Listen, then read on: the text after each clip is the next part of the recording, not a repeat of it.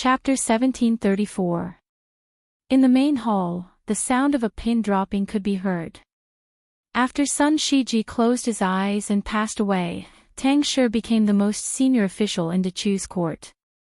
This old man had always chosen to stand by and watch during the previous farce.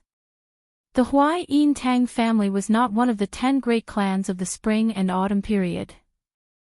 They rose during the founding of Dechu, flourished during the golden age of Dechu, and declined during the last years of Dechu. It could be said that the Huai Yin Tang family was the one that truly shared weal and woe with the Jiang family of Dechu. After the fall of Dechu, no one from the Tang family entered the Liyang officialdom. After the restoration of West Chu, the Tang family was one of the first families to respond to Chao Chongqing. Although everyone knew that Tang Shi and Sun Shiji did not have the same political views, it was a true dispute between gentlemen. They each had their own cliques, and there had never been any internal strife. Tang Shi was probably the first official to notice that Sun Shiji's light was about to be extinguished. At that time, Tang Shi did not feel happy at all. Instead, it was as if he had a bad neighbor who had quarreled with him for a lifetime but had never fought with him. The old man did not look at the emperor. He stared at the legendary young vassal king and asked calmly, "The king of Bailiang did not leave Dechu's capital yesterday. Did you come here today to kill people and obtain the merit of quelling the rebellion?" Without waiting for Su Fingnian to answer, the old man raised his arm and pointed at his head with a jade tablet. He smiled and said, "If that is the case, why don't you start with me, Tang Shi? Dechu's Huai Yin Tang is in charge of political affairs, secondary first rank. I think my head has some weight." Soon, a military official stepped forward. It was the burly man who had asked, "May I ask where Chao Chongqing is?" He laughed loudly and said, "Everyone says that the king of Bailiang's martial arts are top-notch.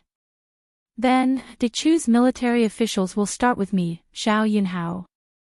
I hope that the king of Bailiang will not despise me, Dechu's Shannan general, for not having a prominent official position. Dechu could be destroyed, or it could be destroyed by the Liyang army. The only thing they couldn't do was to fall into the hands of the Su family again." Su Fingnian's hand pressed down on Jiang Ni's head slightly increased in strength, indicating that she should not speak. He looked at the civil and military figures, one in front and one behind, and then raised his gaze to look even further into the distance. With a smile, he said, "Okay, Teacher Tang, Xiao Yinhao, this king will remember the two of you." Wait a moment. 2 was too little. If this king wanted to kill them, he would kill them both. Then who would be willing to give up their heads as a gift? General Zhao was right. Chao Chongqing wasn't in the capital, so they couldn't think of anyone who could stop this king from killing people. The Minister of Appointments, Gu Yang, Hanlin Academy scholar, Li Changji, Qing Wenyu, Assistant Minister of Rights, Su Yang, why aren't you all standing out? Or are you saying that you found a way out and can't bear to die?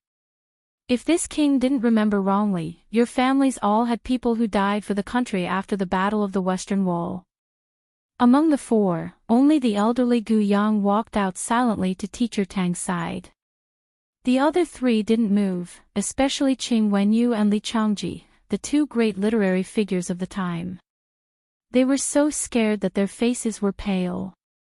Following old Minister Gu's resolute decision to die, the civil and military officials gradually moved from the left and right to the middle. There were people who were in their 30s, in their 40s, in their years, and in their 70s. In the main hall, there were more than 50 high-ranking officials and dignitaries who were loved by the people. They were the pillars of Dechu's country. In the end, half of them chose to be loyal officials who would die without a doubt. The other half were naturally fence-sitters other than the strong wind and the strong grass. The heroic stupidity, the intelligent humility. At this moment, there was a clear distinction. Jiang and I turned her head away and didn't let him put his hand on her head. Su Fingnian didn't argue with her and didn't seem to have any intention of killing people in the main hall. He smiled and said, "My Bailiang cavalry is going south to Guangling Road. Whether or not we're going to quell the rebellion depends on everyone's attitude. Your emperor is personally leading the troops at the front lines. The one standing beside this king right now is just a silly daughter who ran away from home. As long as you're willing to take a step back, this king will pretend that nothing happened." On the Western Wall battlefield, the West Chu emperor can continue to boost the morale of the army. You bunch of civil and military officials can continue to point out the country or find your own way out. How about it? If there's anyone who doesn't want to take a step back, this king will really go on a killing spree today and throw all your heads to Wu Zhongshuan or Su Gong. As for whether you believe me or not, that's up to you. I'll give you the time it takes to burn a stick of incense to weigh the pros and cons. No, only the time it takes to burn a stick of incense. When he said the time it takes to burn a stick of incense, Su Fengnian casually glanced at the long imperial road outside the main hall. For some reason, he changed it to the time it takes to burn a stick of incense. Su Fengnian's thumb slowly pushed the knife out of its sheath an inch or so. The small bit of light was particularly dazzling. Su Fengnian continued, "It's not important whether De Chu has Jiang Ni or not. As long as there's Jiangxi on the Western Front, it's enough. Isn't that right?" Su Fengnian looked at Hanlin Academy scholar Li Changji, who didn't have a jade tablet in his hands, and emphasized, "Scholarly, isn't that right?" Li Changji, who no longer had his previous strength of character, nodded and said, "Yes, yes, yes. Your Highness is right." In the main hall, some of the officials who hadn't walked out of their ranks started to look at their colleagues. Some people started to softly persuade their family friends or relatives, using emotion and reason. Some people even secretly ran over and tried to pull back the official standing in the middle of the main hall. At the same time, some people pretended not to see, some turned a deaf ear, and some even angrily rebuked. Only a few officials returned to their positions with faces full of shame. Seeing this scene, Su Fengnian, who had a calm expression, actually had mixed feelings. De Chu used to be the backbone of the Central Plains. Therefore, when De Chu fell, the Central Plains sank. One could only imagine how tragic the soul-stirring battle of the Western Wall was.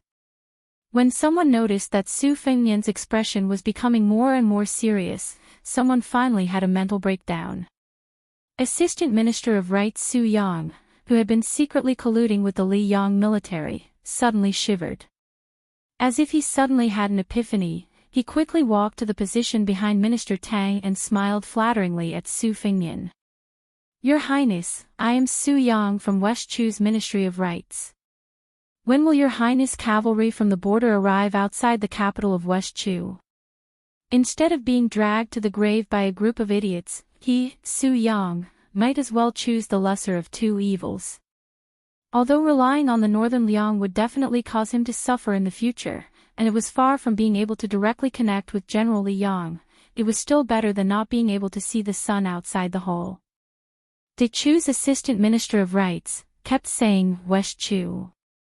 Su Fengnian clicked his tongue and said, "It seems that Assistant Minister Su's position is not too high, but you are the smartest person in this big house. It's a pity that you are only an assistant minister. If this king was the Li Yang emperor, he would let you be the Minister of Rights in charge of the imperial court." Su Yang, who was sweating profusely, was able to become an assistant minister. After all, he was not really that stupid. How could he not hear the ridicule in the young king's words? He said resentfully, "Your Highness, you are overpraising me." Su Fengnian moved his thumb away and the cold blade quickly returned to its scabbard. Su Yang was immediately delighted. Su Fengnian turned his head and stared at Jiang Ni. He softly teased, "Yesterday, I didn't insist that you immediately leave the capital because I was afraid that you would be unable to think clearly. Today is different. If you still don't understand, then I will have to knock you out and carry you away." She blinked and her eyelashes trembled slightly. Su Fengnian did not turn his head. He reached out and casually pointed at the civil and military officials. There are people like Master Tang, Gu Yang, and Zhao Yunhao. It means that your trip to West Chu was not in vain. But there are also people like Su Yang, Li Changji, and Qing Wenyu. It means that you have no reason to stay in West Chu and wait for death. You are a stupid girl. Don't think that you are an emperor after being an empress for a few days. The Chu's people in West Chu are like what I told you yesterday. They have a choice. Most people are not destined to die. Now, they are in a situation where those who wish to die can die, and those who wish to live can live. Now, tell me, when will you leave with me? She subconsciously wanted to turn around. If something happened, she would hide first. Chapter 1735.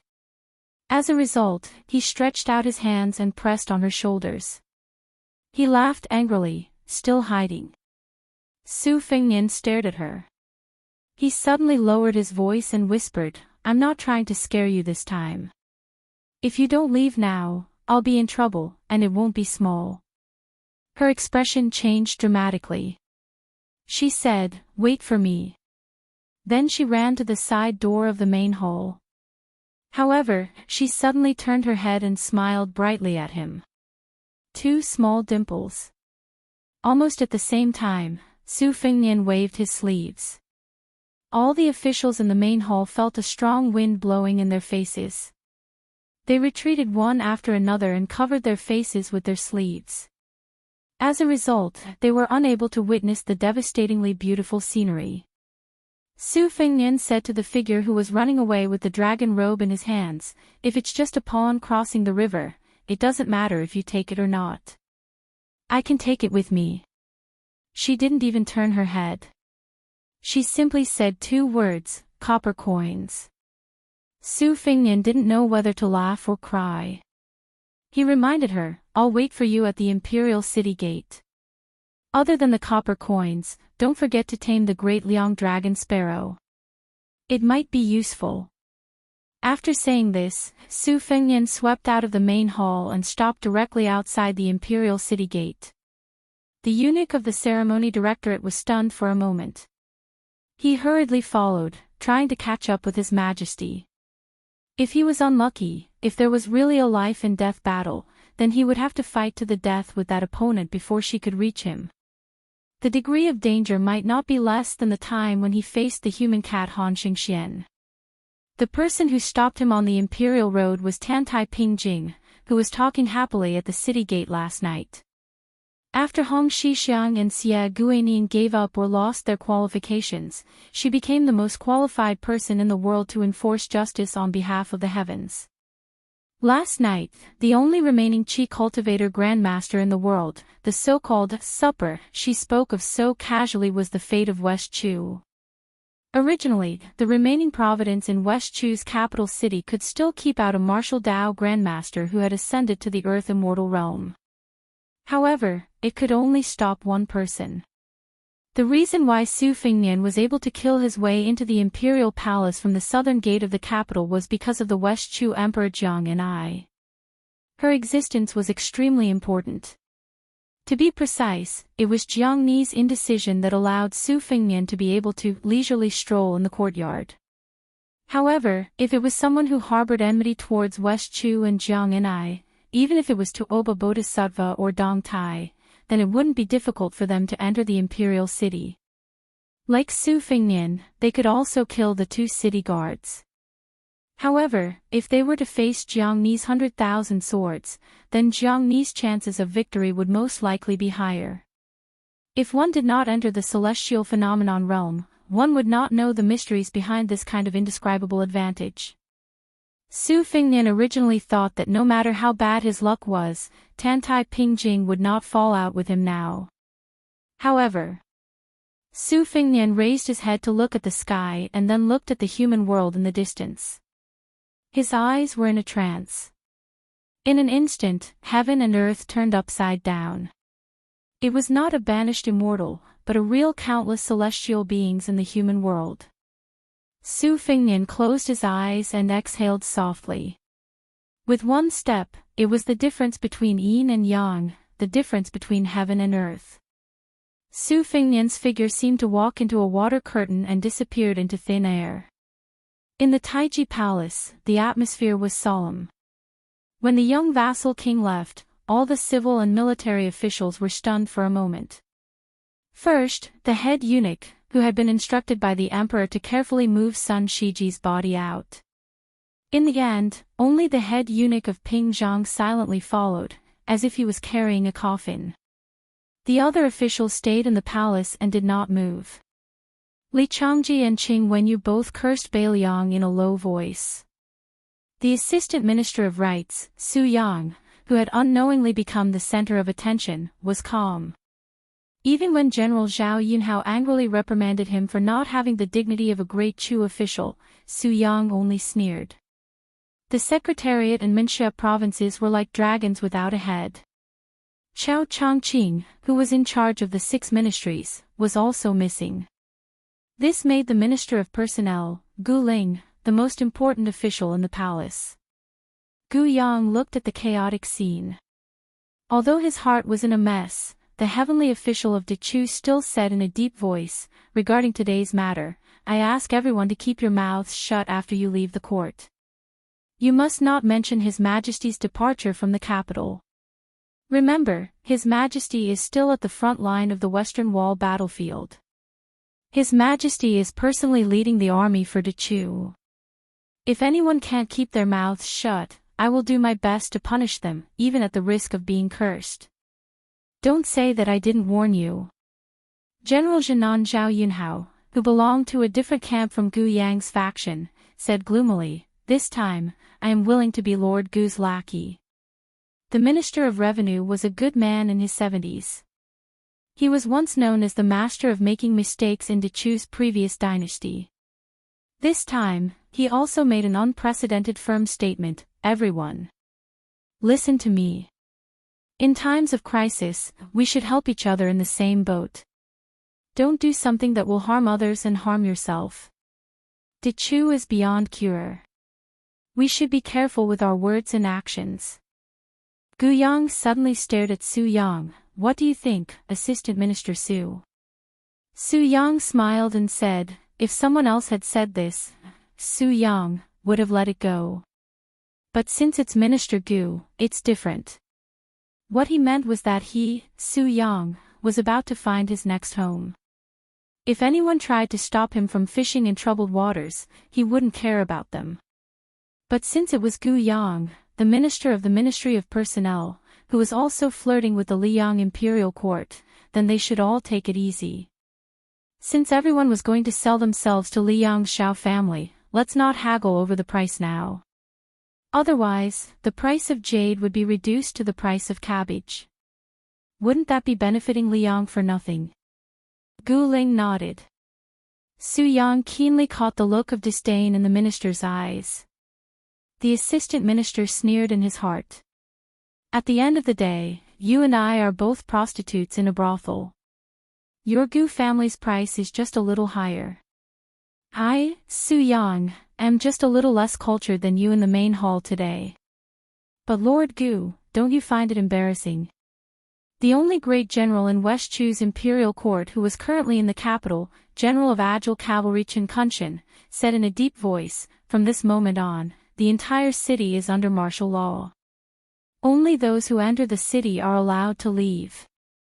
This sentence was only slightly surprising, but the next sentence made some people's faces turn pale. If the imperial guards and spies in the capital find out that someone's family has a carrier pigeon flying, then they will be punished for treason. Their entire family will be executed immediately. Outside the palace, a palace eunuch wearing a python robe carried a corpse wrapped in silk and quickly walked towards the carriage outside the palace. The head of the Tang family in Huaiyin, Dechu's secondary first-rank official, Tang Shi, followed behind him and said sadly in a low voice, "Sun Shiji, people say that people should walk towards higher places. Why did you come from Liang's imperial court to this one?" Tang Shi's old tears flowed down his face. He suddenly quickened his steps and shouted to the eunuch, "I'll carry him." The eunuch looked at the old man in surprise. Tang Shi smiled sadly and said, "An old man carrying a dead person. What's the harm in being slower?"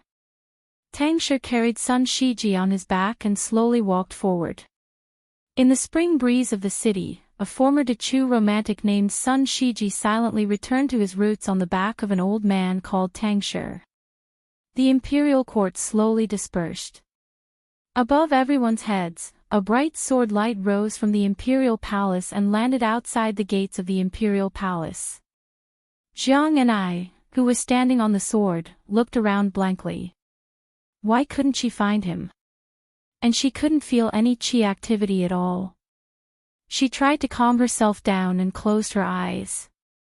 The lake of swords instantly flew out in all directions of the capital.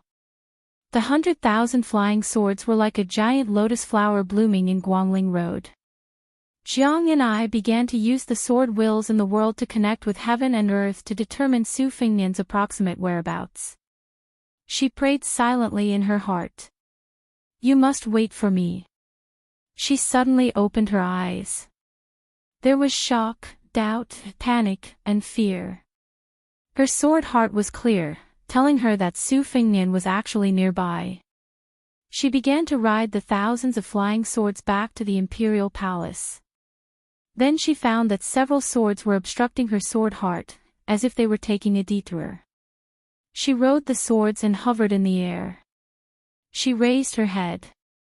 If there was a powerful Qi cultivator grandmaster like Tantai Pingjing watching from the side, she would be able to see a giant white dragon occupying the capital spitting out a dragon pearl. And that dragon pearl was about to shatter.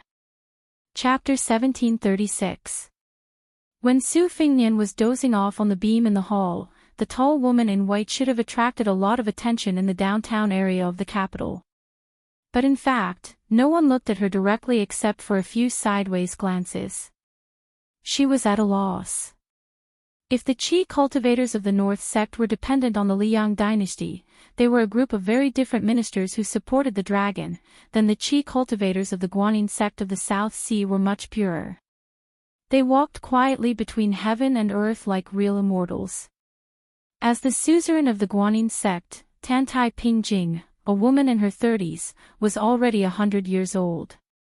Otherwise, the ancestor of the sword-eating sect, Sui Xiegu, would not have been obsessed with her for half his life.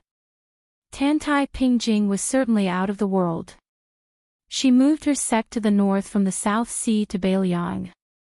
The reason was that the Great War of Liangmang was imminent and they needed the Qi cultivators to bridge the river for the countless wandering souls in the world.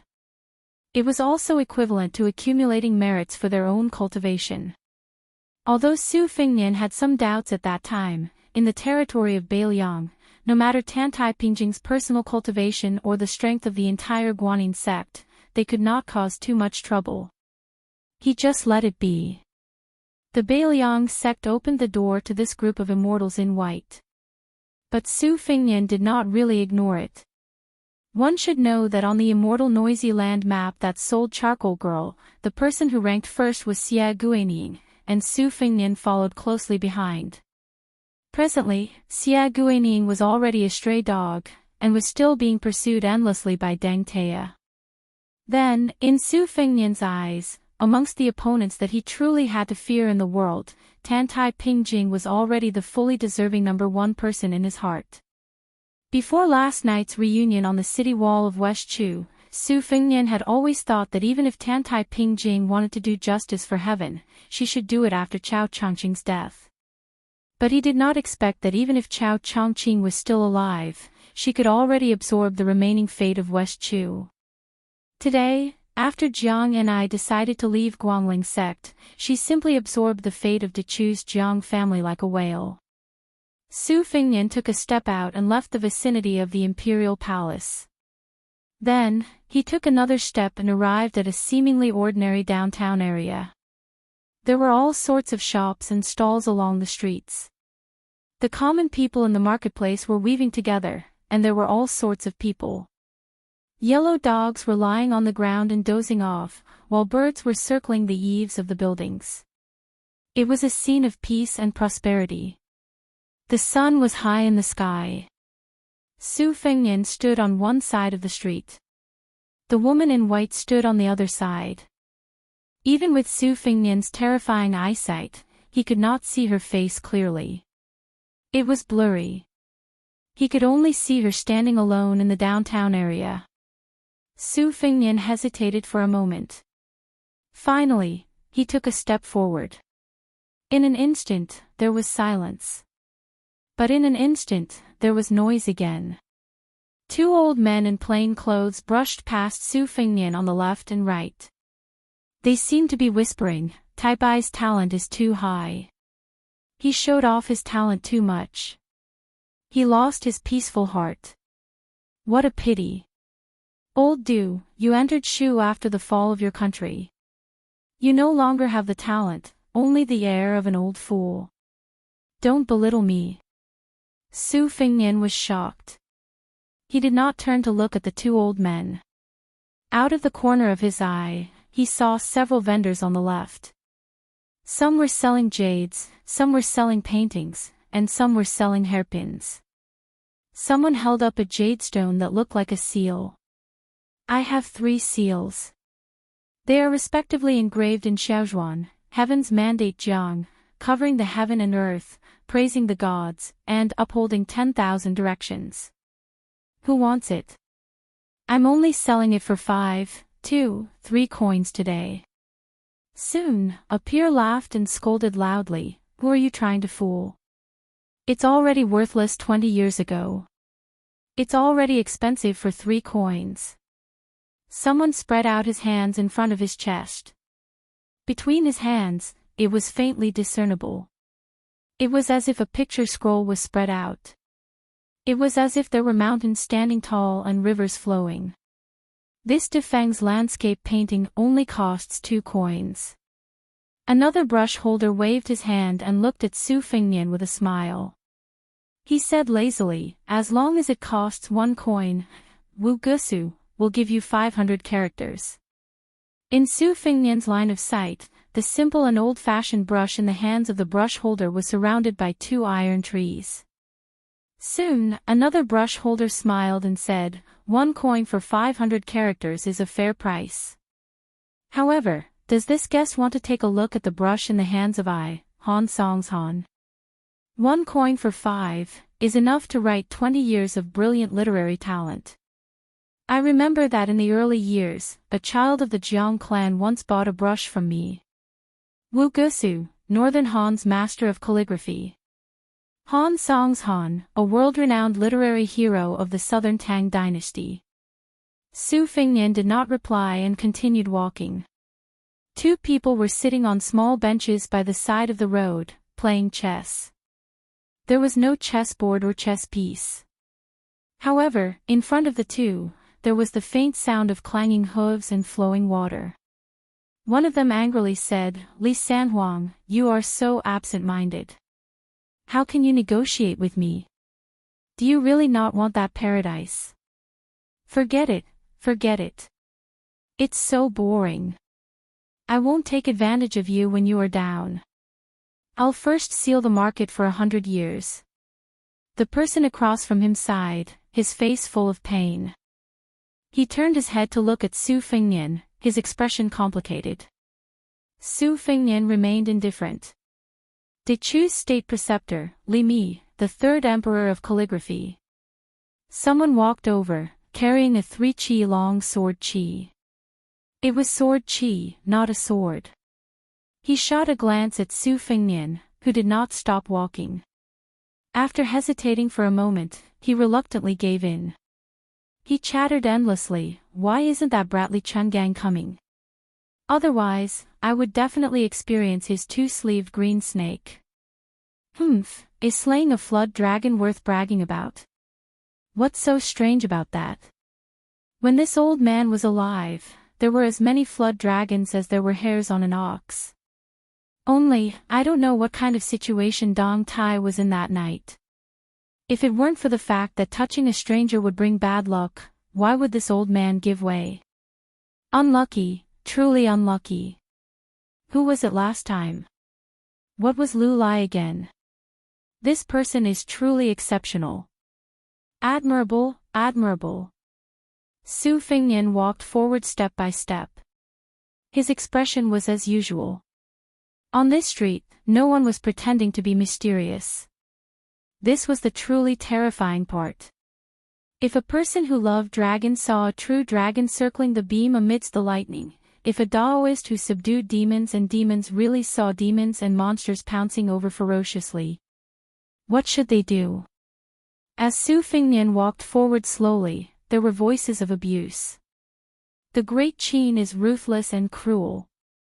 How can it occupy such a high position? However, as soon as these words were spoken, someone quickly stopped them in a low voice. Senior Immortal, please be careful with your words. In the mortal world, there are gods 3 qi above everyone's head. What's so different about us? In a short 200 years, the literary vein has been severely damaged. 300 years later, the Central Plains will face an unprecedented catastrophe. The Zhao and Su families are the main culprits. Fortunately, this place is not one of those places. Otherwise, you would have been destroyed long ago. How could this child dare to betray the heavenly Tao and join hands with the Wudang Taoist to sever the connection between heaven and earth? Mount Longhu should rise, Mount Wudang should fall. When that daring Lu Dongxian turned around and walked into the mortal world, Mount Wudang should have been extinguished. Amidst the curses of the crowd, the oriole chirped like a phoenix and the dog roared like a python. Su Fengnian held his breath and tried his best not to let his chaotic qi dissipate. Therefore, every step he took was extremely difficult and painful. He was like a weak child walking alone in a canyon. Gusts of strong wind blew past. Su Fengnian's lips curled into a cold smile. You want to use this to reduce the fate of Beiliang. The so-called tails and tails should be the copper and silver tails, unique to the immortals in the heavens. It's probably similar to the fortune-telling of people in the mortal world. If I can't resist the temptation and choose to stop and buy today, the Su family and Beiliang will definitely be poorer. When Su Fengnian reached the middle of the street, 2 people finally showed him a kind smile. A monk and a monk sat cross-legged facing each other across the street. Unlike the peddlers and pedestrians, both of them sat on the steps as if they were sitting on lotus platforms. Although they were not acquaintances of Su Fengnian, they both smiled and nodded at him. One of them was compassionate, the other natural. Su Fengnian also nodded and returned the greeting. An angry shout was heard. It was directed at the old monk.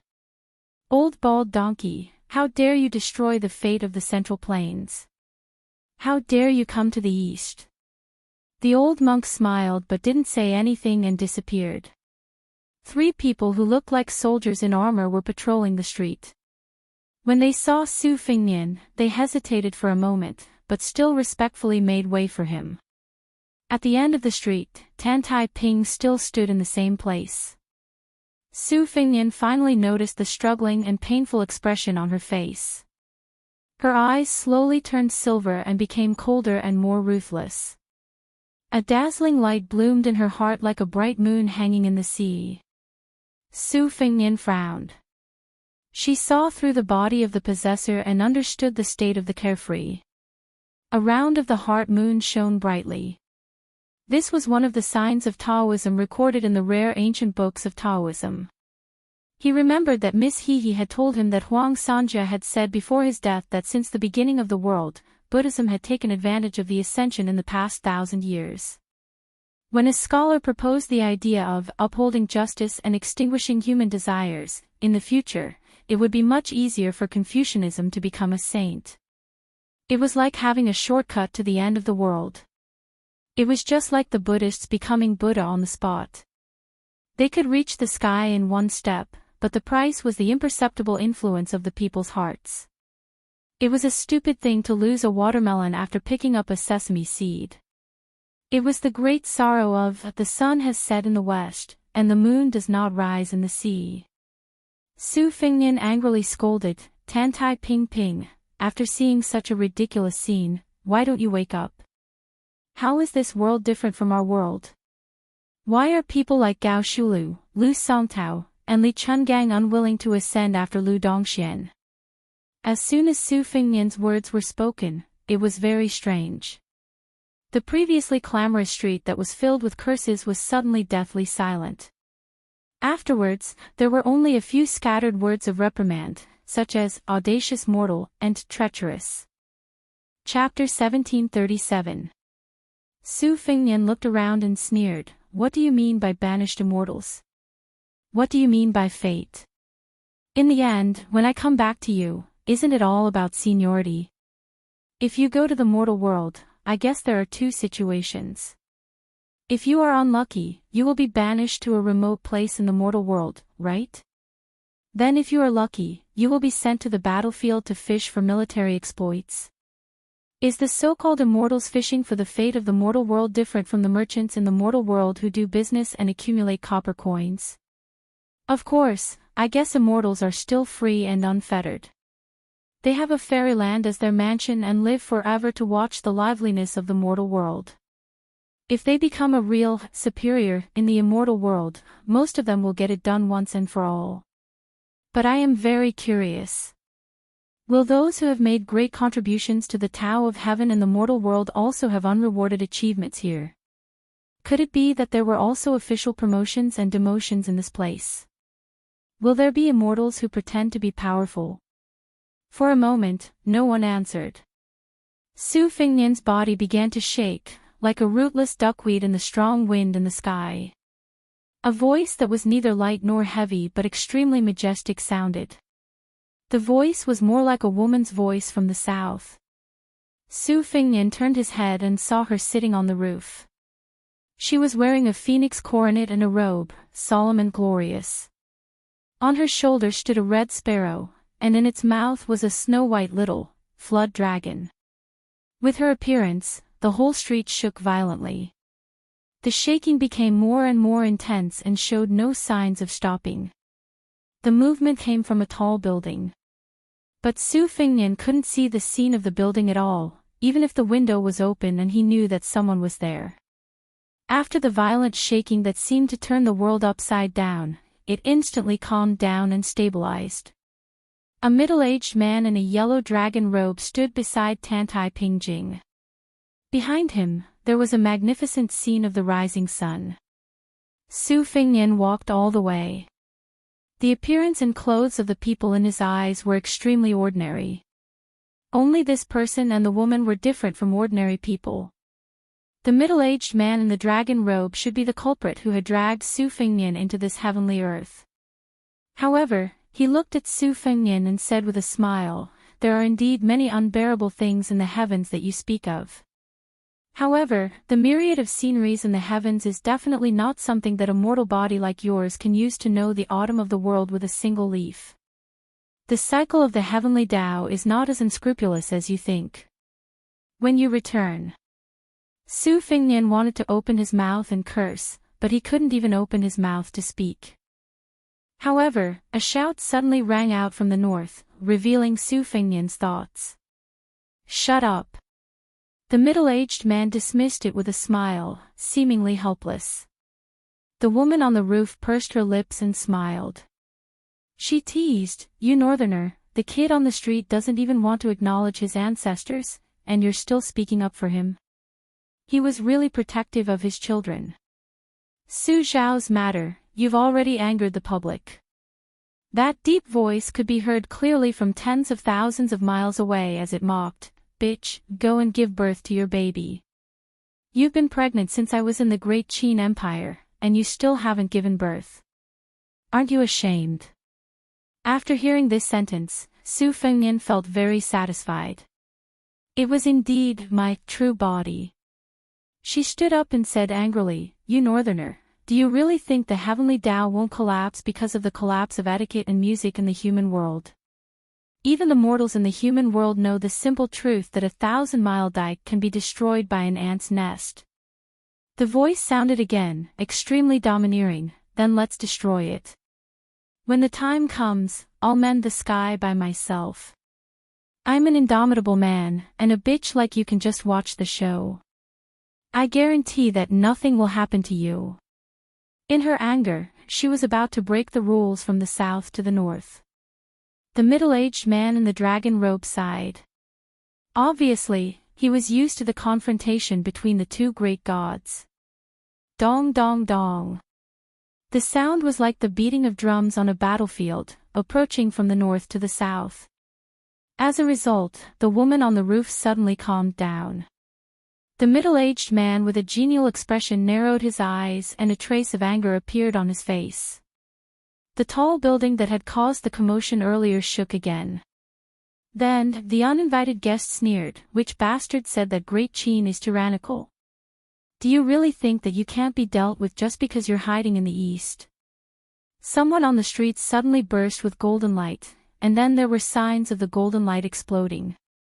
He fell to his knees with a plop, and the ceiling was peeled off. The middle-aged man in the dragon robe waved his sleeve, and the person on the street disappeared. He then raised his head and said angrily, "Great Emperor Jinwu." His thunderous voice sounded from the tall building. "You're not convinced?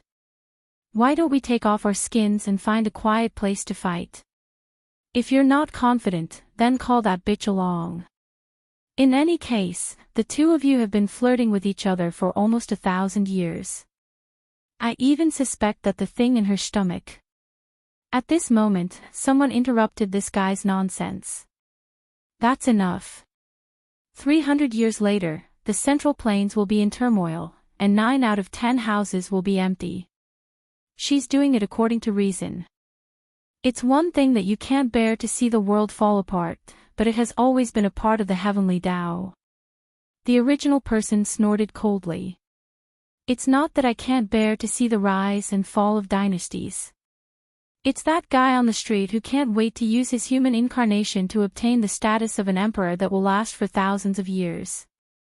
He wants to treat the world as his own land and take all the harvests for himself. This way, he can accumulate luck and seek a higher position. Moreover, he wants to use that kid and that little Daoist from Wudang Mountain to close the heavenly gate, but this person doesn't want to be stained with the heavenly Dao's karma. Xia Guining is just a smokescreen. He's actually that guy called Qin Jibao. There's no such thing in the world, and there's no such thing in heaven. He wants to scheme against me. How can I not beat him until he's looking for his teeth on the ground?" Su Fengnian heard himself speak intermittently. He couldn't hear clearly, but he understood the general meaning. And the person next to himself was Wang Xianji. At this moment, a woman and a young man who looked like mother and son appeared on the street. The young man smiled brightly, clasped his hands, and bowed. Behind the mother and son stood an old man who looked like a servant. He smiled but didn't say anything. Su Fengnian smiled.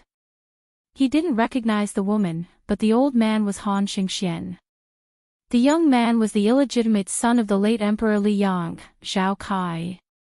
The knot in the human heart can be untied in heaven. At that moment, Su Fengnian's eyes suddenly turned red. He began to turn his head and search. A voice sounded in his mind. "Don't look. You won't be able to find them. Except for your elder sister Su Jihu, your parents will become the last group of banished immortals in heaven in the future, falling on the human world like rain. At that time, you can open your eyes wide and look at the magnificent scene of thousands of banished immortals falling on the human world together. It's a great spectacle. As for whether you can see your parents among them, it'll depend on your luck. Don't worry. With my plan, the two of them will be married in every life. Even if they can't be born in the same year, month, and day in every life, it won't be too far off. As for whether they'll share riches or hardships together, I don't care, nor can I. This Tantai Pingjing is a human chess piece of that dragon-robed man on the street, specifically used to deal with you. But since I was able to come here, it's a different matter. Although she's fine today, you still have to be careful in the future. That Su Shao, when he came to my place, the first thing he did when he saw me was call me son. Motherf *Ker. Su Fengnian, who wanted to hold his belly in laughter, pretended not to hear the profanities that followed. The entire street was in an uproar. Even Wang Xianji in the tall building let out a cry of surprise. A blurry figure vaguely appeared at the window. Su Fengnian's heart trembled. In the next moment, he couldn't help himself. His eyes were suffused with an extremely pure golden color. Great Emperor Jinwu. But Su Fengnian's mind was still very clear. When he turned around, he saw the tip of a sword piercing through the heaven and earth bit by bit. From high above, a voice leisurely sounded. It sounded like a dragon's roar, a wooden fish, and a jade chime at the same time. It seemed to have made a conclusion about the heaven and earth. The dragon-robed middle-aged man's face was gloomy. He exchanged glances with the woman on the roof, and then they both looked at the place where Wang Xianji stood. Finally, the three people disappeared at the same time. And Tantai Pingjing also disappeared. Great Emperor Jinwu, or rather the Emperor of the Great Qin, looked at the young woman who seemed to have tripped over the threshold and stumbled into the house with a sword in her hand. His eyes were filled with grief. When he was alive, he called himself the Emperor of the Great Qin. After his death, he was honored as Great Emperor Jinwu of the Heavens. Not only did he oversee the northern celestial court, but he also controlled half of the soldiers. He only felt guilty towards that gentle and timid woman. Although he couldn't say whether he had let it go or not, he couldn't turn a blind eye to it. Using Su Fengnian's mouth, he said to the young woman who hurriedly ran over, "I'm sorry." Jiang and I, the little mud man, replied to him with a cute and naive face, "Are you crazy?" The golden light in his eyes suddenly dissipated. Su Fengnian was stunned, and then he burst into laughter on the street. She was furious. He stretched out his hands and pulled her cheeks fiercely, "You're still the best." She, who had gone through thousands of hardships to break the dragon pearl and enter this place, was about to get angry. His body swayed and was about to fall. On the battlefield near the Melon Island, the great snow dragon cavalry had absorbed more than 500 West Chu scholars and began to return north. A sword light chilled 30 provinces under the sky. A young woman carrying a red sandalwood sword box supported the young lord and jumped down from the great Liang dragon sparrow together, standing on the side of the cavalry. The cavalry stopped abruptly. When the long sword returned to its sheath, a certain old soldier of the Su family who had experienced the war of the spring and autumn periods suddenly woke up after seeing this scene. He quickly turned over and dismounted, roaring loudly, "Great snow dragon cavalry! Greetings to the consort of the king of Beiliang." The few voices that greeted His Majesty the Emperor were completely drowned out by the loud voices that greeted the king of Beiliang's consort. Jiang and I was so scared that she directly hid behind Su Fengnian. But perhaps even Su Fengnian himself didn't expect that the timid little mud man behind him would soon beat the drums on the city wall of North Jibei City, and personally send off the Beiliang cavalry. Chapter 1738. South of Liang, Jufeng Town was a hub of the longitudinal canal. It was originally a remote village that no one cared about, but in a short 20 years, it became a bustling town. It had everything that one could wish for, and did not lose out to the famous towns of Jiangnan. A green-robed Confucian scholar entered Jufeng Town with a small bag on his back. He did not stand out in the crowded town. Now, there was a saying in Jufeng Town, the people returning to the north were cowards, the people going south were the nobles. Because recently, the sound of horse hooves could be heard near Jufeng Town. There were large groups of cavalry going south to reinforce Guangling Road. It was said that the situation was about to be settled. The important people in the imperial court, especially the important people in the military, were all trying their best to send their children and grandchildren into the army going south. The most exaggerated thing was that a certain old general, who was one of the stabilizing forces of the Tu Liaodong border, had just let his grandson get a position as a military officer. Very quickly, he chased his grandson out of the border army and threw him to the battlefield of Guangling Road. It was said that in a flash, he became the military advisor of the general of the southern expedition, Lu Xingxiang. Naturally, his future was bright. This Confucian scholar did not find an inn to rest at, but went straight to the famous book market of Jufeng Town. On both sides of a 300 paces long street, there were large and small bookstores. Even though Jufeng Town's history was not more than 20 years, but many of the bookstores dared to advertise themselves as century-old shops.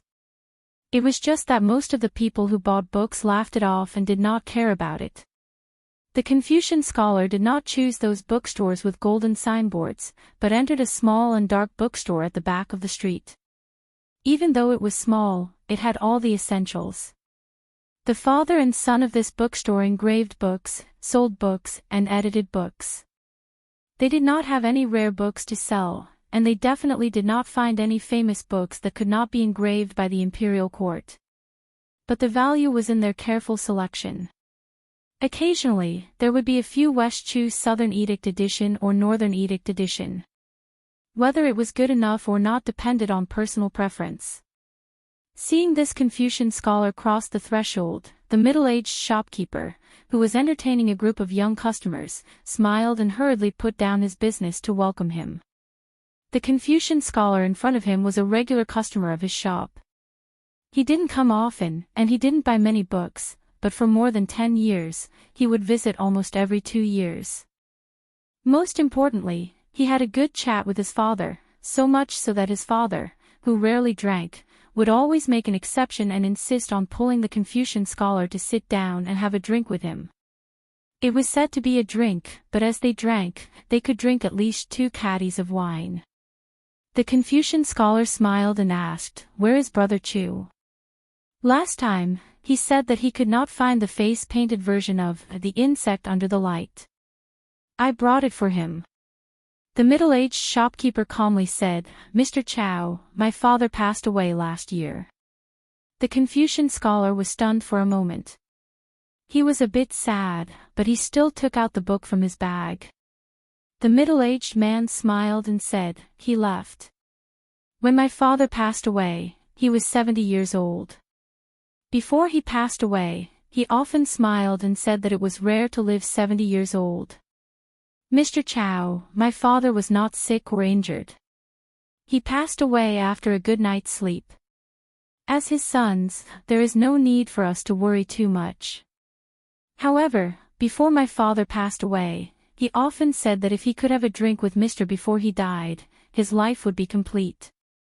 The Confucian scholar with the surname Chow said apologetically, "I originally had the opportunity to come here last year, but I left in a hurry and felt that it was inconvenient.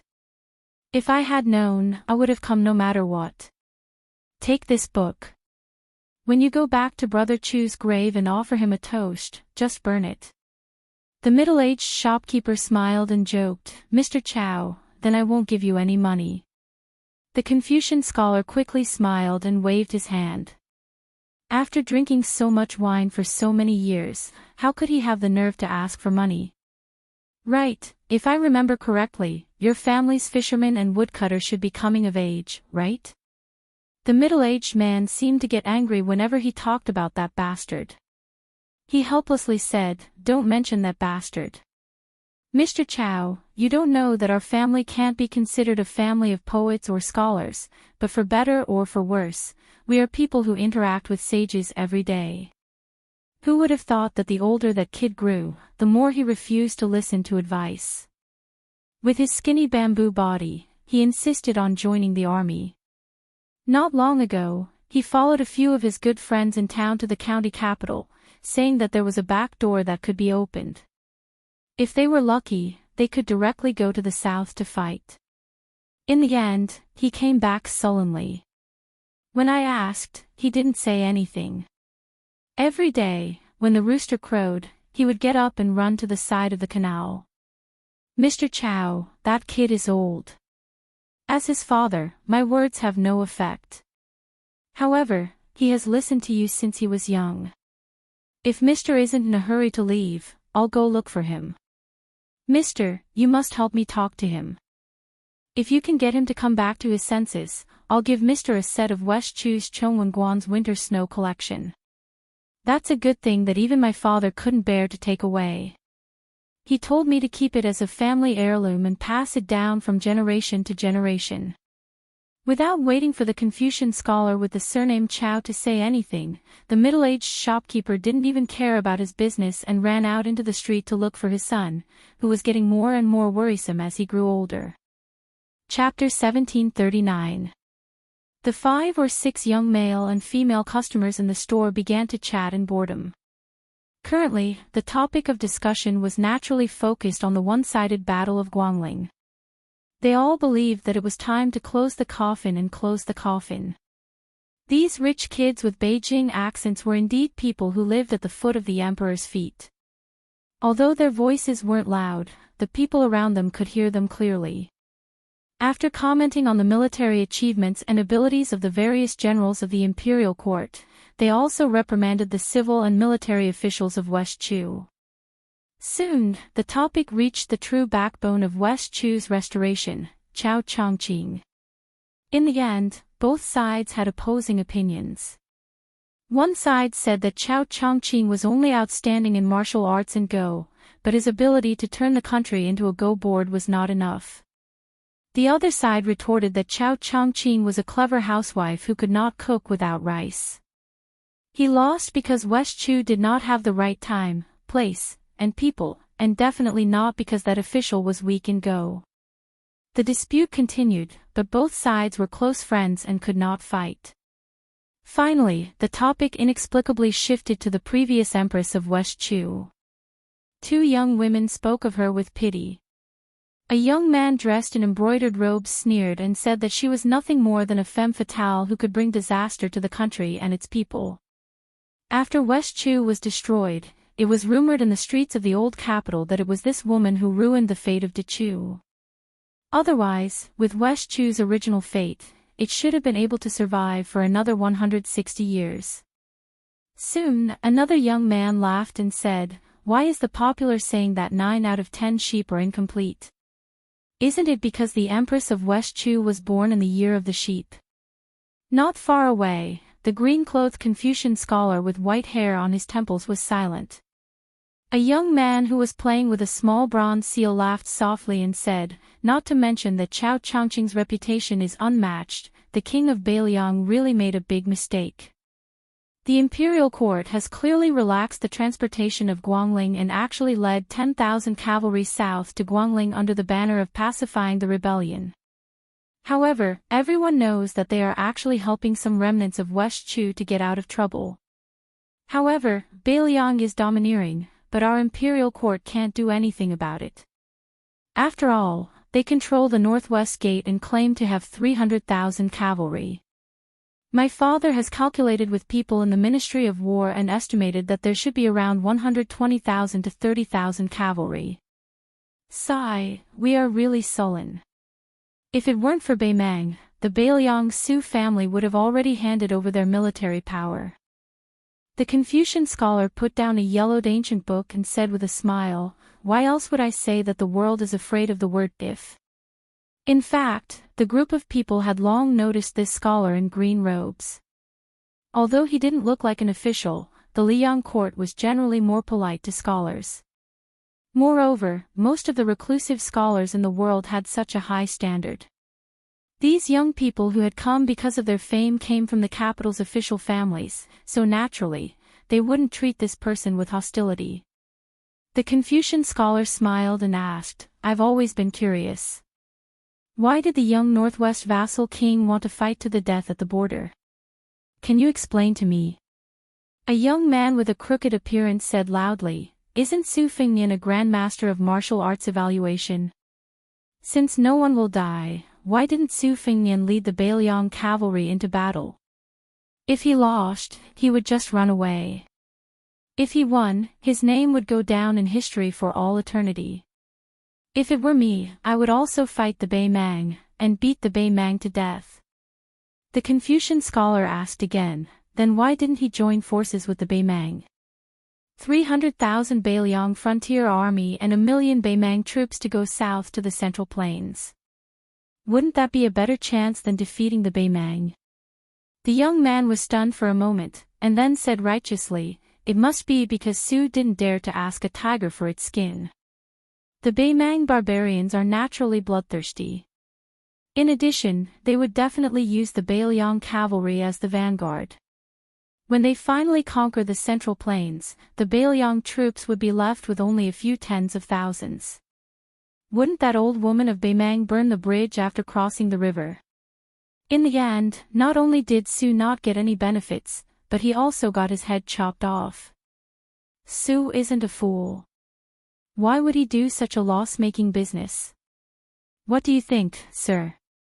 The Confucian scholar nodded and smiled. That makes sense. Then, as if he remembered something, the Confucian scholar waved his hand and said, "I don't deserve to be called Mr., and I've never been an official in Liang. My surname is Chow. You can call me Old Chow." The handsome young man playing with the bronze seal asked tentatively, "Judging from your accent, Mr. Chow." "Oh, no, Old Chow, are you from Guangling Taoism?" The Confucian scholar nodded and said self-deprecatingly, "That's why I haven't been an official." Everyone was relieved. Naturally, they felt that this person couldn't be a high-ranking official in Liang imperial court because of his background as a Guangling Taoist. Probably because he had some knowledge and integrity, but he didn't want to be a low-ranking official in Liang imperial court. Thus, he chose to be a poor scholar who traveled all over the world. The travel-worn Confucian scholar suddenly looked towards the south. Then, as though he had the intention to leave, he turned to the group of young men and women and said gently, "Originally, I also have an if to say to all of you, but there's something I need to do first. I'm afraid I won't be able to wait for the owner of this shop. Please help me pass the message." A woman said sweetly to persuade him to stay, "It won't be too late to leave after you say the if."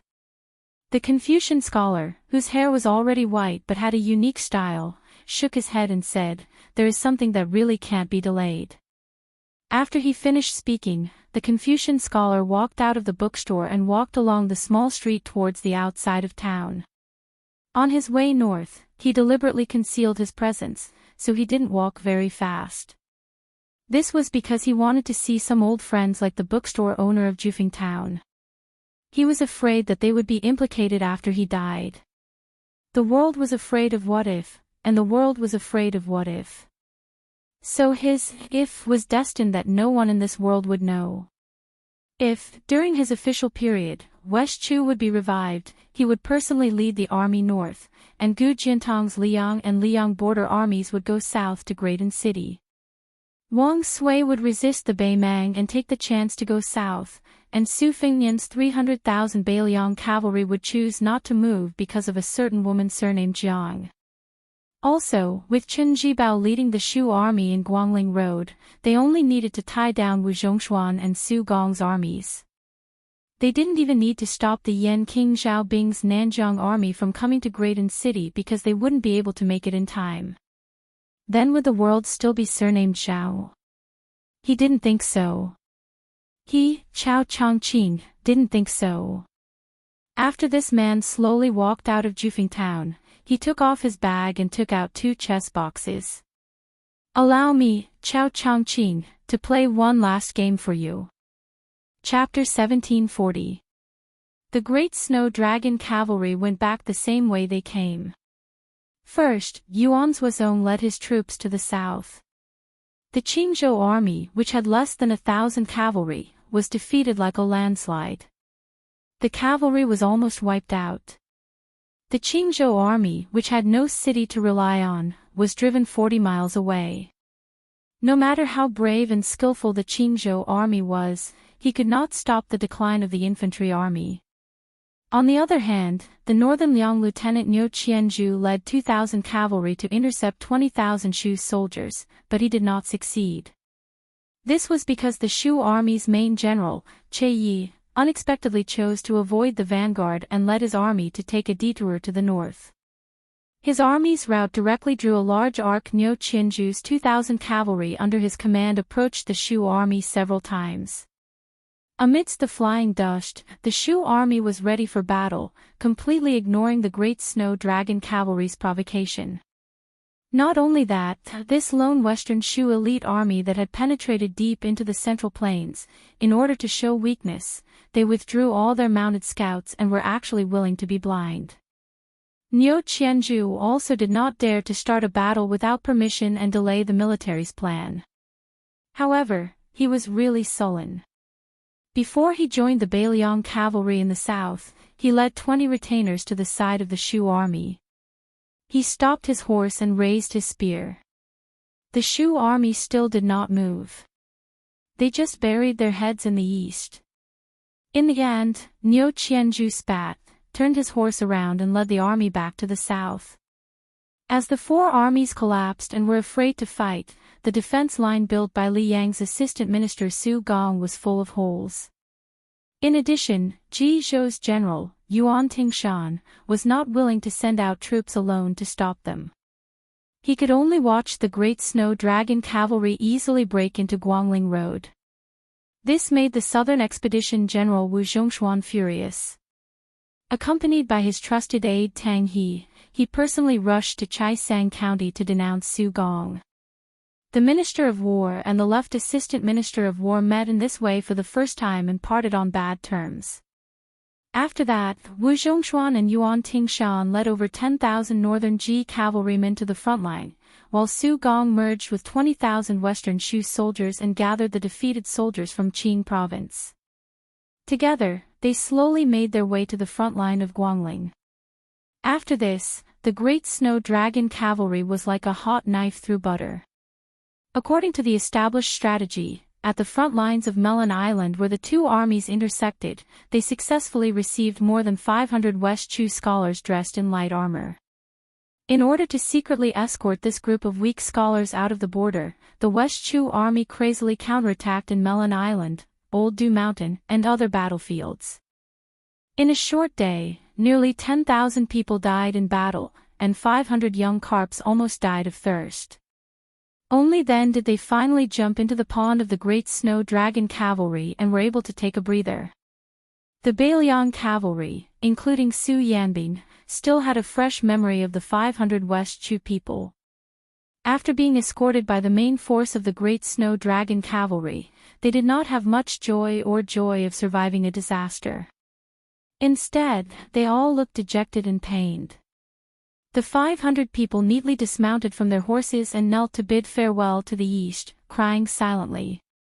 That scene was like a homeless dog that had no home to return to, lying under the roof of someone else's house and sobbing in pain. After Yuan Zuozong took over the name list with sloppy handwriting, he had mixed feelings. This time, Bailiang had surrendered 496 people, and there were 416 young West Chu scholars. Excluding the 70 or so ladies from Guangling Daoist families, there were only a dozen West Chu generals. The name list in Yuan Zuozong's hand was not recorded at the beginning. There were only a few lines of small characters written by someone. It was a shocking sight. De Chu has 500 people.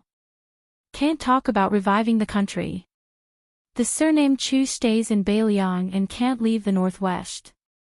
The will of Chao Chongqing, the sinner of Chu. The east wind thawed and turned into rain. They were just waiting for the sound of the spring thunder. At this time, it was raining continuously. The advance of the Great Snow Dragon cavalry was more or less hindered. The horse hooves were covered in mud, which made the Bailiang cavalry, who were used to the sun and sand of the desert, very uncomfortable. Su Fengnian, Su Yanbing, and Yuan Zuozong rode side by side. Yuan Zuozong turned his head and glanced at the West Chu fugitives in the middle of the cavalry.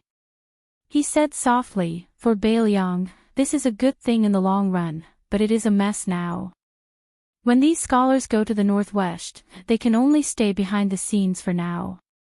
I'm afraid that these young and impetuous people will complain too much and end up taking their anger out on Bailiang. When there is a dispute, we can't beat or scold them.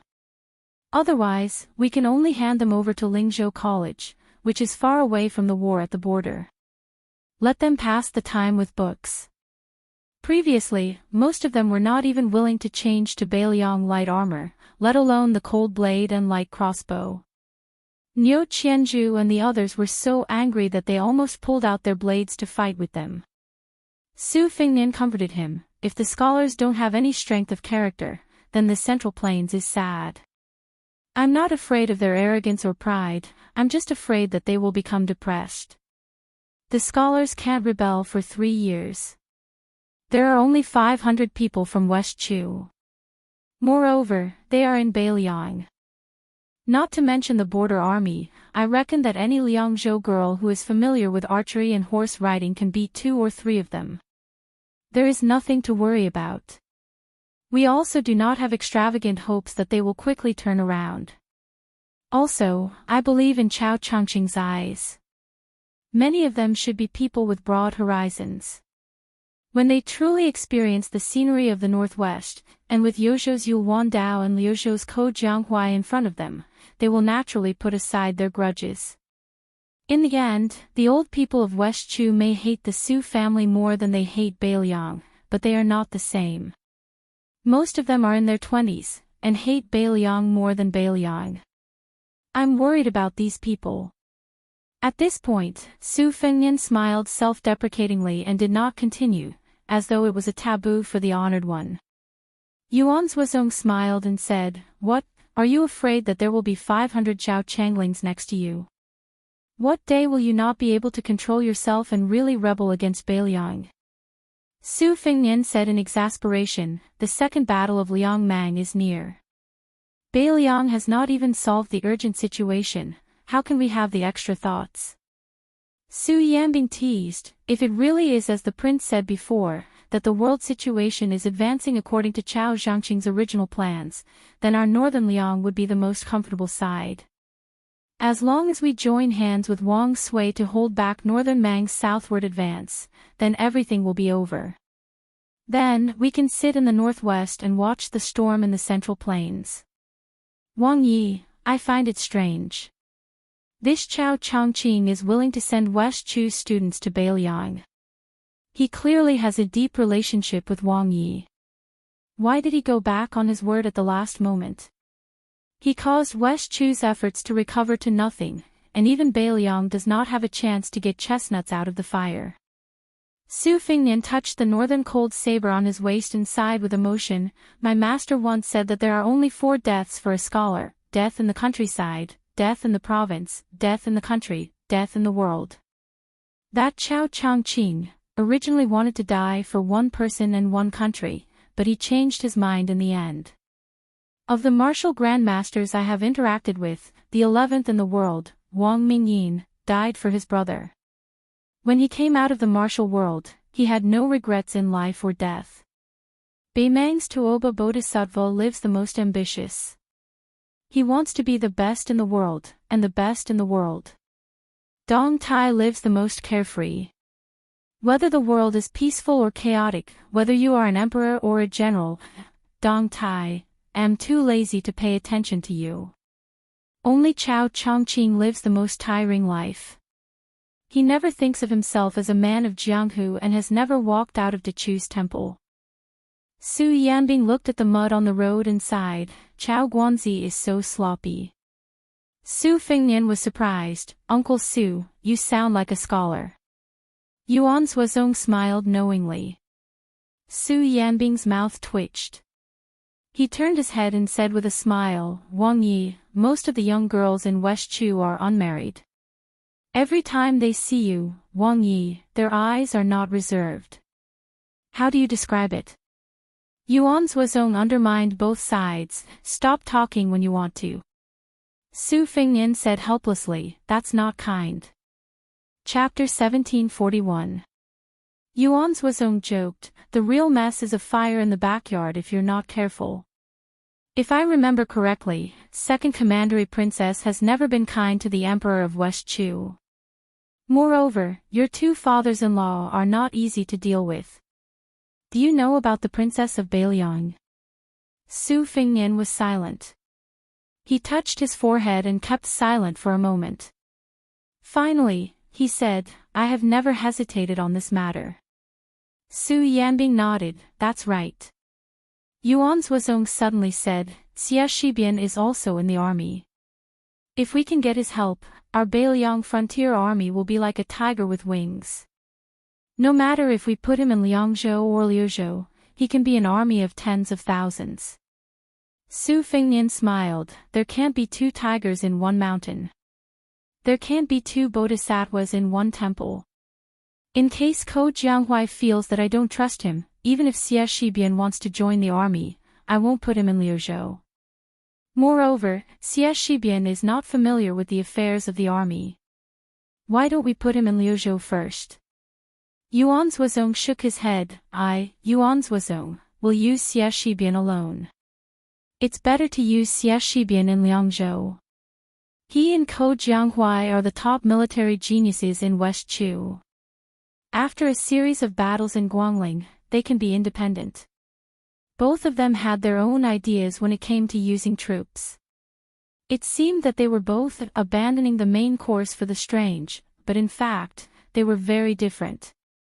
When Ko Jianghuai used troops, he was good at abandoning the city and often found a way to survive. Relying on his erratic deployment of troops, he was able to win a battle where the overall military strength was inferior, slowly nibbling away at the enemy and suddenly gaining momentum. Back then, on the Eastern Front battlefield of Guangling Road, he had caused Xiao Yi's army to lose inexplicably. They always felt that Ko Jianghuai's army was pressuring the border in every battle. Although Xie Shibian's use of troops was unexpected and extremely dangerous, in fact, Xie Shibian was more inclined to be open and aboveboard, striving to make the final decision.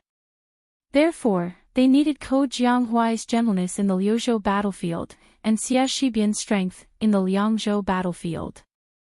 Right now outside the Liangzhou Pass, after the left and right cavalry were transferred, their vitality has been damaged. Why don't we give Xie Shibian to He Zhonghu or Zhou Kong? It can also be considered a compensation. As for the official position, first, it will depend on Wang Ye's boldness, second, it will depend on Xie Shibian's confidence. Su Fengnian asked in a low voice, did Brother Yuan help to lay the groundwork? Yuan Zhuozong squinted his eyes and smiled, Your Highness is more skilled than me in buying people's hearts. Su Fengnian remembered Xie Shibian's sorrowful face in the team and muttered angrily, Isn't it because you're afraid that you'll be snubbed? Although he was nagging, Su Fengnian still turned his horse around and rode in the opposite direction of the army. After the young vassal left, Yuan Zhuozong curiously asked, How is Confucian Saint Chao Changqing's cultivation after he turned to hegemonic path? Su Yanbing said in a deep voice, Among the 4 martial arts experts in the world, Tuoba Bodhisattva already has a gap with 3 of them. If Wang Ye, Chao Changqing, and Dong Tai fight with each other, I'm afraid they won't be able to determine the winner, only life and death. However, if it's life and death, I guess the 3 of them will be in a cycle. Wang Ye will defeat Dong Tai will defeat Chao Changqing, and Chao Changqing will defeat Wang Ye. Of course, if Tuoba Bodhisattva can find a suitable weapon, he can immediately step into the celestial being realm. As for the others, I only suspect that Gu Jiantang has a trump card that can't be underestimated. Well, there are 2 others who also have a chance. One is the one called White Fox Face by Wang Ye, and the other is the missing Guanyin Sex Tantai Pingjing. Yuan Zhuozong smiled and asked, What about you and Chen Jibao? Su Yanbing said indifferently, It's not worth mentioning. Yuan Zhuozong, who knew Su Yanbing's terrifying strength, frowned and asked, Why is that? Su Yanbing smiled and said, After fighting to the death, those who survive will be ordinary celestial being experts at most. What more do you need to say? Yuan Zhuozong was speechless. Among the mighty great snow dragon cavalry, the 500 riders of West Chu seemed out of place. It was not only the difference in physique between the north and the south, but also the difference in momentum. Su Fengnian dismounted and led the horse to the vicinity of the 500 people. Facing the northwest vassal king who was entangled with the fate of Dechu, some looked unfriendly, some looked apathetic and some looked hateful. As for those who looked curious and longing, they were a negligible minority. Su Fengnian came to the side of Jiang Enai, who was carrying a sword and wearing armor. She had been avoiding him recently. She was not even close to the officials of West Chu, who continued to call her Her Majesty. Today, Jiang Enai and more than a dozen women of West Chu families were together. They followed the Bailiang cavalry all the way to the north. All the women looked after each other. Most of them thought that entering the Bailiang army was tantamount to entering the tiger's mouth. They were not without all kinds of worries, especially those who were used to seeing all kinds of banquets in Guangling since childhood. They were used to seeing romantic and talkative scholars. Suddenly seeing so many armored and silent Bailiang cavalry, as weak women, how could they not be worried about their future? Only when Her Majesty arrived on her sword and saw the young vassal king whose name shook the world with their own eyes did they relax slightly. They followed the army north for half a day and found that the valiant Bailiang cavalry did not make any trouble, especially when the king of Bailiang took extra care of the 500 people of Dechu. They began to smile intermittently. Occasionally, when the army stopped by the river, they could not help but laugh and play.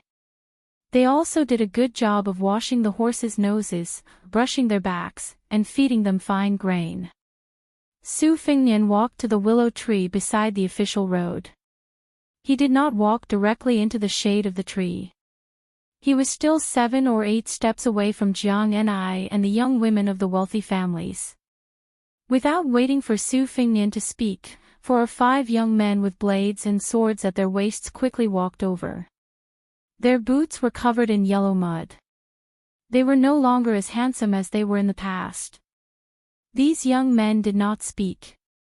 They only stared at Su Fengnian with dark expressions.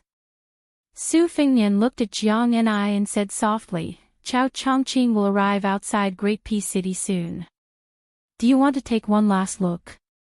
I can accompany him." One of them pressed down on the sword that he was still unwilling to take off. With a face full of grief and anger, he said, "Su Fengnian, are you going to stop the minister from entering the city? Are you going to be a guard dog for the Zhao family of Liang?" Su Fengnian shook his head and said, "I am not going to go that far." In the distance, a group of cavalry from the Phoenix battalion glared at them. The madman Hong Shuan stood with his blade in his arms, his eyes fierce. Another person said angrily, "I, Dechu Minister Ling, do not need you, Su Fengnian, to send him off." Su Fengnian said warmly, "There are some things that you do not have the right to say." Jiang Enai finally lowered her head and said, "Chess waiting for the imperial decree. Uncle said that the farewell in the capital was a farewell. He did not allow me to go north." Su Fengnian said calmly, "Don't listen to him. Since you have already left Guangling Path, follow your heart. If you want to see Chao Chongqing, then go see him. I will accompany you." She raised her head. Her eyes were hazy with tears. "Can I?" Su Fengnian's eyes were determined. He smiled slightly and said, "With me here, there is nothing in the world that is impossible." Before the students of West Chu under the willow tree could stop them, the women who had heard those words blushed. Their eyes lit up and they all spoke up. All of them tried to persuade the emperor and the king of Bailiang to go north to Greaton City. Not far away, Xie Shibian was helpless. He did not know whether to laugh or cry. Fine, they had not even reached Bailiang and there was already internal conflict. Jiang Enai took a deep breath and nodded vigorously. Then she flew away on her sword. Seeing the young king's defeated face, almost all the women nearby covered their mouths and laughed. Hong Shuan and the Phoenix battalion also had a hard time holding back their laughter. Su Fengnian turned his head and glared at Hong Shuan and the others. The latter quickly pretended that nothing had happened and looked as if they deserved a beating. Su Fengnian rose from the ground, like a white rainbow rising from the ground. The people on the ground, whether it was the Bailiang cavalry or the West Chu refugees, were all dazzled. Chapter 1742. On the western battlefield of Guangling Road, the war was in full swing. With the addition of 10,000 elite cavalrymen from Ji Bei to Wuzhongshuan, the imperial army had already gained the upper hand. Then, Su Gong led the elite soldiers from the capital and 20,000 soldiers from Shu to the battlefield. Therefore, the imperial army was like a lion hunting a rabbit in West Chu. Wang Tongshan's old subordinates broke through the defense line at Lauda Mountain and broke the stalemate. The Second Battle of West Rampart was a foregone conclusion. At this moment, Wu Zhongshuan, as the Minister of War, held a military meeting in a small place called Wudong Town. Other than Song Li, the main general of the eastern battlefield, who was separated by West Rampart, almost all the generals of the imperial army who participated in quelling the rebellion in Guangling Road were gathered in the town. For a moment, the number of scouts and cavalrymen outside Wudong Town was as many as carps in the river. In the twilight, a middle-aged man dressed in black and wearing a tall hat stood on top of the city wall and looked into the distance. Beside him was a tall young man in iron armor. The latter looked angry and said through gritted teeth, "That old Wu is really cunning. He knows that he can't command the troops with his identity as the great general of the southern expedition, so he uses his title as the Minister of War to show off. If not, General, as the nominal commander-in-chief of the southern expedition, your title is half a level higher than the great general of the 4 expeditions and 4 towns. Although you are not a permanent general of the imperial army, it is wartime now. Old Wu shamelessly asked you to come to this godforsaken place. Old Wu is detestable, and that young Jian is even more shameless. He is also one of the few veteran generals of the spring and autumn period. Not to mention old General Yan Zhenchuan, in my opinion, he is even worse than Yang Shenxing, who was demoted to northern Liang to drink the northwest wind." At this point, the young man was a little puzzled. He lowered his voice and asked carefully, "General, why didn't you say anything today? Do you think what I said is reasonable?" The middle-aged man who did not wear any armor or official uniform turned a deaf ear. He put his hand on the rough arrow pile on the wall and looked solemn. He looked into the distance. The greenery in the city was thick and the spring breeze was gentle. From time to time, small teams of elite riders belonging to the Nanjiang border army in the past would gallop in and out of the small town. Their horsemanship was exquisite, not at all inferior to the Liao border army. It was hard to imagine that they were soldiers from a place overflowing with miasma. This guest from Wudong Town who had come from afar was Lu Xingxiang. In the middle and later stages of the spring and autumn period, he was as famous as Chu Lushan, who had taken over Shu with thousands of cavalry. Tang He and Li Chunyu of the southern border were inferior to him and Chu Lushan in terms of military achievements and reputation. The original Longxiang general Su Gong, who had never experienced the fires of war in the spring and autumn period, held this future colleague of his from the Ministry of War in high esteem. He had once praised Lu Xingxiang as, "Lu Xingxiang is worthy of being the pillar of the southeast." The young general beside Lu Xingxiang was Guo Dongfeng, who had been feeding horses at Yolu Pass for a long time. He had been the vanguard general during the attack to the south at the beginning of the year. His military achievements were notable and it was said that he was already in the emperor's heart. Regardless of whether Lu Xingxiang was promoted or demoted in the future, Guo Dongfeng's future would not be hindered. The rebellious Guo Dongfeng was used to speaking without thinking and was even more used to being scolded and beaten by Lu Xingxiang. This time, Lu Xingxiang surprisingly did not stop him from speaking rudely. On the contrary, this made this young general, who was aiming to be made a marquis at the border, feel somewhat uncomfortable. He originally had a bellyful of complaints, but he could not say them. Lu Xingxiang's unusual silence brought great pressure to Guo Dongfeng. His temperament was jumpy and he could only take down the sword at his waist and knock it against the wall. Guo Dongfeng's gloominess was not completely without reason. The Battle of Guangling Road was nearing its end, but the main general, Lu Xingxiang, as the #1 person on the southern expedition in name, had first been ordered not to go out at Yolu Pass. Then, with great difficulty, he had put aside the deputy general of the southern expedition, young Jian, who was not willing to take the risk and insisted on seeking victory through stability. Lu Xingxiang had personally led the army to attack, but this had caused much criticism in the Great Peace Imperial Court. There were even court officials who had delivered heart-wrenching words. Their choice of words and sentences could be said to be extremely sinister. They did not dare to say that General Piao Yi was unbearable. On the contrary, they only said that Lu Xingxiang was worthy of being called a talented general. He was a talented general and not a talented commander. This clearly meant that Lu Xingxiang was not a problem as a general who led an army on his own. However, if one were to say that he was the commander of a southern expedition that needed generals, then he was not as capable as he wished. Guo Dongfeng hated the old general Yang Cheng because Yang Cheng was truly old and did not have the ambition to expand his territory. He only wanted to make no mistakes and make no contributions. He only had 20,000 to 30,000 men under his command, yet he had stuffed 200 or so children of officials from Great Peace City into his ranks. This was even more exaggerated than Yang Xinqing's original actions. After all, the latter only accepted children of generals. Yang Cheng's table manners were even worse. It could be said that he did not reject anyone who came. Mixed in with so many embroidered pillows who ran to Guangling Road to fish for military merit, Yang Cheng did not dare to have the slightest desire to advance. Thus, after the old general led his army south, he wanted nothing more than to hug Lu Xingxiang's thigh and make him unable to move. He only wanted to wait until West Chu's power was gone before he could safely take a share of the spoils.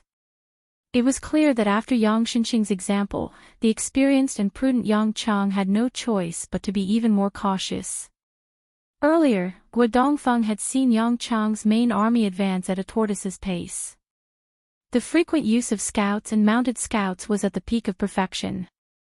Guo Dongfeng felt that it could be recorded in the annals of history.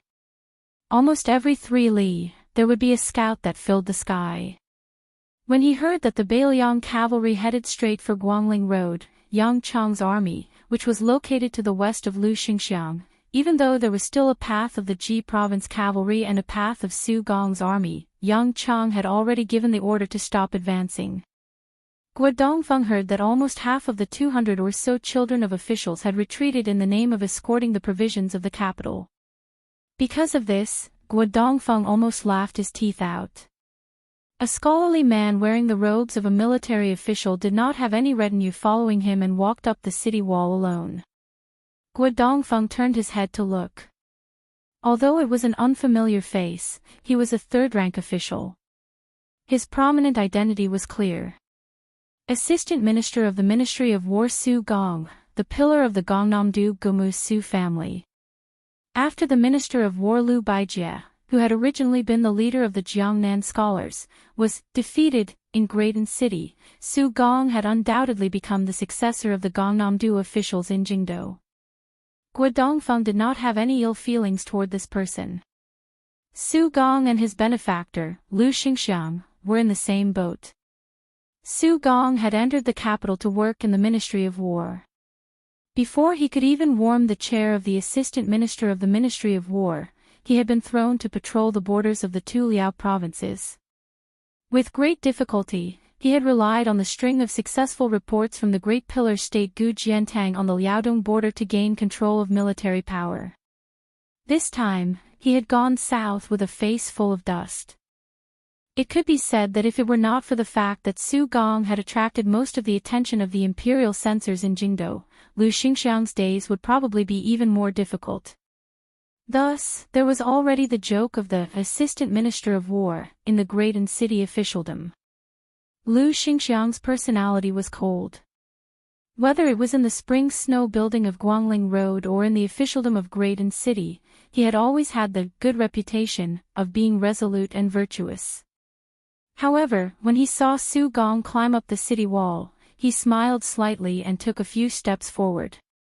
He cupped his fists and said, "Greetings, Assistant Minister Su." Su Gong had a dignified appearance. He had the heroic aura of a warrior on the battlefield, as well as the elegance of a scion of an aristocratic family. Compared to Lu Xingxiang, who did not have a prominent background, Su Gong was more in line with the image of a scholarly general in the minds of scholars.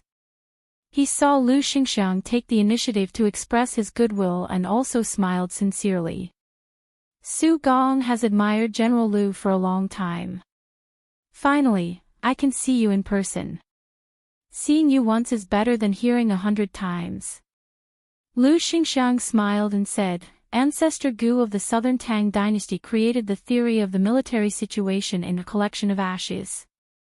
I originally thought that the great words of the military had already been said in this book, and that it would be difficult to find a higher view in the world. Only the military book of Qin Jibao, the king of Shu, could compare. There were no details, big or small, tens of thousands of words, and it taught the generals in the army that everyone should follow the prescribed order and perform their duties. When Assistant Minister Su entered the capital, I was no longer in the capital. However, coincidentally, there was a military book that Assistant Minister Su wrote in his early years. At the time, I had nothing to do at Yulu Pass, so I focused on studying it. I benefited greatly and did not feel that time was wasted. Assistant Minister Su said in his early years that I, Lu Xingxiang, was the cornerstone of the Southeast. Previously, I had a deep prejudice against the scholars of Gangnam-do and mistakenly thought that Assistant Minister Su was one of those rotten scholars who only knew how to talk about war on paper but had little ability. If I had read that military book a few years earlier, I would have said, Su Longxiang is the cornerstone of the Southeast. Even if the world mistakenly thought that you and I were inviting each other, it was fine. Su Gong laughed heartily and said, to be able to hear the words of Lu Xingxiang in front of me, it is better than thousands of words from afar. That from afar, that Su Gong spoke of was naturally the uproar in the court of Great Peace City. The meaning behind his words was that even if he, Su Gong, lost his position and left the capital, not being the assistant minister of the Ministry of War, it was not a great matter. Familiarity at first sight, this was probably referring to Su Gong and Lu Xingxiang. Guo Dongfeng interrupted, killing the mood, Assistant Minister Su, I heard that the famous Ji Zhou general, Yuan Tingshan, did not come here with you. Su Gong smiled calmly and said, General Yuan did indeed leave 2 days earlier than me. However, the main general of the Western Shu infantry, Che Yi, came with me. Guo Dongfeng chuckled and said, no wonder when our old General Yang Kui entered the city yesterday, the young and highly accomplished General Yuan was standing next to the minister. What? Assistant Minister Su came to the city wall today to pay respects to the king of Jing'an. Su Gong did not mind this young and brave general's words. He shook his head and said, the minister will welcome the king of Jing'an. I heard that the king of Shu might arrive today, so I came to take a closer look. Lu Xingxiang said calmly, previously, the king of Shu and I worked together to defeat the enemy on the northern battlefield of the Guangling Road. We only saw each other from afar before we parted ways. It was a pity. Today, I am the same as Assistant Minister Su. Gu Jiantang, Chen Jibao, Lu Baijie, Wu Zhongshuan, Lu Xingxiang, Su Gong, Tang Taizhuang. Chapter 1743. These 7 people were, without a doubt, the most influential figures in the Lianyang Ministry of War in the past 5 years. Other than Lu Baijie, who had to resign because of the Guangling War, Gu Jiantang led the military and politics of the 2 Liao provinces. Chen Jibao was given the title of King of Western Shu. They were all well-deserved promotions. Wu Zhongshuan was like the sun in the sky. Among the assistant ministers, Tang Taizhuang was the latest to enter the capital. However, compared to Su Gong and Lu Xingxiang, who were at the top of the city walls, he was more of a late bloomer. Everyone in the court gradually viewed Tang Taizhuang as the best candidate for the next Minister of War. It was clear that Su Gong had lost a lot of people's hearts when he led his troops south to stop the Beiliang cavalry.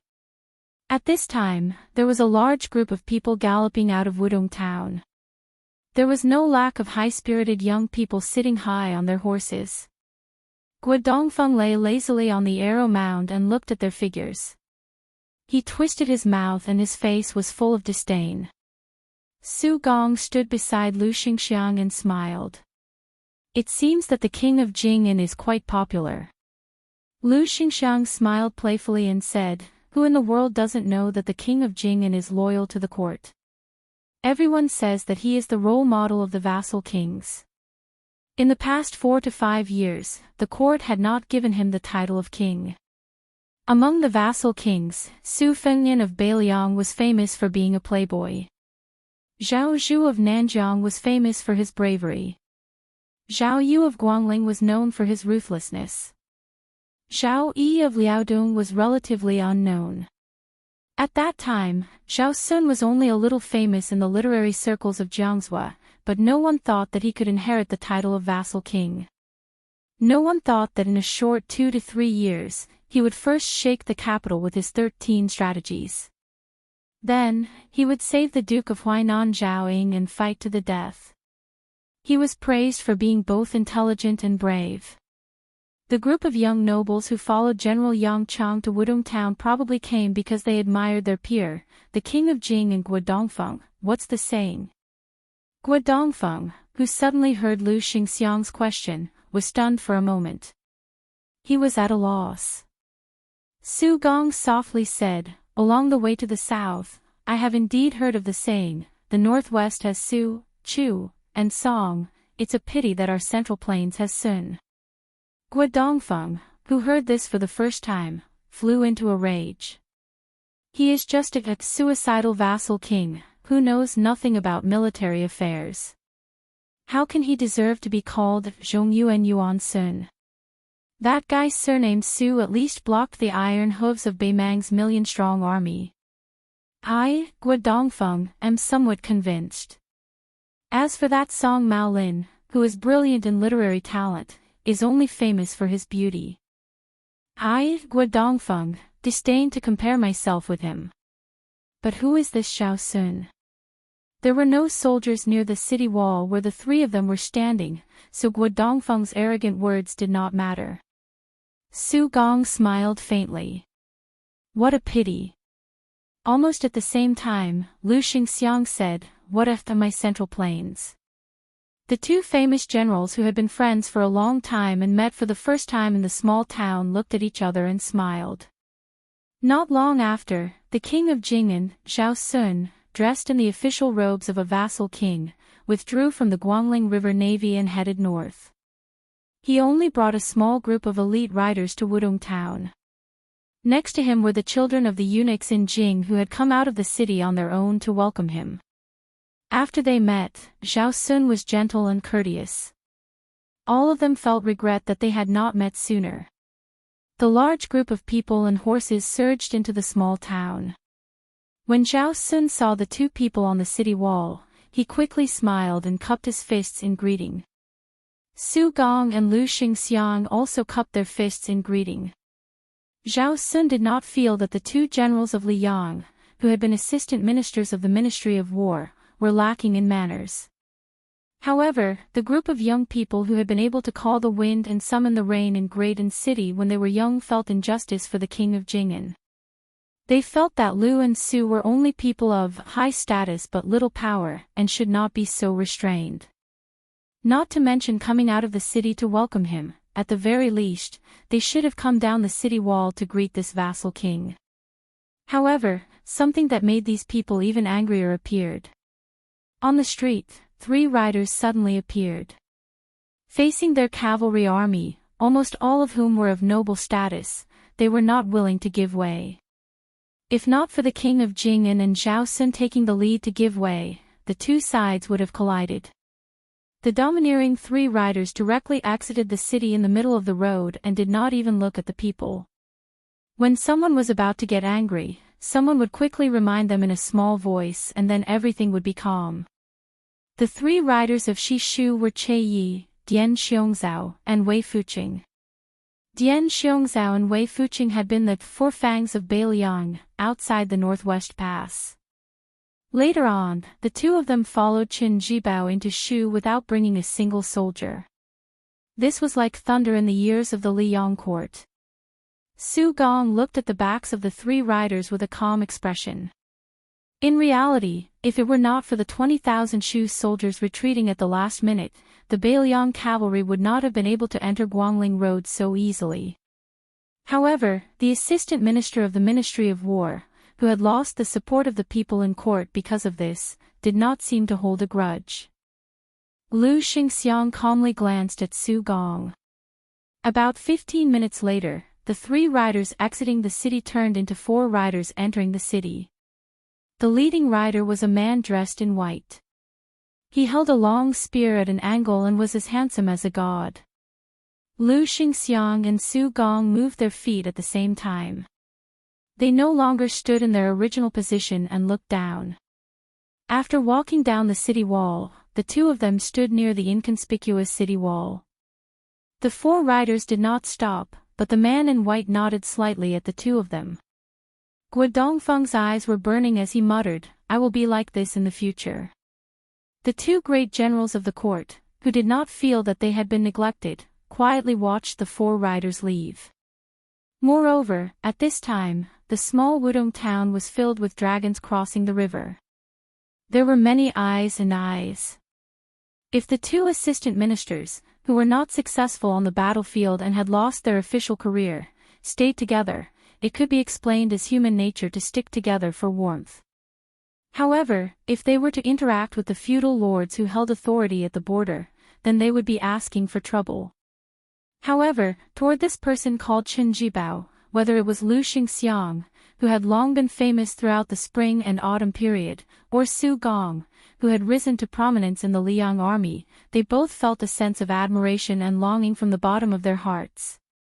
No matter how high the civil officials in the Liang imperial court would be in the future, or how low the military generals would be in the future, in their hearts, Qin Jibao would always be a romantic figure worthy of mutual admiration.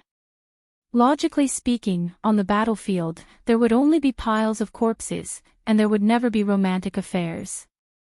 However, Qin Jibao was undoubtedly the only master of the art of war after Yi Baikui's death who could command troops like a deity. So much so that the two emperors of Liang were willing to see him as the country's barrier. The previous emperor, Zhao Dun, even wished that Qin Jibao could become the spring lake and stone mountain in his Zhao family's backyard. Not only could it be pleasing to the eye, it could also set the feng shui. Su Gong and Lu Xingxiang stood in the shadows of the city wall. Su Gong laughed in a low voice and said, "I think that General Lu need not worry about temporary gains and losses. General Lu's wind rises outside the Great Wall, not in Guangling, and certainly not in the capital." Lu Xingxiang smiled but did not speak. Su Gong took the lead and left. Guo Dongfeng was surprised to find that the commanding general, Lu Xingxiang, had a faint murderous aura. Guo Dongfeng looked at the somewhat unfamiliar great general Piao Yi and began to feel uneasy. Lu Xingxiang took a deep breath and sneered, "You are indeed worthy of being called Su Longxiang. It seems that in the future, the person who will compete with me for the #1 military merit in the expansion of the border will be none other than you." Guo Dongfeng was baffled. For the first time, he restrained his curiosity and did not dare to ask half a question. Lu Xingxiang exhaled a mouthful of turbid air and slowly walked forward. He only felt some murderous aura toward Su Gong, who had seen through his scheme, but toward Chao Chongqing, who had changed his mind at the last moment, he was extremely angry. In Lu Xingxiang's view, if Chao Chongqing followed the previous arrangement and deployed troops, then Gu Jiantang would be the new dynasty's Su Shao. And as long as he took the initiative to open the door when the West Chu army moved north, then he would be the new dynasty's Gu Jiantang. Regardless of whether the new dynasty's surname was Zhao or Jiang or any other surname, Lu Xingxiang only knew that at that time, in the imperial court, there would no longer be people like Yang Chang lying on the merit book, and there would no longer be vassals with the surname of Zhao in the local area. Xia Shi, Pei Sui, and the others were still young, and had the natural flaw of not being familiar with the geography of the north. Once the vast territory of Beimang became a place to deploy troops, then it meant that countless military merits would be easily obtained. It would not be like the Battle of Guangling, where it was like a snail's shell, and there was no need to pay attention to the old powers with intertwined roots. As long as he, Lu Xingxiang, succeeded in supporting the dragon, he would be able to jump below Gu Jiantang. Later on, he might be able to rely on a series of battles in Beimang to rise above him. But Chao Changqing's inexplicable self-destruction and Lu Xingxiang's forbearance before and after the Battle of Yula Pass would become the best evidence that he would be attacked as mediocre in the future. Lu Xingxiang's face was gloomy. He muttered to himself, "Chao Changqing, you deserve to die." On the official road outside the town, dust was flying everywhere. It was particularly spectacular. If it wasn't a cavalry of more than 1,000 riders, it wouldn't have such momentum. On a carriage, because of the bumpy road, the shoulders of the 3 men and women in the carriage rose and fell.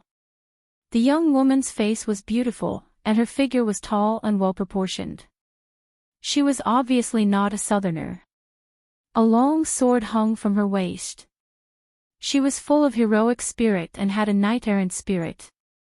The young man was sloppy, and at this moment, he was flattering the last person, "Teacher, you don't know how rude and unreasonable Tang He and Li Chun you are." Back then, I didn't even dare to go near Wu Zhongshuan, who betrayed the southern border. I really didn't even dare to let out a fart. I was extremely aggrieved. This time, it was thanks to teacher that I had the courage to go to Wudong town. The person who was called Sir was extraordinarily handsome. It was hard to tell if he was male or female. What was romantic? He was romantic. Naylan Yisi. He glanced at His Royal Highness Xiao Zhu from the corner of his eyes. Wu Zhongshuan is not a good thing. You borrowed a few thousand riders from him and didn't return them. Is that a good thing? Xiao Zhu smiled mischievously and said, "Sir is right. You scolded him well." Naylan Yisi pointed at His Royal Highness, who was now infamous. His eyes looked at the woman surnamed Zhang. He teased, "Zhang Gaoxia, Zhang Gaoxia. You are blind to fall for this idiot and coward." Zhang Gaoxia, the daughter of the blue-eyed Zhang Julu. She dismissed it with a smile. Although Xiao Zhu was thick-skinned, he still blushed with shame when Naylan Yisi called him an idiot and a coward in front of Zhang Gaoxia.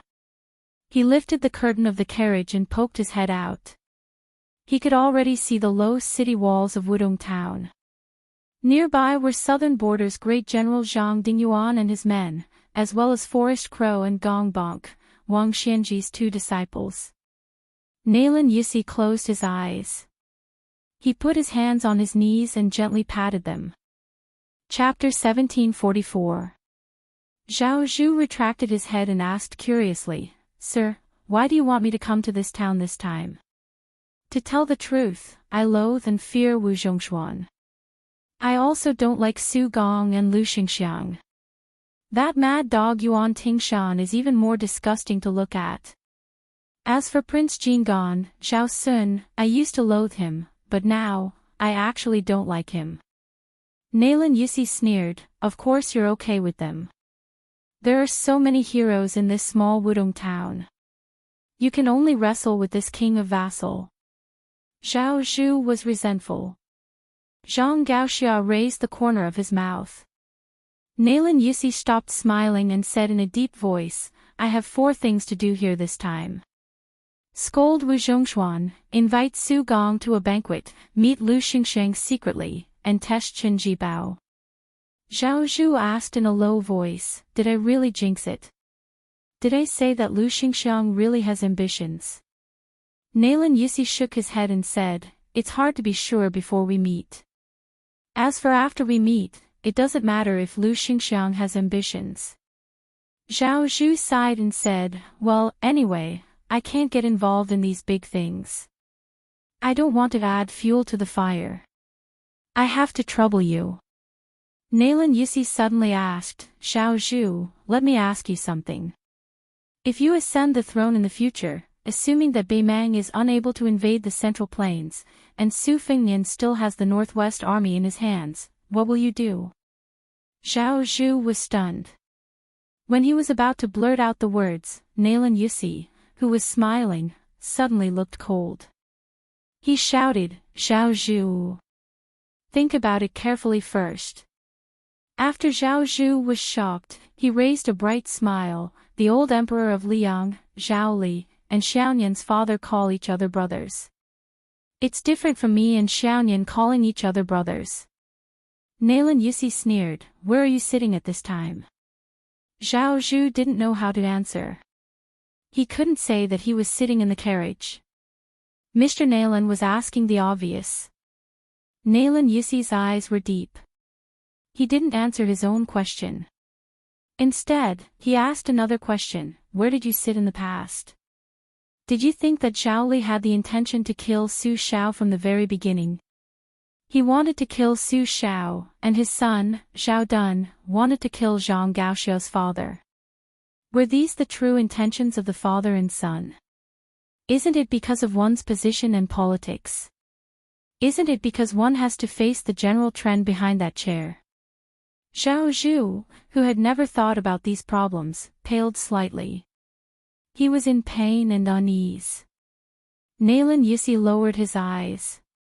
Huang Sanjia unwillingly chose you, Xiao Zhu, before he died.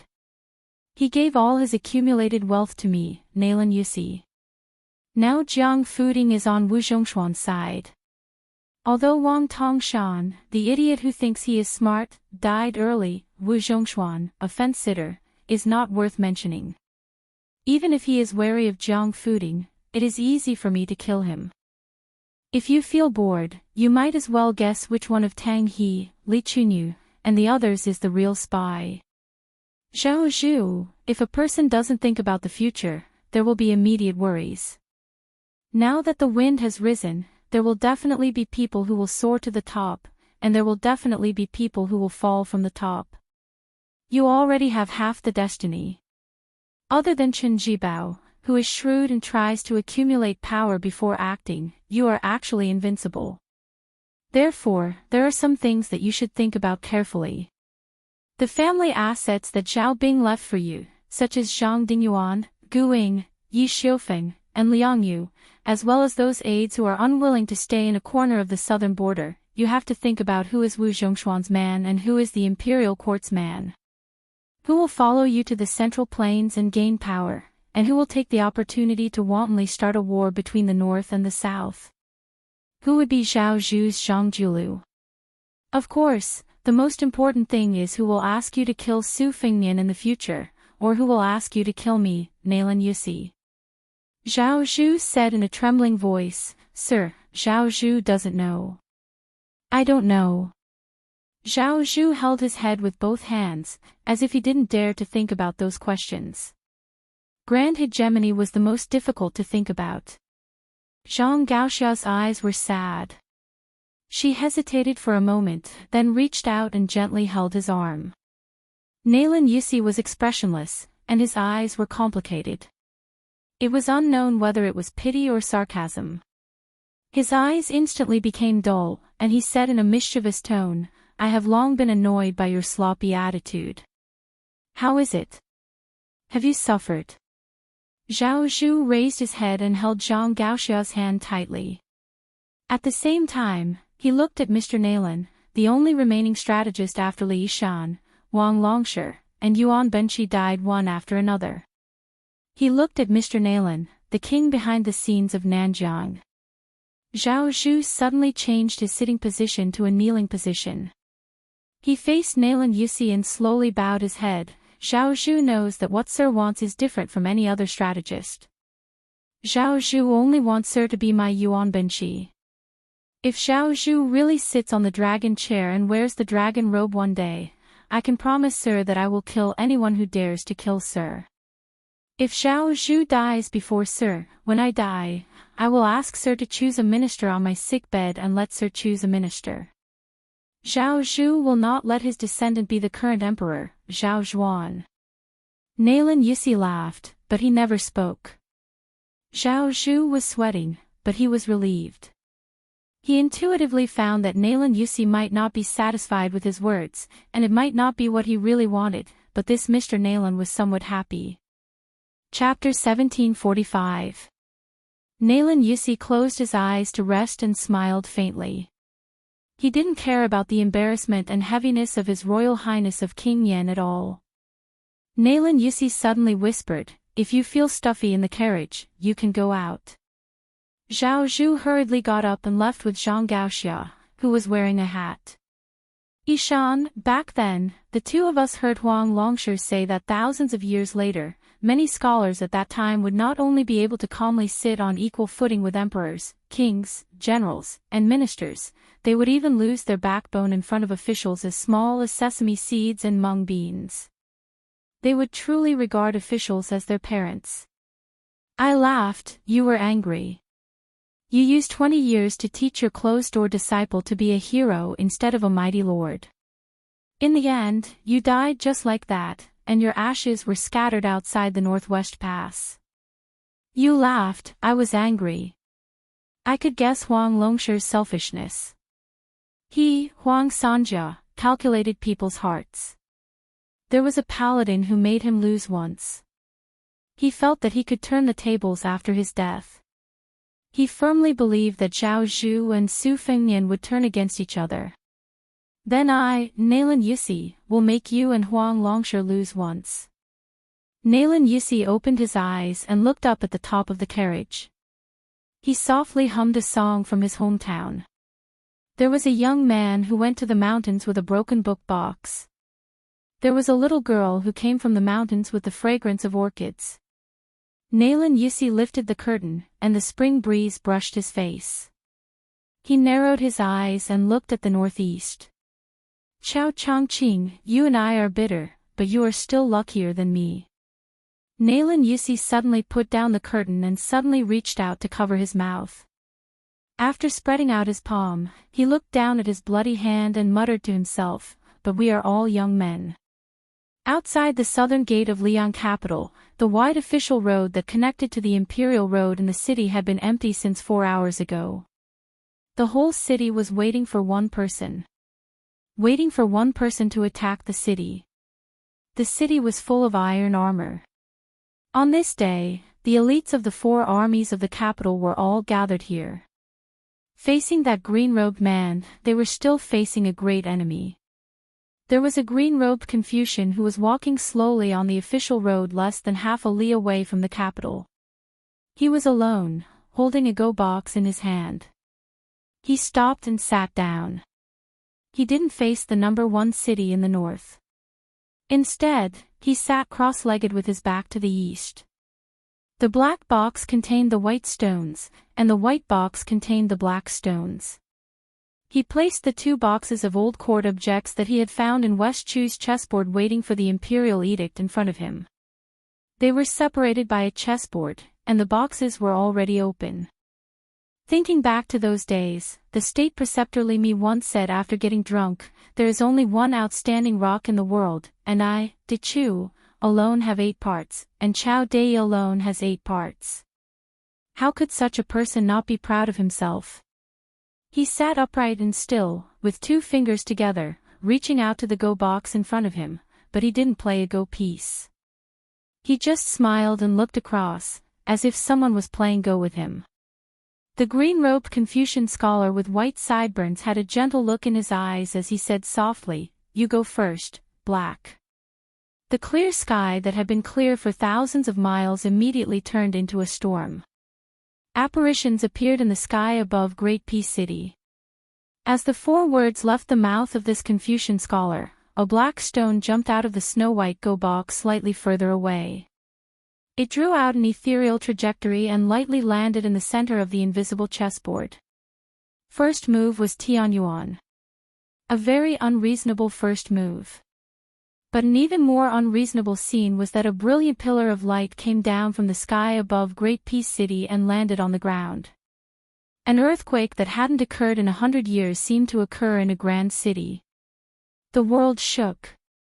Countless tiles on the eaves of all the halls and pavilions, including the Martial Hall of Great Peace City, started to move. The green-robed Confucian scholar picked up the glowing white go piece with 2 fingers. His eyes were full of mirth as he lightly placed it on the chessboard. At the same time, the second pillar of light came as expected. Great Peace City shook again. There were tens of thousands of Liang armor in front of the city, but it was still that person who attacked the city first. All the arquebulisti on the city walls finally fired in unison. There seemed to be wind and thunder in the air. The middle-aged Confucian scholar completely ignored it. The second black go piece jumped out of the go box and landed on the chessboard. After the go piece took root, it floated silently and motionlessly. Inside the city, the decorations on the eaves of the Martial Hall, immortals, dragons, phoenixes, lions, fish, shiaji, bullfighting, and others all turned to dust. Outside the city, almost 100 enormous arrows that were as majestic as the flying swords of sword immortals shattered in the air. The green-robed Confucian scholar picked up the second white go piece. Before he placed the go piece, he said softly, "I hate that I became a Confucian saint too late. I hate that I became domineering too late." He put 2 fingers together and landed heavily on the chessboard. There was a clanging sound. Great Peace City shook for the 4th time. This time, the commotion was the most intense. The warhorses that became the mounts of many cavalrymen outside the city had their legs broken and knelt on the ground. On the towering city walls, there were finally many people who could not control themselves. They either flew off the walls on their swords, leapt over, or rushed over. Another pair of black and white go pieces landed on the chessboard. The green-robed Confucian scholar did not seem to dare to look at the player opposite him. He looked down at the chessboard. "I, Chao Chongqing, am distinguished. As you have seen, I am distinguished." When the 4th white go piece jumped out of the go box and slowly landed, the people who had come out of the city were less than 30 steps away from Chao Chongqing. Chao Chongqing picked up the go piece. This time, he did not place the go piece from high to low, but casually swept it across and landed on the chessboard at a slight angle. There was a great energy that swept across. The martial grandmasters guarding the capital were all hit and flew backwards, smashing into the walls of Great Peace City. In the spring breeze of the 3rd year of the auspicious talisman, West Chu waited for the go order and placed the go piece on Great Peace City. Chapter 1746.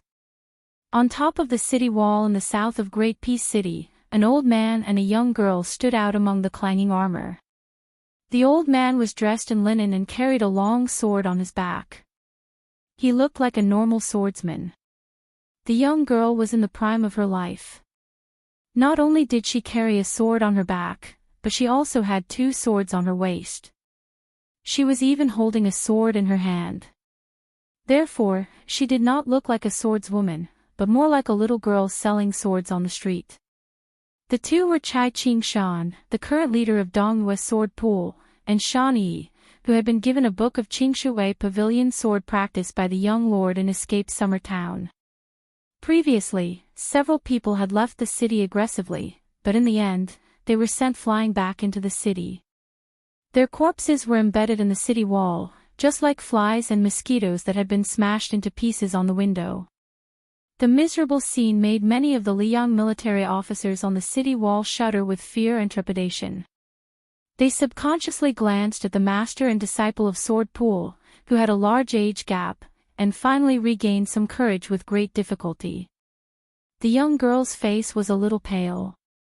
It was not that her body was not as strong as ordinary soldiers, but that after reaching a high level in martial arts, her perception of the qi between heaven and earth was different from ordinary people. It was like an ordinary person looking at the rolling river. They only felt that it was magnificent, but qi cultivators could see the signs of the flow of qi in the world. Her master, Chai Qing-shan, was a well-deserved grandmaster of the sword. Since he had chosen her as his closed-door disciple, it was natural that he had taken a fancy to her outstanding talent. When he was chatting with the old master of Wu family's sword tomb, he was quite conceited and said that his female disciple's talent in the sword was second only to Jiangxi, the empress of West Chu. The young girl, whose name sounded like 321, only felt that she was standing on top of the city wall of martial emperor and would be smashed to death in the next moment. She clenched her teeth and held the long sword tightly. Her delicate body was on the verge of collapse. Only when Chai Qing-shan reached out a hand to support the ancient sword, young phoenix, on her back did the young girl feel relieved. She took a deep breath and said in a trembling voice, "Master, what is great official Chao trying to do? Does he really want to break into the capital by himself? Will he only stop when he kills his way into the palace for the 5th time?" Chai Qing-shan, who had traveled extensively with the young girl in recent years, shook his head and said, "Master doesn't know why Chao Chongqing changed from the Confucian way to the hegemonic way." The young girl looked at the lonely figure outside the city and felt inexplicably sorrowful. It was rumored that he had once served as a high-ranking official in West Chu and was waiting for the imperial decree. He had feelings for the Empress of West Chu, but he had never shown it his entire life. He had always adhered to the etiquette of a ruler and his minister. In the end, he had been separated by life and death, but he had never revealed his feelings. The young girl did not care if the scholar who became the Confucian sage in the ancient battlefield of West Wall was the pride of the Chao family. She did not even care about Chao Qingyi's magnificent feat of passing through the corridors of Liang Palace 3 times in her early years. She was just a little envious of the poor woman who had been scolded for 20 years. Even though she was written in various unofficial histories as an unbearable vixen and the chief culprit of the destruction of Dechu, the young girl only thought that if she died one day, it would be nice to have such an infatuated person still thinking about her after death. Thinking of this, the young girl sighed softly. She raised her arm and patted her chest with the body of the incomplete new sword, White Python. There, separated by the thinning clothes of spring, was a yellowed script, Green Water Pavilion. That was probably where her heart was at ease. It was also the reason why this was the first time she had truly practiced the sword seriously after leaving Beiliang. That young man was tall and slender, so when he spoke to her in the summer town at the foot of Wudong Mountain, he had to lower his head. Although his smile was warm, he only thought of her as an innocent Jianghu girl, a Jianghu junior who did not care if they would meet again after brushing past each other. She did not like this. As Chao Chongqing once again placed a piece on the chessboard, a rainbow light as thick as the pillar of the Hall of Martial Heroes rapidly descended from the sky.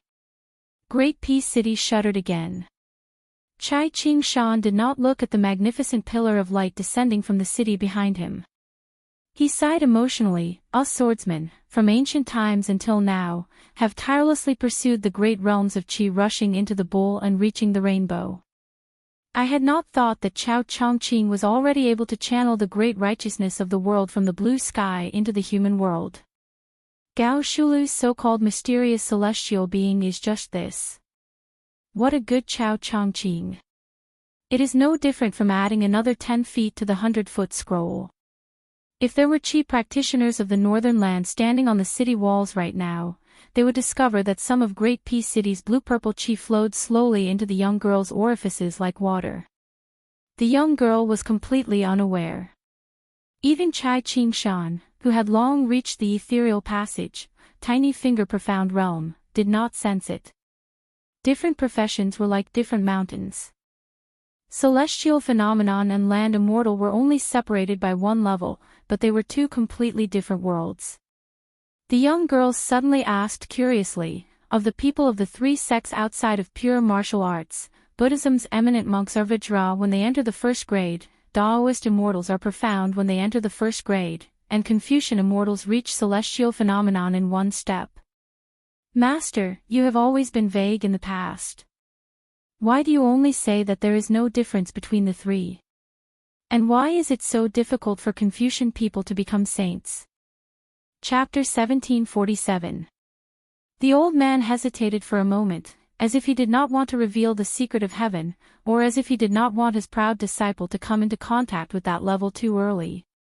In the end, Chai Ching-shan could not stand the girl's pitiful eyes. He said helplessly, "Master, you can forget about what I'm about to say.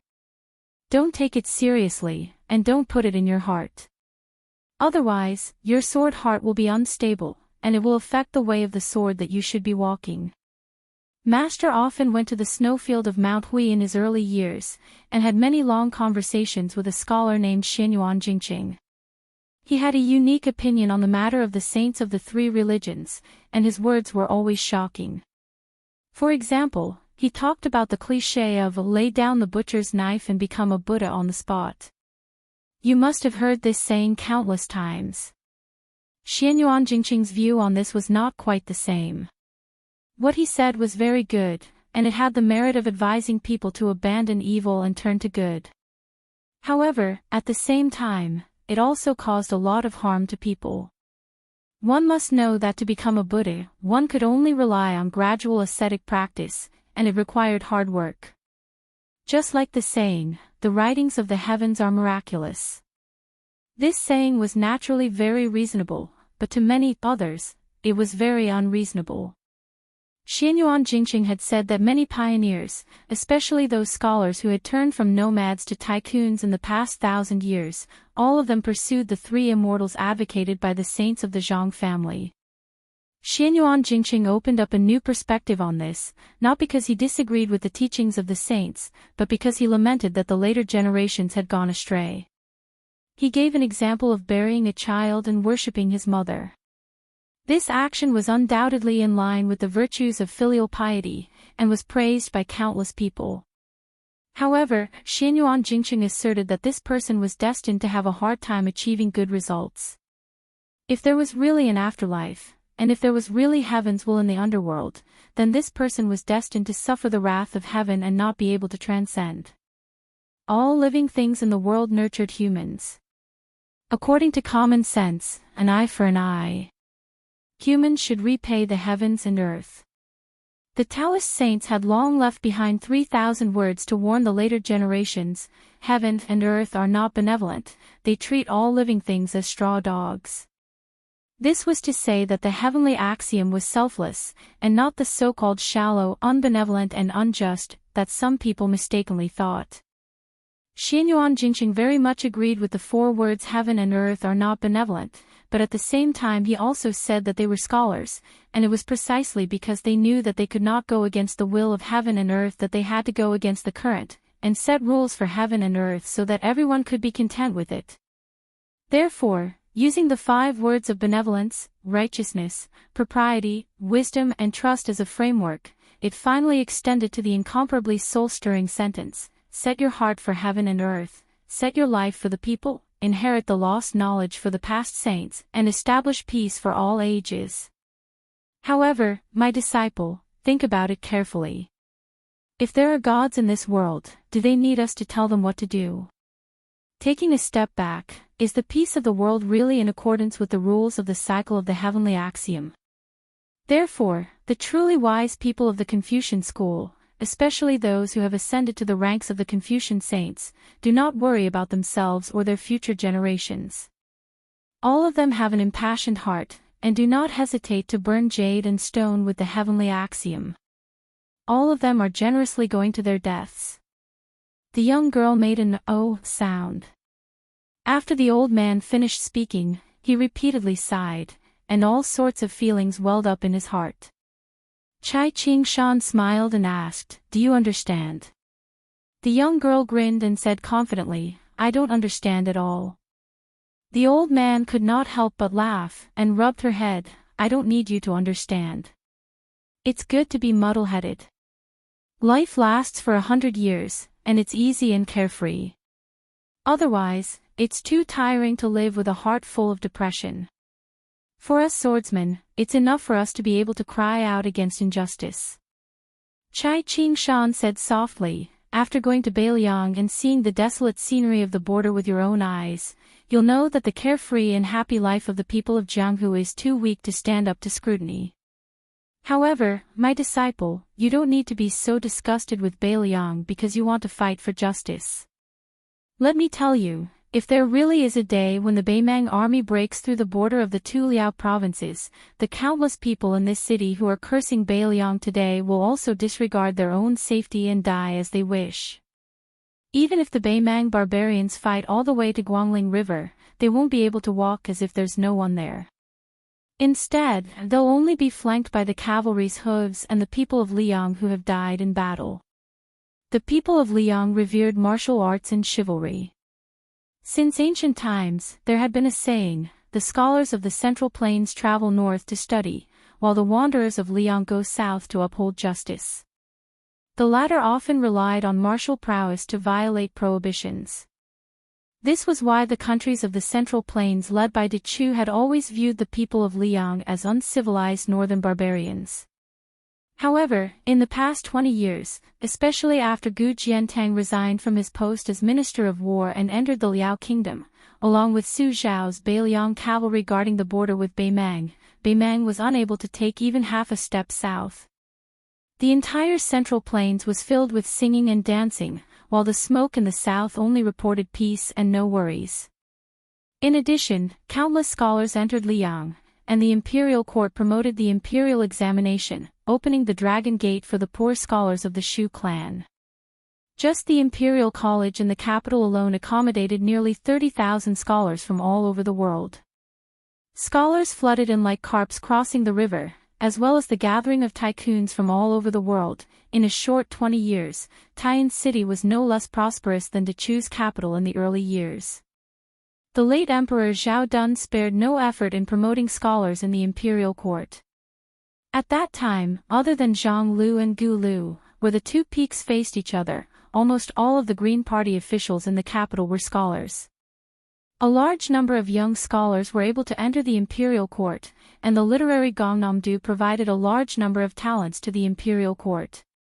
Even the large number of remnants of West Chu, led by Sun Shiji, the Grand Preceptor of West Chu, put aside their national enmity and chose to serve Zhao Dun. In contrast, the generals in power were almost all old people without exception.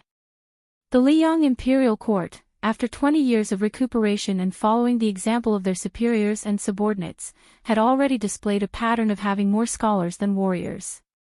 If it were not for the restlessness of Guangling Dao and Bailiang due to West Chu's revival of the country, perhaps even Ma Zhongxian, who was a meritorious member of the Liang sect, would not have been able to become the judici of Jinggan Dao in this lifetime. It was true that the current Liang sect was flourishing on the surface, and even the rebellion of West Chu had been suppressed. However, even Chai Ching-shan could see that the situation was delicate. The young girl had never been interested in the general situation of the world. She pouted and said, "But I still feel that Bailiang is more pitiful." The old man smiled and said, "Master did not say that Bailiang is not worthy of your protest. I just hope that you will not be too vicious in the future and will not casually vent your anger on the innocent. Do you know why Master admires that young vassal king more and more?" Upon hearing that the young vassal king was young, the originally absent-minded girl's eyes immediately lit up. She immediately had an inexhaustible spirit, and her face was full of vigor. "Master, quickly say it. I'm listening." The old man was quite helpless. He laughed and said, "I won't say it." The old man really did not say anything. Other than being a bit angry, it was more because outside the city, Chao Changqing's chess pieces were moving faster and faster. He had no choice but to concentrate and store his momentum. Today, he, Chai Ching-shan, stood here with a long sword on his back, not to enjoy the scenery. The young girl curled her lips. Knowing her master's temper, she did not ask. Chai Ching-shan squinted and looked into the distance.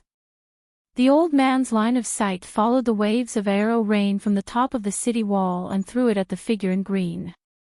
There were ballistae on the top of the city wall, and there were 6,000 elite archers below the city wall. There were 2 waves of arrows covering the sky and the earth. The old man had a strange thought for no reason. If the Bailiang Su family did not have any grievances with the Zhao family of Liang, that young vassal king would not have any complaints and would wholeheartedly be a loyal official, and the Zhao family's son would also have no doubts about him and would provide reinforcements to Bailiang. With the Central Plains as a shield, he would support the Bailiang cavalry and the two Liao border armies to fight against Beimang. How good would that be? If that Chao Chongqing outside the city could be like Sun Shiji and many other West Chu survivors and enter the court as an official, perhaps he would be the Grand Secretary of Liang right now. In that case, there would be no need for Qi Yonglong of Shangyin Academy to come out and turn the tide.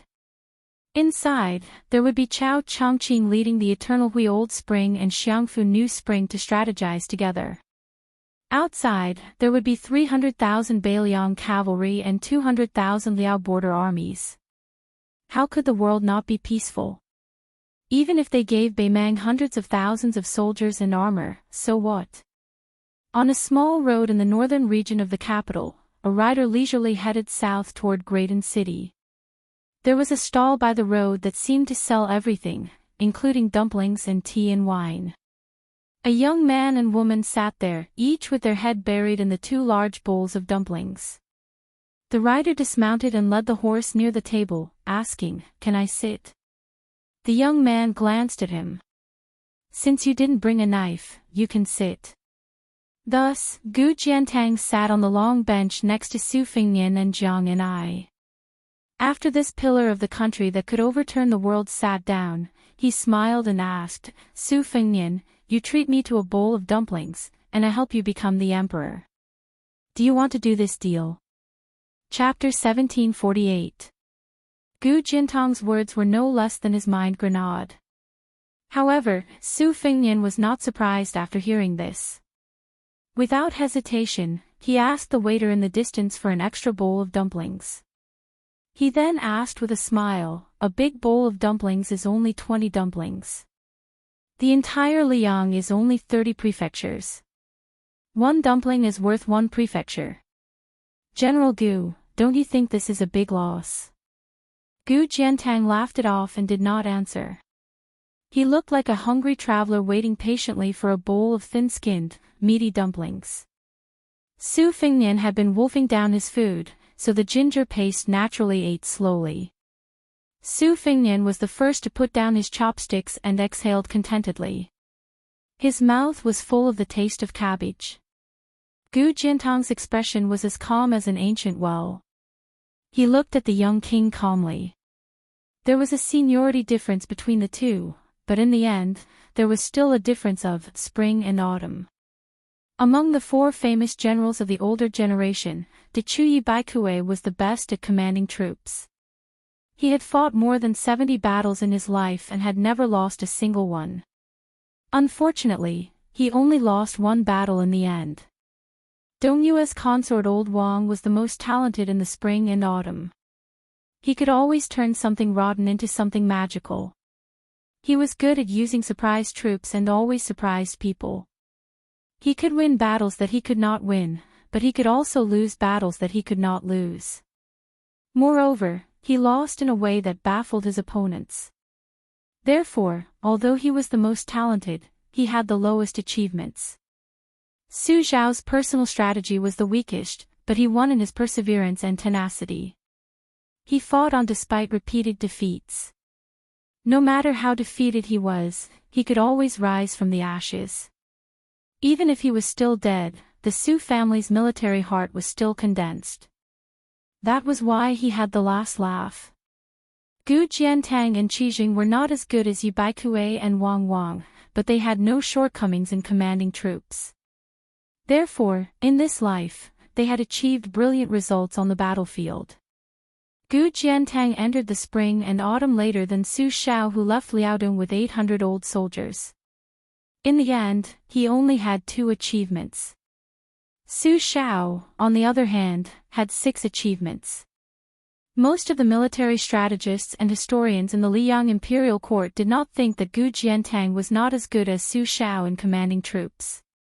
Instead, he lost because Su Xiao early, Gu Jiantang late. Gu Jiantang can't manage at the right time. Gu Jiantang's life story was thought-provoking. After he stayed in the capital to serve as the Minister of War, he scattered his old troops to various places in Liang. For example, Kainan, Donggong, Huanggong, and the others all served as officials of the border. Although great peace cities Gulu and Zhangjiulu had a two-peak confrontation, it was always said that the blue-eyed man had the power to overturn the court. There was no such thing as Gu Jiantang covering the sky with one hand. And Gu Jiantang, as one of the top 10 martial arts masters in the past, never cared about the ranking. He also never went to Martial Emperor City to compete with Wang Xinji. As the undisputed #1 saber user in the world, he would never raise his eyebrows at a sword-using martial arts master.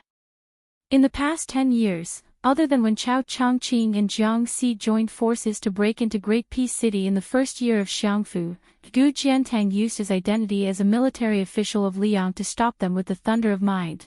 There was no news of Gu Jiantang initiating a fight with anyone else. In the past 20 years, Gu Jiantang stood tall in the imperial court of Liang. No one doubted the loyalty of this meritorious general. Not the late Emperor Zhao Dun, not the new Emperor Zhao Zhuan, not the other civil and military officials. In the eyes of Liang, this old Minister of War was not only the best candidate to resist the Beiliang cavalry, he was also the greatest backbone of Liang. The silent Gu Jiantang was like a family heirloom.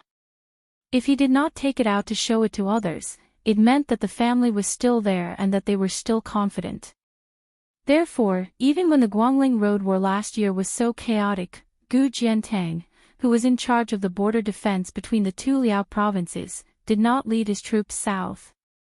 Because of this, the people of Liang did not believe that the rebel army in West Chu could succeed.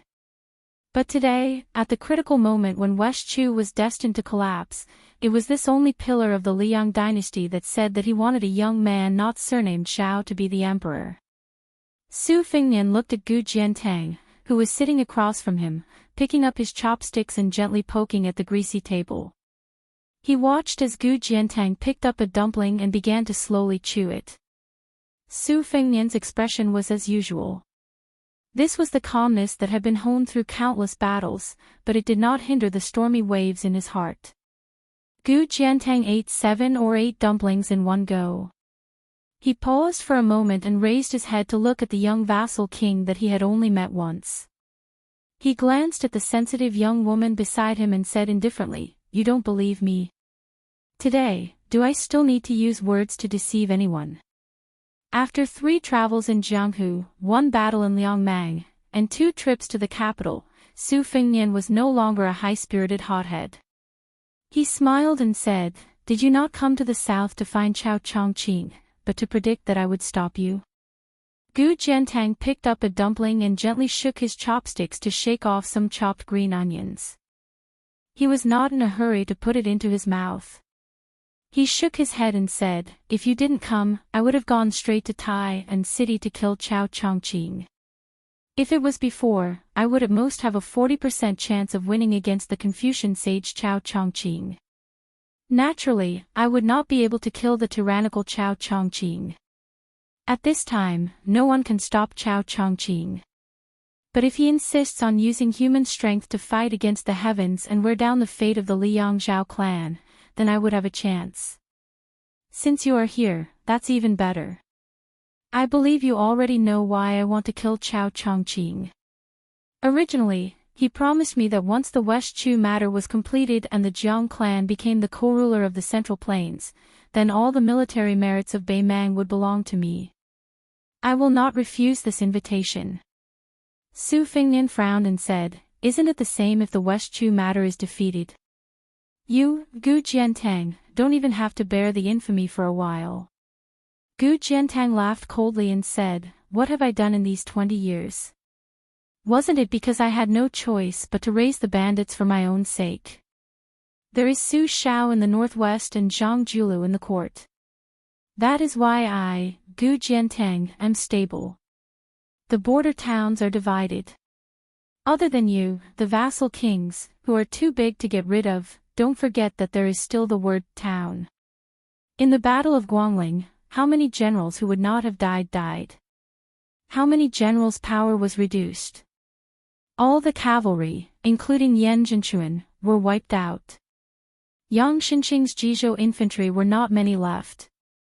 The Prince of Guangling, Xiao Yi's navy infantry were all destroyed. The Prince of Huainan, Zhao Ying, died in battle. No matter how high and powerful the civil officials were, the emperor could find a crime and kill them. But how could the generals at the border be killed so easily? It's more like they rebelled. They have the capital to start a war and cause chaos, and they don't have the misgivings of being infamy in the history books. If I, Gu Jiantang, were the emperor, for the sake of the country in the long run, I would also emphasize the civil and suppress the military. Eating the dumplings, Gu Jiantang slowly said, "Do you think the previous emperor Zhao Dun did not make a move against me before his death? Let's not talk about my former subordinates Tang Taizuang, Tian Zong, and the others who entered the capital to become officials. Let's talk about Lu Xingxiang and Su Gong, these two people, who were obviously candidates to replace me. Su Gong replaced the emperor to patrol the border, Lu Xingxiang used the Battle of Guangling to accumulate experience. But why? It's nothing more than to prevent their merits from being too early. The real use of them is still to be used in the Battle of Beimang in the future. They still have a long way to go before their wings are fully developed. To put it bluntly, if you give them 10 or 20 years of military service, at most they'll only be the second Gu Jiantang. By that time, the situation in Liang will have stabilized. Asking them to remove their armor and return to their fields is much simpler than asking me, Gu Jiantang, to pack up and get lost. The strategy that Zhang Julu and Yuan Benshi formulated for the previous emperor is not bad. But as the person involved, how can I, Gu Jiantang, resign myself to death? Do I need to say more about how the Zhao family treats their meritorious officials? Gu Jiantang picked up another dumpling. He couldn't help but glance at the female emperor, De Chu, who was carrying a sword case on her back. He smiled playfully. Su Fingnian, do you know what kind of reasons Chao Chongqing and her used to convince me when they found me? Su Fingnian's face was suddenly filled with anger. He gritted his teeth and said, Mother ***. Did Chao Chongqing agree to one of your sons becoming Empress? If that's really the case, I won't stop you. I'll be Gu Jiantang's assistant. See if I don't beat Chao Chongqing until he can't be domineering anymore. Under the table, one of Su Fingnian's feet was ruthlessly stepped on and crushed repeatedly. Perhaps he felt that one foot wasn't strong enough, so he lowered his body and stepped on Su Fingnian's feet with both feet. Gu Jiantang couldn't help but laugh. Chao Chongqing wouldn't be so boring. Chao Chongqing only said that he could let me flatten Beimang and that he dared to let me lead an army to complete a feat that even Su Xiao couldn't accomplish. The reason was very simple. When Chao Chongqing was alive, no matter how great my military achievements were, I couldn't rebel because Chao Chongqing could die together with me. Even if Chao Chongqing died before me, when the time came to unify the Central Plains and swallow up Beimang's De Chu, there would still be someone. As long as I dared to plot against him, there would still be someone who could single-handedly kill me, Gu Jiantang. Moreover, that person would definitely live longer than me. Therefore, no matter how powerful the Gu family was, it was destined to be peaceful for the next 50 years. As for the specific situation after 50 years, the Jiang and Gu families were simply following the will of heaven. Since that's the case, I don't have any worries and I'm not afraid of shocking the master with my achievements. I'm well aware of how to choose Jiang family treats Yi Baikue and how Li Yang's Xiao family treats Su Xiao. Su Fingnian rubbed his chin and smiled. That's more like it. Looking at the smug fellow, Jiang and I, who hadn't finished eating the dumplings, slammed his chopsticks on the big white bowl. Su Fingnian didn't feel guilty at all. Instead, he stared and said, a bowl of dumplings costs 5 copper coins. There are still 6 dumplings in the bowl. Don't you feel bad for wasting a copper coin? Anyway, I didn't bring any money. You can pay the bill later. Jiang and I was stunned at first, then he snorted coldly. However, he still silently picked up his chopsticks. Even Gu Jiantang, who had a heart as strong as iron, didn't know whether to laugh or cry. Gu Jiantang shook his head slightly and smiled. In the same way, you, Su Fengnian, are the emperor. Su Shao treated his former subordinates well, and you personally went to war. I, Gu Jiantang, am not afraid of what happens in life or behind. Su Fengnian sighed and muttered, being the emperor. Gu Jiantang picked up the last dumpling in the bowl and smiled. Su Fengnian, I'm very curious. Has Su Shao ever thought of rebelling in his life? Or has he ever thought of having you sit on the dragon throne? Chapter 1749. Su Fengnian did not answer the question, but asked, do you know how Chao Chongqing convinced Wang Sui? Do you know how Wang Sui feels now? Gu Jiantang hesitated for a moment. The former is simple. Wang Sui has always been unable to let go of the Dongyue royal family, which has become Liang's lackey. Chao Chongqing should have promised him that in the future, he would be able to become an official or even a minister. As for the latter, it's hard to say. Maybe Wang Sui will really help Beimang invade the Central Plains in anger. Maybe he will be so depressed that he can only stay in one place and fight with you and me on the battlefield as a general. After all, he and I are mortal enemies. He also has a lot of resentment for the Su family's destruction of Chuanqiu. Su Fengnian sighed, no one can let go of Chuanqiu. Gu Jiantang, who had finished eating the dumplings, put down his chopsticks and looked at Su Fengnian. Su Fengnian came back to his senses. If there are no accidents, Beimang will go south this autumn. I will try my best to persuade Wang Sui not to be a troublemaker even if he doesn't cooperate with you and me. Gu Jiantang nodded and said in a low voice, that's the best. Zhao Sui, the king of Jiaodong, has promised me that no matter what happens, he will remain neutral. As long as you can convince Wang Sui to bide his time, Gu Jiantang will personally lead the Tu Liao elites north into the heart of the Great Desert after the Great War of Liangmang enters a stalemate. We will sever the connection between Northern Mang and the Northern Court in one go. At that time, you and I will use Beimang and Nanchao as our depth. We will have a total of 500,000 soldiers and 200,000 iron cavalry. We won't have to worry about the lack of soldiers and can advance and retreat freely. Even if we are sandwiched between Beimang and Liang, what is there to be afraid of? Su Fengnian was silent for a moment, and then suddenly slammed the table. Jiang and I was shocked, and Gu Jiantang's eyelids trembled. Su Fengnian shouted, waiter, 3 more bowls of dumplings. Jiang and I took a deep breath and muttered unwillingly with a dark face, 2 bowls is enough. However, the next sentence of the prodigal son, who did not feel bad about not spending his own money, made her feel relieved. Su Fengnian said to Gu Jiantang, let's put it on credit. I'll have to trouble Master Gu to help pay for it today. My wife and I are embarrassingly short of money. We can't wait to split a copper coin in half, Gu Jiantang said with a fake smile. Oh. That 1 bowl was enough. Like Miss Jiang, I'm not hungry. Blushed and whispered said 2 bowls. I'll have another bowl too. You ask, how many bowls, how many bowls, how many bowls, how many bowls? 3 bowls do you have to pay? Gu Jiantang, the great pillar state of Liang, said 1 bowl. Jiang Si, the emperor of Dechu, said 2 bowls.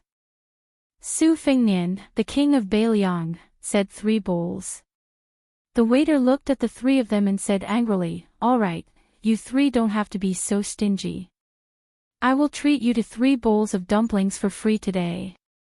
3 bowls of hot and fragrant dumplings were placed on the table. Gu Jiantang was the first to finish eating. After bidding farewell to Su Fengnian, he led his horse to the stall owner, leaving behind the Liaodong horse that was worth hundreds of taels of silver, and returned to the north alone. The stall owner and the waiter looked at each other. In the end, the two of them could not stop smiling. After Su Fingnian finished eating the dumplings, he quietly waited for Jiang Inai to finish eating. When he saw Jiang Inai put her chopsticks on the edge of the bowl, he smiled and helped her take the chopsticks off the bowl and neatly placed them on the table next to the white bowl. One of the few rules of the old Su family is not to put the chopsticks on the bowl after eating. She blushed, blinked her eyes, and asked softly, "Are you really going to be that?" Su Fingnian said softly, "Gu Jintang's words can be trusted, but not completely. It is too scary for a person to be able to go from Hongjia to Yonghui and then to Xiangfu." Jiang and I nodded and said, "I don't like this person. Uncle Chui Wai Zhao said that your father is a tiger out of the forest, Yi Baikue is a flood dragon by the river, Wang Sui is a python by the stream, and Gu Jiantang is a snake by the hole. The first three are all heroes who do not care about personal life and death, honor and disgrace. Only Gu Jintang's thoughts are the most gloomy and unpredictable." Su Fingnian grunted, "I will be careful." Jiang and I had a big heart. She had heard of Gu Jiantang being the emperor, so she did not care. She suddenly became sad and said pitifully, "Can't you save Uncle Chui Wai Zhao? If Bailiang had Uncle Chui Wai Zhao to come up with plans, you would not be so tired." Su Fingnian said helplessly, "It is not that I do not want to save him, but that I cannot save him." After a long silence, Jiang and I suddenly said carefully, "Uncle Chui Wai Zhao schemed against you. Do not be angry." Su Fingnian shook his head and said with a smile, "It is not important whether I am angry or not. I only know that the conqueror of West Chu is very angry at the world, so he wants to vent his anger on Great Peace City." The little mud person lowered her head and started to wipe her tears. She sobbed, "I do not want Uncle Chui Wai Zhao to die." Su Fingnian did not know how to comfort her. He only said softly, "The spring and autumn period is really over. Great Peace City." Wave after wave of arrow rain did not stop as they furiously rained down on that green robe. But the chess pieces outside the city were placed faster and faster. Almost as soon as a pillar of light hit the top of Great Peace City, a second pillar of light from the 9 heavens would follow closely behind. Every time a chess piece was placed and a pillar of light appeared, all the arrows would shatter in midair. They could not get close. The eaves of the palaces and pavilions in Great Peace City were shattered. The bell and drum towers of the temples and Daoist temples were also slightly shorter. The birds and pigeons in the city seemed to feel the pressure of the sky sinking. They flew lower and lower until they were below the tall pavilions. They had no choice but to circle anxiously under the eaves. The spring water thawed and gradually warmed. The fish that had been swimming leisurely in the rivers and lakes began to jump out of the water and call out to the birds in the sky. On the top of the city wall, Chai Ching-shan had already attacked once. The sword on his back, Wild Fox, truly displayed the presence of an earth immortal. It tore through the air with dazzling light. The majesty of the sword Qi and the vastness of the sword Intent caused an enormous white arc to appear between the top of the city wall and the green-robed chess player. The white arc rose from the top of the city wall and landed on top of the green-robed Xiao Changqing's head. In the end, the white arc seemed to collide with an invisible pool of lightning that could not be crossed. It created a large ball of sparks and lightning, and the sound was ear-piercing. The sect master of the Dongwei sword pool raised his arm high into the air and drew in his qi. The wild fox quickly flew around Xiao Changqing, who was sitting cross-legged. Unfortunately, no matter how great the commotion was, the flying sword could only fly around like a headless fly. It was unable to get within 10 meters of Xiao Changqing. Chapter 1750. When the flying sword could not bear the weight and broke, Chai Ching-shan swallowed the blood that had surged to his throat. He took a step forward and pointed forward with 2 fingers. He shouted, "Borrow the sword." The long sword on the young girl's back instantly flew out of its scabbard. Like a young serpent coming out of the water, a green energy as thick as the mouth of a well smashed forward. The present Liang River and lake had not reached the stage of withering incense, but people with eyes could see that it was turning from prosperity to decline. It was rumored that Huang Sanjia had gone against the flow and poured the remaining luck of the 8 kingdoms of spring and autumn into the pool of the Jianghu. Therefore, in the past 20 years, the water was full. The Jianghu of Liang seemed to be full of vegetation and life, but in reality, there were not many trees left. The liveliness would not last long. In this city that was the most virtuous in the world, Gu Jiantang and Xie Guaning were no longer in the city. Yang Taisui, Han Xingxian, Master Lu Hao, and Qi Jiajie had died one after another. The Qi cultivators of the imperial astronomer had almost all died. The 2 large formations that were the eyes of the formation had been destroyed in the hands of Su Fengnian. Therefore, Chai Qingshan had to stand out. The old man was for the sect, for his disciple, and for his own way of the sword. When the long sword in the scabbard of the young girl came at him like a swimming dragon, Chao Chongqing was still unmoved. He smiled faintly, his right hand holding a piece, his left hand brushing the cuff of his right hand. He seemed to be whispering to someone. There was once someone in Dechu who used troops, the more the better. He was unstoppable. In 72 major and minor battles, he did not lose a single one. He placed the piece lightly. The flying sword with a powerful presence fell to the ground 3 zhang away. It was like a huge rock that had smashed into the ground, causing dust to fly. Chao Chongqing did not look at the long sword. He only looked at a black piece that jumped out of the box and landed on the chessboard. At the same time, he reached out to pick up a round and cool white piece. He said with a smile, there was someone in Dechu who wrote poems that were like a bow of 100 stones, a crossbow of 1,000 caddies, like a full moon hanging above the heads of the people. It caused the younger generation to have the thought that they could only kowtow and not speak. It is truly magnificent. When the piece landed, the steels in front of the China Child prison in Great Peace City cracked inch by inch. There's someone in Dechu who talks as if he's possessed by a deity. The chess piece on his wrist is like a fierce general fighting for his life. His spirit is extraordinary.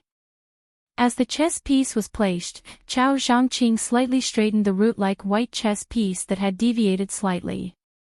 At the same time, all the crossbow bolts that had been shot at his opponent were blown away by a gust of wind and quickly slid out of their original trajectories.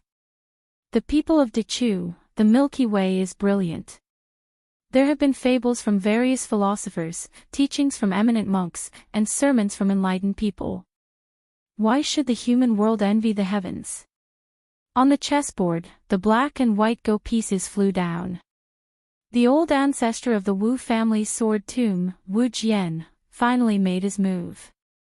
This family's sword path leader, whose family's sword art was the world's sword art, did not descend from the top of the city walls.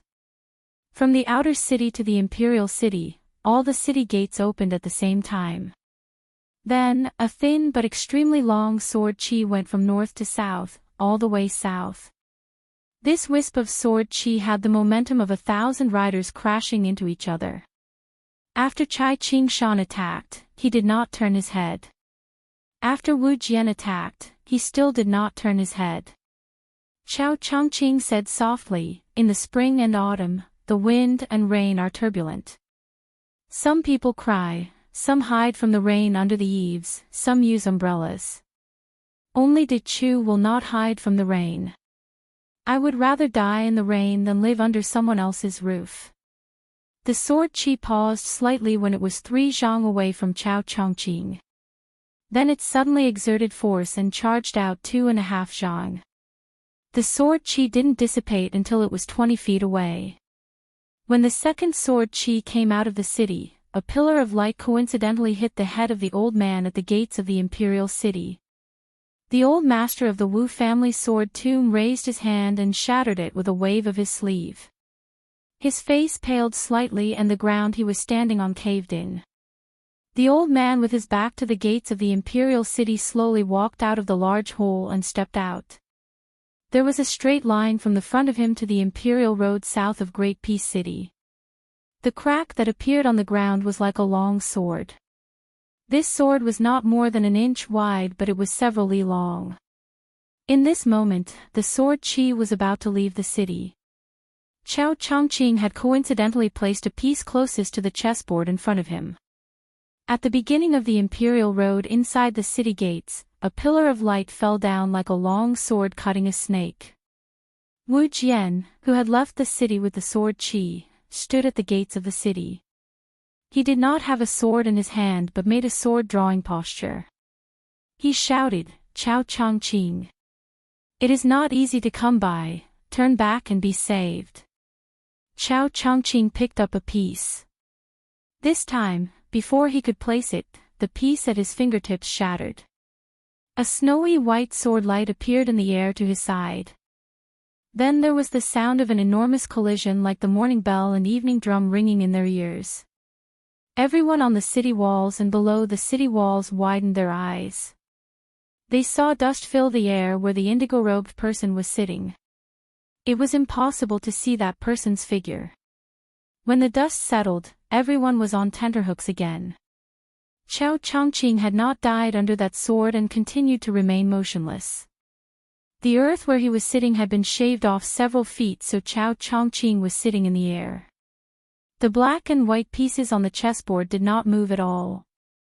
The white-haired middle-aged Confucian scholar finally raised his head. He did not look at the sword tomb family master in the northern city gate, but turned his head to the south. He said softly, "You are in this great Chu, whether you live or die, I am also here, always will be here." At this time, almost everyone's heart trembled.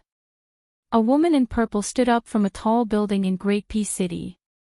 She lightly landed on the Imperial Road. Her body leaned forward slightly and she started to run out of the city. Her form, will, energy, and spirit were all at the peak of the world. Even the Wu family sword tomb old ancestor standing at the end of the Imperial Road had to avoid her. He let her charge out of the city. Chao Chongqing placed his piece extremely slowly this time.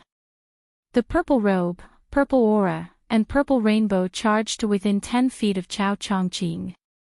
Xianyuan Qingfeng on the snowy plains of Mount Hui.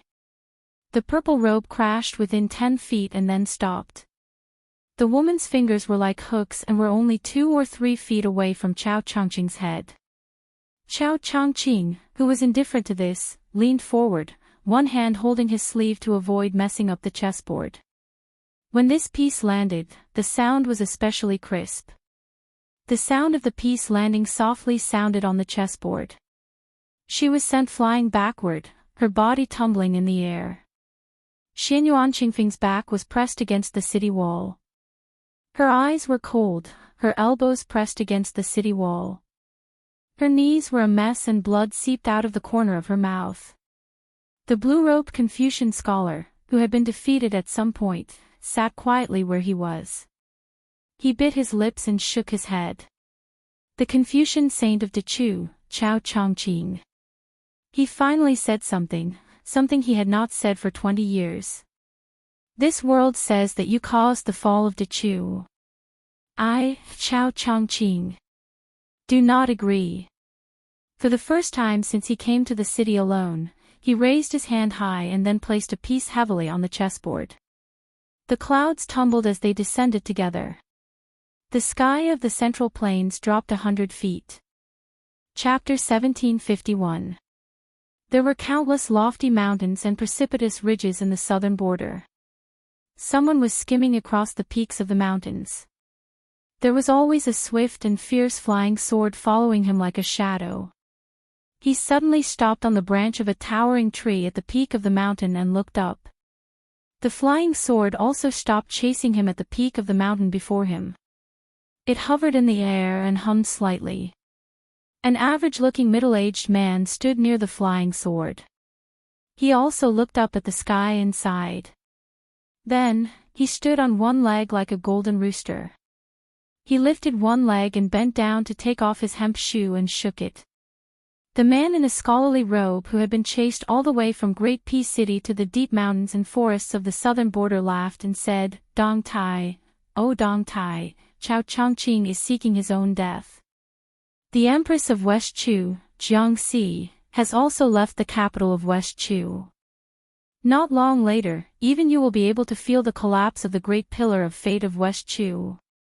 At that time, other than Tantai Ping Jing, that old woman, who replaced me and stole a part of it, there will only be Chen Jibao and Zhao Zhu who will benefit greatly.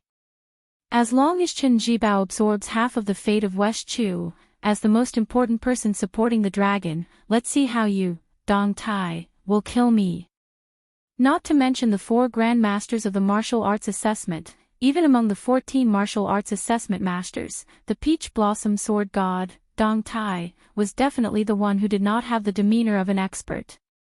However, it was this average-looking middle-aged uncle who had chased Xia Guining, the number 1 on the immortal map of land and dynasty, into such a sorry state. Dong Tai put on his shoes and curled his lips. He said unhappily, Are you saying that after a pure martial artist like me becomes an immortal on land, I will be hurt by fate if I kill someone with fate? Sorry, back then, there was an old Taoist on Mount Longhu who had returned to simplicity. He was killed by me when he ascended. It's fine. Xia Guining sneered, How can I be the same as Wu Lingsu of the Celestial Master Residence? Dong Tai rolled his eyes. In my opinion, there's really no difference. Xia Guining laughed loudly and said, Then I'll wait and see how your cultivation realm drops. Dong Tai put away his casual expression and said seriously, I don't care who should follow the will of heaven to suppress who, or who should follow the will of heaven to defeat who, and I don't care who the fate of the world flows to. I don't care about these things. I'm not even interested in becoming an earth immortal, let alone attaining the Tao and ascending. Xia Guining said angrily, You lunatic. You are even more unreasonable than Lu Dongxian and Li Chungang. Dong Tai turned his head to look at the flying sword, which was made of ordinary materials. He laughed heartily and said, I, Dong Tai, have the 3-foot sword by my side for the rest of my life. It's enough. Xia Guining clearly felt a monstrous murderous aura. It disappeared in a flash, and he fled even faster than before. The mountain under Xia Guining's feet was flattened by the sword. Dong Tai did not immediately pursue him. He raised his head again and looked at the unusually low clouds. Chao Chongqing, oh Chao Chongqing, Li Chungang left, Wang Xianji left, and now even you are leaving. Dong Tai suddenly laughed. 1 man and 1 sword flew into the sky. They passed through the clouds and arrived above the sea of clouds where the sun shone. Dong Tai stood cross-legged on the flying sword. He raised his head and looked at the golden sun in the sky. Dong Tai was bathed in the golden light. He stood on the flying sword and was lost in thought. In the end, Dong Tai gave a thumbs up to the sky and slowly turned to the ground. Dong Tai said loudly, I, Dong Tai, am already here in this life. In this life, I am already here. What can you do to me? Who dares to ask me, Dong Tai, if I can use my sword? No immortal in the heavens could answer this question. On the ground, Xia Guining muttered repeatedly, Lunatic, lunatic dang. Chao Chongqing is a lunatic. You, Dong Tai, are also lunatics. An official wearing a golden embroidered robe walked up to the top of the city wall with a straight face. He was in the prime of his life, just over 40 years old. If it had been during the Yonghui era when the Liang court was stable, he would have been an eye-catching existence. At the age of 40, he had become a second-rank official, the head of the Ministry of Justice. How could he not be proud? His surname was Liu, and his name was Eo. He was born as a Jinshu in the 8th year of Yonghui. Compared to Yin Maochuan's famous Yonghui Spring, he was a few years later. Liu Eo's talent was not obvious. His family was unknown, and he only had a very poetic name. However, Lu Yi's personality was ridiculed by Tai and City as a stubborn rock in the latrine pit. He had been the vice director of the Ministry of Justice for almost 10 years and sat on the cold bench for almost 10 years. In the end, in the first year of Xiangfu, he was promoted to a doctor. Last year, he was promoted to assistant minister. This spring, in fact, it was only 3 days ago that he was promoted to Minister of the Ministry of Justice of Liang. In addition to being in charge of the 4 departments of the Ministry of Justice, he also held the power to kill all the people of Liang in name. He was secretly responsible for the issuance of the embroidered copper fish pouches. The people who followed behind Lu Yi to the top of the city wall all had embroidered copper fish pouches hanging from their waists. Among them, there were 36 famous swordsmen, 18 blade masters, and 14 fist masters. The appearance of Lu Yi and this group of Jianghu masters was close to 70 people.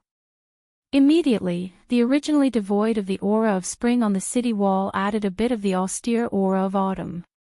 Lu Yi was a weak scholar, but even if he stood together with the Wu family sword tomb elder, Chai Qing-shan of the Donghua sword pool, and Xianyuan Qingfeng of the Great Snow Plateau, his aura was not inferior. Wu Jian stood behind the arrow battlement with his hands behind his back, his expression serious. Chai Qing-shan borrowed a second sword, Green Fox, from the young girl Shan Yi. He stood with his sword in hand and closed his eyes to rest. The purple-robed man sat directly on the battlement with his arms crossed and squinted his eyes to look into the distance. Lu Yi faced the 3 martial arts grandmasters who were strong enough to look down on nobles and said calmly, "The 68 people of the Ministry of Justice are willing to fight for a chance for the 3 of you. I hope that the 3 of you can cooperate sincerely. We can't let that West Chu Chao Chongqing continue to run amok in the capital." Wu Jian was silent. Chai Qing-shan nodded slightly. Only Xianyuan Qingfeng sneered and said, "The reason why I acted was because Chao Chongqing was worthy of my action. Are you worthy of ordering me around?" Lu Yi, who was considered a junior compared to the other leaders of the Ministry of Justice, said expressionlessly, "As long as the Great Snow Plateau of Mount Hui is still in Liang's territory, as long as Zhenzhou is still in Liang's territory, Lu Yi." Not waiting for this official to finish speaking, Xianyuan Qingfeng placed his hands on his knees. Chai Qing-shan was standing in front of Lu Yi at some point. However, there was still a trace of blood on the latter's cheek and some of his hair fell to the ground. Lu Yi didn't even bother to wipe his wound. He gently pushed Chai Qing-shan away and stared at the beautiful woman who was known for her arrogance. "You can kill me, and I can also die. However, as long as you, Xianyuan Qingfeng, appear on the walls of Great Peace City, as long as you stand in my sight, you will have to leave the city to fight. It's not that I, Lu Yi, am using the banner of the Ministry of Justice to threaten you, and it's not that I, Lu Yi, am asking for your help. Other than His Majesty the Emperor, there is no one else in this city that I cannot do without." Xianyuan Qingfeng leaned back and tilted his head. For the first time, he looked directly at this young minister. He said mockingly, "You are that poor scholar Lu Yi from Guangling Path, right? Did I remember your hometown wrongly?" Lu Yi's eyes were dark. It was unknown whether it was the shrewdness of a high official or the temperament of a scholar, but he did not become angry out of humiliation. He said calmly, "Those who walk different paths cannot work together." Xianyuan Qingfeng smiled. "Oh." Standing between Xianyuan Qingfeng and Chai Qing-shan, the old ancestor of the Wu family sword tomb frowned. He reached out a hand and casually grabbed. There was a bang in the air. He turned his head and said sincerely to the purple-clothed woman who killed people at every turn, "Little girl, if you don't change your personality, you won't be able to be number 1 in the world." For some reason, Xianyuan Qingfeng felt more respect for this old man. He was very cold to Chai Qing-shan of the Donghua sword pool. After hearing Wu Jian's kind reminder, she did not comment. She turned her head and continued to look outside the city. The qi in her body began to circulate rapidly. Her aura increased dramatically, and her purple clothes fluttered. She sat on the city wall like a unique scenery of the Jianghu. It seemed that no one in the Jianghu understood what this woman was thinking. Why did she suddenly become the patriarch of the Xianyuan family in the Great Snow Plains? Why did she go to the Guangling River to stop Wang Xinji? Why did she challenge the new Prince Liang in Great Peace City? Why did she go out of the city to fight Chao Chongqing today? Perhaps she was like a crazy child who did not grow up without parents. She was unwilling to be reasonable in everything she did. However, her cultivation was too high, and she had risen too quickly. Her opportunities were also too good. Therefore, no one had the qualifications to make her a graceful lady from a respectable family. Xianyuan Qingfeng looked up at the sky. Above her was a sea of clouds. The entire central plains were like this. She narrowed her eyes and felt slightly sad. She also liked someone, but she did not know how to let him know. It seemed that she did not dare and was not willing to let him know. Then she would let him remember her name. No matter where he went in the Jianghu, the battlefield, or the court, there would be stories of her deeds in the world.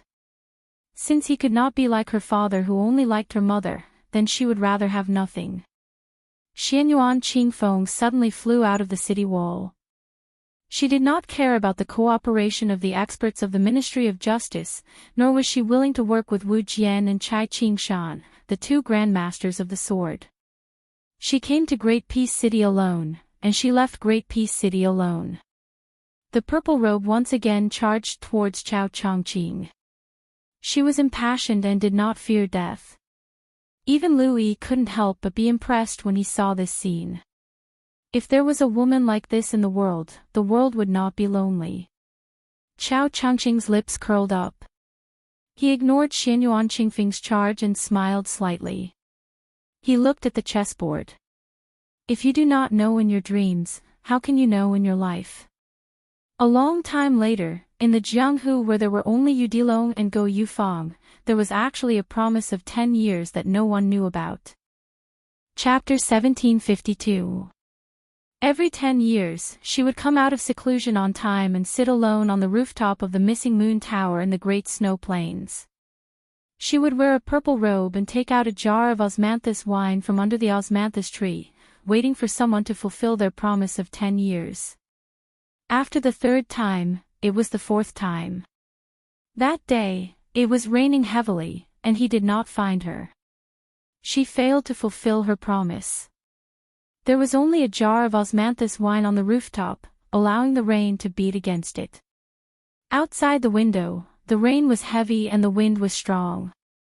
The woman in purple sat in front of the dressing table. The woman in the bronze mirror already had white hair. It was better not to see her. Her skirt was tied in a small knot. Beside her feet was an umbrella that she had treasured for more than 40 years. She lay on the dressing table and fell asleep. She seemed to be having a beautiful dream. She was smiling. There was an old man who didn't look old. He entered the house without knocking.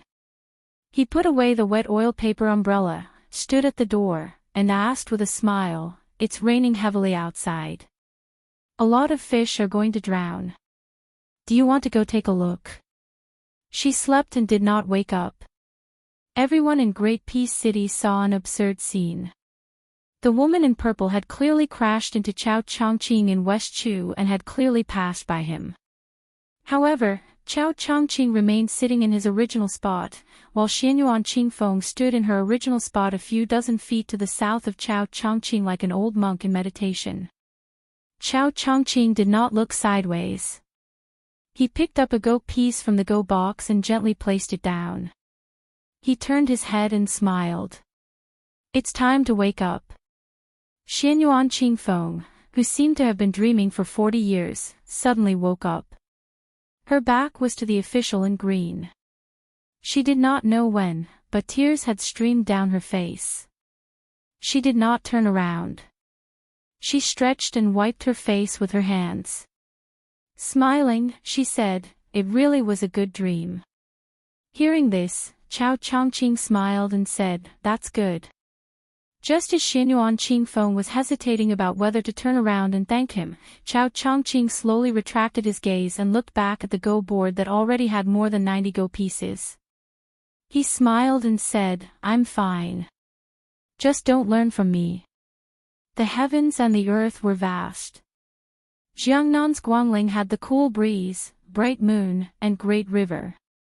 Northwest Jiliang had the boundless yellow sand. Let's see everything first before deciding on life and death. Life and death were the most important things in life, especially when one was young. One shouldn't make careless decisions. Life wasn't easy, and death was simple. Between life and death, there is also fate. A person's life has to be more exciting than a plant's autumn. Xianyuan Qingfeng nodded. As long as I, Xianyuan Qingfeng, am alive, I will try my best to reduce the number of deaths among West Chu survivors. Chao Chongqing dismissed it with a smile. Xianyuan Qingfeng flashed past. At the end of that big dream, she clearly knew that she didn't wake up, or rather, she was already dead. However, she could see that bastard with the umbrella standing alone at the door. His lips moved slightly, but he couldn't say anything. Xianyuan Qingfeng suddenly threw his head back and laughed loudly. Old bastard! The inexplicable abrupt departure of this purple robe did not delay Lu Yi from ordering the Ministry of Justice to go out of the city to kill the enemy. 68 Jianghu experts that the Ministry of Justice and Zhao Go had gathered from all over Great Peace City left the city together. They were like a flock of birds flying out of the branches. This time, Chao Chongqing placed a piece at the corner of the chessboard. Then, he pressed 2 fingers lightly on the piece and pushed it forward. Therefore, between Chao Chongqing and Great Peace City, between the north and the south, a turbulent energy like the Guangling River appeared. 68 experts seemed to be crossing the Guangling River during flood season. It was difficult and slow. There were constantly people who used up their energy and fell to the ground. Chai Ching-shan held his sword and flashed out. With one sword, he cut apart that great river of energy. Chao Chongqing's right hand picked up a piece and placed it on his left hand. He lightly swept it to the right. Instantly, a wave of sword energy surged out from left to right. Chao Chongqing then placed a piece from top to bottom on the chessboard. In the air, a particularly majestic and resplendent pillar of light fell straight down from top to bottom. Between heaven and earth, one horizontal and one vertical, 2 waves of sword energy. They attacked Chai Ching-shan of the Eastern Yu Sword Pool and Wu Jian of the Wu family sword tomb. Chao Chongqing was not in a hurry to pick up a piece. He stared at the chessboard and said to himself, Chao Chongqing, also have the Haoran sword.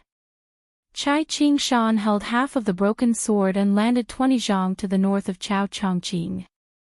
There was a large pool of blood on his chest. Wu Jian stood 100 zhang in front of Chai Ching-shan. The clothing at his shoulder was in tatters. The old man reached out with his right hand. There was a snow-white sword energy that seemed tangible in his hand. He said in a deep voice, Chao Chongqing, you will not hesitate to have your body and soul destroyed to finish this game. Chao Chongqing did not answer. On the city wall, the Minister of War, Lu Yi, pressed his hands against the city wall, his hands trembling.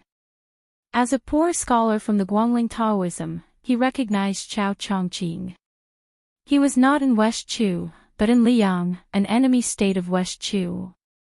He was in this Taiwan city. However, before Chao Chongqing and West Chu's Empress Jiangxi came to the capital in the first year of Xiangfu, Lu Yi, who no one cared about in the Ministry of Justice's Yamen, only knew a traveling Confucian scholar he met by chance, knew the scholar who would treat him to a meal of wine every time he entered the capital. Lu Yi couldn't afford a residence, so he could only rent a small, remote courtyard in the capital's southeast. During those years, whenever he saw that smiling middle-aged man in front of his deserted door, Lu Yi would always be pleasantly surprised and happy. In the officialdom, the taciturn Lu Yu liked to complain to this elegant and cultured senior scholar, to this Mr. Chow who he only knew his surname. After he got drunk, he said that his teacher was that Grand Secretary Great One who had students all over the world. He was clearly the top scorer in that year's examination, his essay not losing to the top 3, yet in the end, he was only a Jinsher. He felt like it was Grand Secretary Zhang Julu who purposely looked down on Guangling scholars, which was why everyone only knew that Bai Yan had students like Yi Mao Chen, Zhao Yuling, Yuan Gua, and the others, not Lu Yu. Meanwhile, Grand Secretary Zhang Julu also never considered him his student, let alone the disciple he was proud of. Meanwhile, after that Mr. Chow heard his essay for the examination word for word, he laughed and said that this essay was exactly the same as Bai Yan, hers when he was young, deeply understanding the essence of avoiding the high and dispersing, avoiding the empty and distant, a good essay. However, it was precisely because of this that Grand Secretary Zhang had you sit on a cold bench for many years like him, that you, Lu Yu, must not be impatient. Afterwards, half of Lu Yu felt relieved, half of it was because he had given up. He knew his place, kept his feet on the ground, burying his head in his work as a small official in the Ministry of Justice. However, what left him completely disheartened was that even when the Grand Secretary's reputation was in tatters, when he risked universal condemnation to pay him a visit, all for the sake of a teacher-student relationship, that Grand Secretary not only refused to meet him, he even had the gatekeeper pass him a message. Who is Lu Yu? I, Zhang Julu, have this type of disciple. I don't remember. That evening, Lu Yu returned to his simple and crude small courtyard, dead drunk.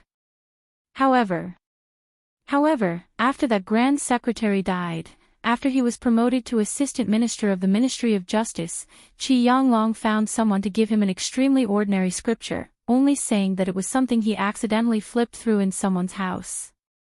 Lu Yu discovered that there were 2 old examination papers that were already turning yellow inside the book. It was no more than 1,000 words, but there were actually 16 comments totaling more than 500 words. At the end was that sentence, "Good talent comes out of Guangling, can also become a pillar. I should carefully nurture him for the country. When I die, he will be of great use." Lu Yu's eyes were moist. He did his best to keep them open, standing on the city wall, staring fixedly at that green-clothed man. "Mr. Chow, I was born in Dechu, I do not dare forget my roots. Therefore, in the future, I will seek peace in the imperial court for the sake of all the West Chu survivors. Mr. Chow, as Zhang Julu's student, I do not dare forget your kindness. Therefore, today, I have no choice but to stand here and take you as my enemy." Chao Chongqing suddenly turned his head to look at this Minister of Justice who was rapidly rising in Liang's officialdom. He revealed a faint smile, only gratification in his eyes. Nothing needed to be said. Rather than die heroically for one's country and one's surname, it was better to live dishonorably for the common people of the world. Lu Yu scholar, don't learn from me, Chao Chongqing. Chao Chongqing once again sat upright and still, facing the chessboard, unable to take his eyes off it. Silent and motionless. Heaven and earth resonated. Heaven and man forgot. Chapter 1753. In Taipan City, Sun Yin, the arrogant scholar who had once again found an excuse to ask for leave and not go to the yamen for the roll call, galloped madly out the door. He first found the small bookcase of the imperial astronomer, then pulled the youth with him and rushed straight to the Hanlin Academy. After finding the only 10th Dan of the Liang dynasty, Fan Zhongho, he asked for 2 boxes of chess pieces and picked a room near the window to store miscellaneous items. He pulled Fan Zhongho and the youth's supervisor to squat on the floor and began to review Chao Chongqing's game. The supervisor was responsible for explaining where Chao Chongqing's pieces were placed. Fan Zhongho followed the order of placing the pieces and at the same time explained the mystery behind them. However, the further they went, especially after 20 moves, whether it was Fan Zhongho or the youth supervisor. They all said that the person who played black first was mediocre. The first 10 moves could be considered passable, but it was also because they were familiar with the exquisite moves of the older generation of West Chu players. According to this person's level, not to mention entering the Liang chessboard to await the imperial decree, even Sun Yin himself would be able to win. Ignoring Sun Yin, who was being mocked and ridiculed, he sank into deep thought. Fan Zhongho grabbed a handful of black and white chess pieces with one hand and was ready to place them down at any time. His other hand held his chin and his brows were tightly furrowed. Sun Yin muttered to himself, Chao Chongqing, as the #1 official in the world, is this the last game of his life, just like this? Against such a mediocre player, he was able to tangle endlessly for 100 moves. Fan Zhongho didn't say anything. The youth supervisor sneered, what do you know? Can you see how many moves the black pieces have made? Chao Chongqing's opponent was clearly a crappy chess player who only knew how to memorize. He was probably someone who frequently came into contact with West Chu players. From Li Mi, who was known to make West Chu players shout, heaven above, to Wang Qingxin, who was publicly known to only let Li Mi go first, and then to Gu, who lost a piece to Wang Qingxin. All along the way, it could be said that all of the proud moves of the West Chu players had been forcefully used by the black player in this game. Coincidentally, with this hodgepodge of unreasonable moves, the black and white was actually a tie. Therefore, it could be said that Chao Chongqing, who was playing white, did this on purpose. Otherwise, who in the world would dare to play Chao Chongqing's first move? My grandpa Jianjing can't, Wang Longsher can't, no one can. Even 1,000 years later, no one could. Sun Yin looked at Fan Zhongho. The latter nodded lightly. Sun Yin slapped his forehead, speechless. Great Peace City was still trembling. After each earthquake, Fan Zhongho would accurately place a piece under the direction of the youth from the imperial astronomer. Fan Zhongho suddenly raised his head and asked, it's about to end. Are you not going to say hello? The youth pretended not to hear and muttered, the mysteries of heaven cannot be revealed. I still want to live a few more years, and leave this city to go out and see. Sun Yin's ears were sharp. Hearing this, he couldn't help but tease, you brat, not only do you have a foul mouth, you're also very slippery. The youth with the nickname Little Bookcase mocked, Little Cat, I don't even want to talk to you. Kid Cat was an unconventional nickname given to Sun Yin by the young man. He tore down the Sun character and translated the Yin character. Fan Zhongho messed up the game and said with a smile, let's not play this game. Mr. Chao's chess skills can only be judged by old supervisor and, in any case, only 2 people can comment. As to how Mr. Chao is outside of chess, it's not something we can comment on. Sun Yin stared at the youth who was not wearing the robes of an official but was dressed in white. The latter hesitated and glanced outside the window. In the end, he said, the Zhao family of Liang has lost much of their destiny. If not for this, I would have gone to complain to Sister Empress long ago.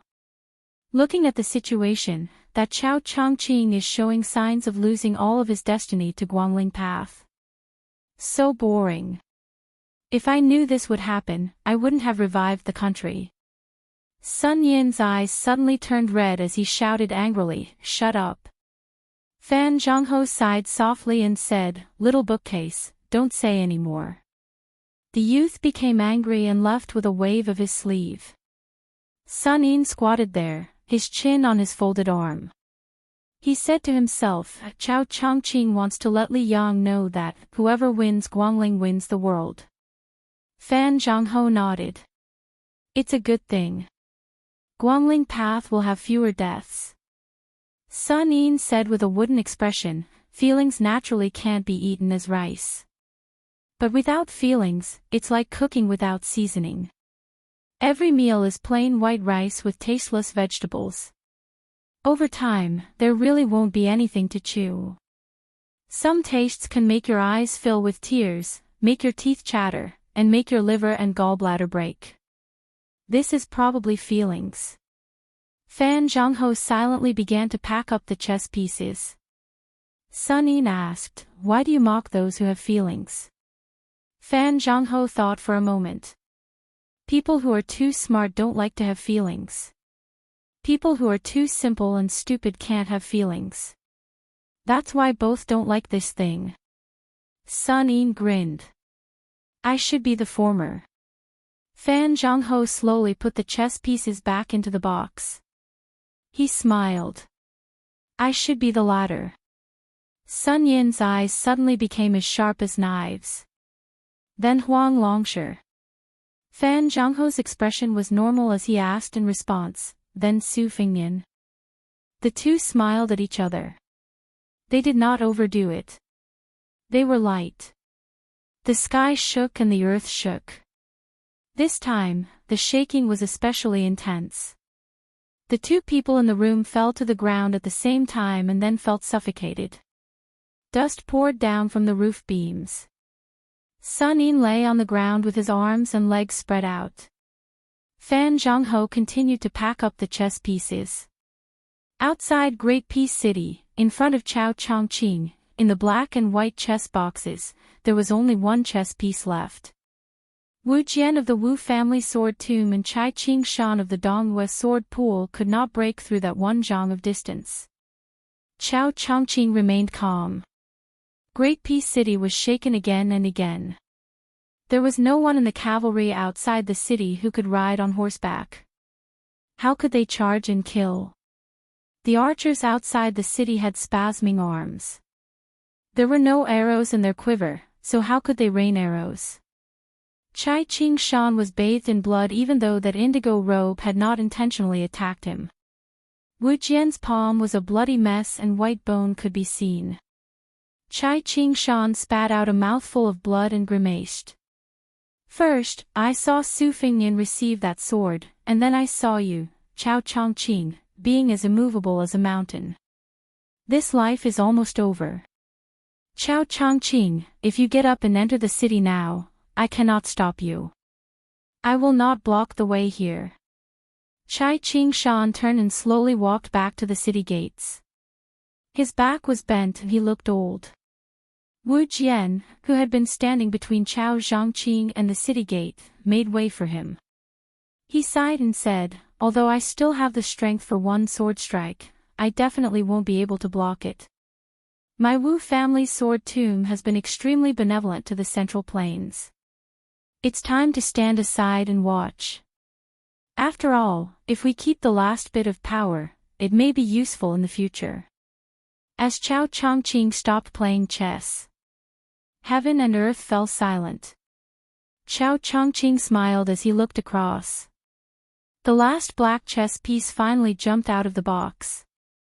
It seemed that the person holding the black chess piece was somewhat hesitant. It swayed back and forth, unwilling to land. Or it could be said that it did not know where to land. Chao Chongqing leaned forward slightly. He held the chess piece with two fingers on one hand and extended a finger with the other to point at a certain spot on the chessboard. He said softly, "You might as well place it here." Sure enough, the black stone landed on that spot. Chao Chongqing put down the hand holding the chess piece. He smiled but did not say anything, as if he had admitted defeat. More than 200 black and white chess pieces hovered in the air. Chao Chongqing closed his eyes. You won. But I, Chao Chongqing, never felt that I had lost. This game of chess was the proudest game of my life, Chao Chongqing. The corners of Chao Chongqing's mouth curled up slightly. He suddenly waved the sleeve of the hand holding the chess piece. The chess piece went from south to north. After entering the city, it charged along the long imperial road, smashing through the gates of the imperial city, the gates of the palace, and the gates of the Hall of Martial Heroes. Only when it smashed through the dragon throne that the previous emperors of Liang had sat on did the chess piece turn to dust. Chao Chongqing opened his eyes. His face was covered in tears, but there was no sorrow on his face. He slowly extended a hand in front of him. It was only at this moment that the old green robe was soaked in fresh blood. A cool breeze blew through the world. It blew away the stench of blood, and also blew away the wind. Chao Changqing's fingers began to dissipate. Then his arm, and then his body. The black and white chess pieces also vanished. In the end, that blue robe could no longer be seen outside Great Peace City. There was no more Chao Guanzi in the world. Chapter 1754. The rain was the worst during the Qingming festival. On the Beiliang Post House Road in the drizzle, large groups of Yuzhou cavalry were constantly rushing to the Liangzhou Pass. In addition, the cavalry troops in Liangzhou who had come to reinforce Qingzhou City had yet to return to their station, which meant that almost all the main forces of Beiliang, especially the cavalry, had surfaced and become the absolute main force in the next battle of Liangmang. It would evolve from a siege battle to an unprecedented large-scale cavalry battle. In the fierce collision between the nomadic civilization in the north and the agricultural civilization in the Central Plains, one was active and the other was passive. The former relied on the advantage of the number of warhorses to invade the pass, while the latter relied on the crossbows in the city to defend. In history, countless cities outside the Great Wall and near the border had been submerged in the tide of cavalry. In the sound of horse hooves in the north, the words "isolated city" and "slaughtered city" followed closely. As a result, in the past 20 years, countless civil officials would secretly daydream in the imperial court, thinking that if the two elite cavalry troops of Liang, hundreds of thousands of Beiliang cavalry troops and nearly 100,000 border cavalry troops of the two Liao provinces, could sincerely cooperate to fight against the enemy and compete with the Beimang barbarians on horseback, what a magnificent scene it would be. In Yanji County, which bordered Yuzhou and Liangzhou, on a muddy road, two horses stopped at a fork to make way for a caravan of merchants. The young man was wearing a green robe, with a cold saber hanging from his waist, and his mount was one of the few warhorses in the Yuzhou army. The woman in white was carrying a long cotton bag on her back and a saber hanging from her waist. The young man stopped his horse to make way for the caravan, and the woman of the same age next to him was as beautiful as a fairy. This made the head of the guards in the caravan, who was in charge of clearing the way, tremble in his heart. He hurriedly told his subordinates to pass a message to the arrogant guys in the caravan behind him, who were used to speaking dirty words, telling them not to be unscrupulous just because they had some connections with the Beiliang frontier army. A young man who dared to openly hang a new cold saber on himself was definitely not someone that the second or third-rate members of the Fish Dragon gang could provoke. Perhaps it was because of the leader's warning that although the caravan guards' eyes were burning, none of them dared to flirt with the woman or whistled at her. The caravan slowly moved forward. Suddenly, a rider turned around and galloped over. The handsome young knight stopped his horse a dozen steps away from the man and woman. With a bright smile, he cupped his fists and said to the woman in white, "I'm Chen Jinzhai from the Fish Dragon gang. May I know your name, miss?" "Don't worry, miss, I don't have any evil intentions. It's just that I couldn't stand the instigation of my friends. They made a bet with me that I definitely wouldn't be able to find out Miss's name. If they lost, they would have to treat me to green ant wine for half a year." The handsome young man from the Fish Dragons grinned and said considerately, "Miss, if it's inconvenient for you to tell me your name, just name it." Unfortunately, even though Chen Jinzhai took a step back, the woman was still indifferent. She looked at him calmly, without the shyness of an ordinary girl from the Central Plains facing a lecher, or the anger of a Beiliang girl facing a foreign playboy. In the drizzle, Chen Jinzhai, whose hair was slightly wet, smiled brightly and had no intention of backing down. The young man with a saber who was deliberately ignored by Chen Jinzhai said with a smile, "Her name is Jiang Cabbage, cabbage as in Chinese cabbage." The beautiful woman who was called Cabbage by her companion glared at him and said angrily, "You're Su Jizi, persimmon as in rotten persimmon." Chen Jinzhai, who was now a little famous in the Fish Dragon gang, was a little hurt. He thought to himself, you two seem to be competing with each other, but in the eyes of a bachelor like me, it's more excessive than flirting. The young man who was called a rotten persimmon asked with a smile, I heard that your gang's leader, Lu Narong, is going to give up her position to someone else. Chen Jinjai's face suddenly became a little dignified. He finally faced the guy who dared to hang his saber without permission. The Fish Dragon Gang, the Fish Dragon Gang, the name was really far-sighted. It was more complicated than all the other 9 sects and gangs in Liang. It gathered nearly 20,000 people in the Jianghu, a behemoth in terms of numbers. Everyone in the Fish Dragon Gang was well aware of it. If the Fish Dragon Gang was not a puppet personally supported by a big shot in Beiliang, it would never have expanded to such an extent today.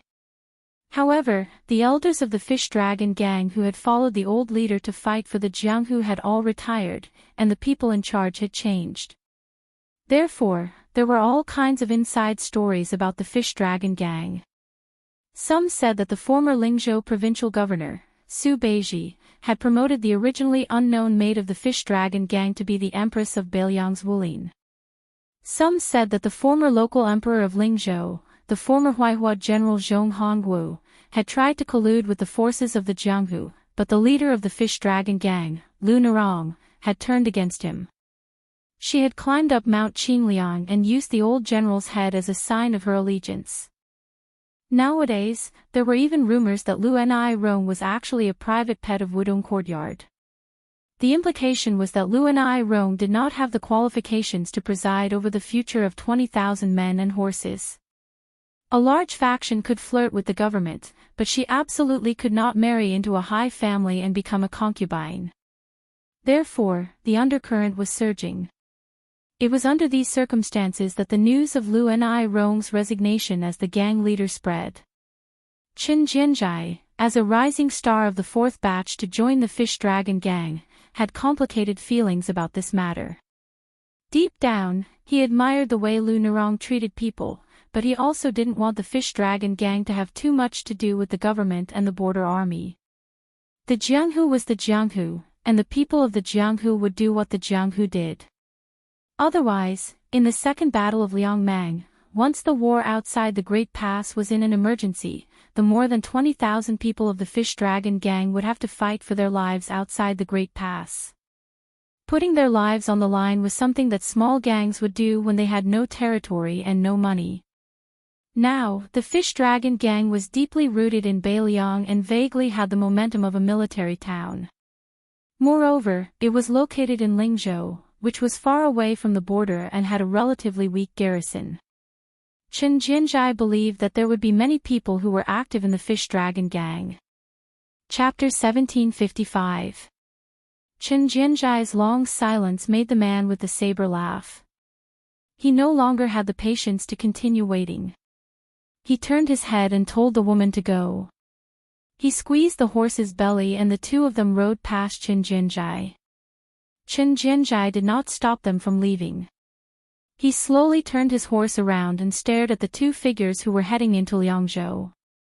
They were Su Fengnian and Jiang Enai, who had just entered Yuzhou from outside Jibei Pass. Jiang Enai glanced at Su Fengnian without showing any expression. There were many versions of the Fish Dragon Gang's sudden appearance in the Jianghu of the Central Plains. She knew that when he went to Beimang, he seemed to have come out with a group of Fish Dragon Gang members. Su Fengnian, who had guessed her thoughts, smiled and said, "When I was young, I didn't have to worry about life and death. When I was younger, I often heard my mother telling me that the girls in the world were cute and pitiful, and that I should take care of them. So, I always thought, why wouldn't I like such a good girl? If I could have her, why wouldn't I? In the past, I really liked to collect the ancient people's rare calligraphy. For example, I spent a lot of money to collect the Tenli Spring Breeze calligraphy, Heavy Rain Relieving the Summer Heat calligraphy, High Branch Autumn Cicada calligraphy, and Early Clear Snow calligraphy, this set of calligraphy of the 4 seasons.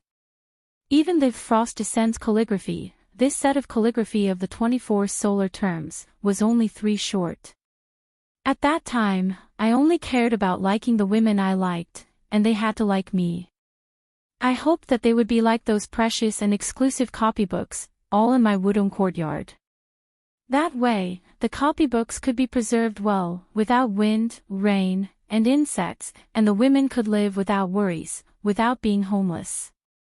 Jiang and I clicked her tongue and said, I think Gu Jiantang was secretly happy when he wanted to help you become the emperor.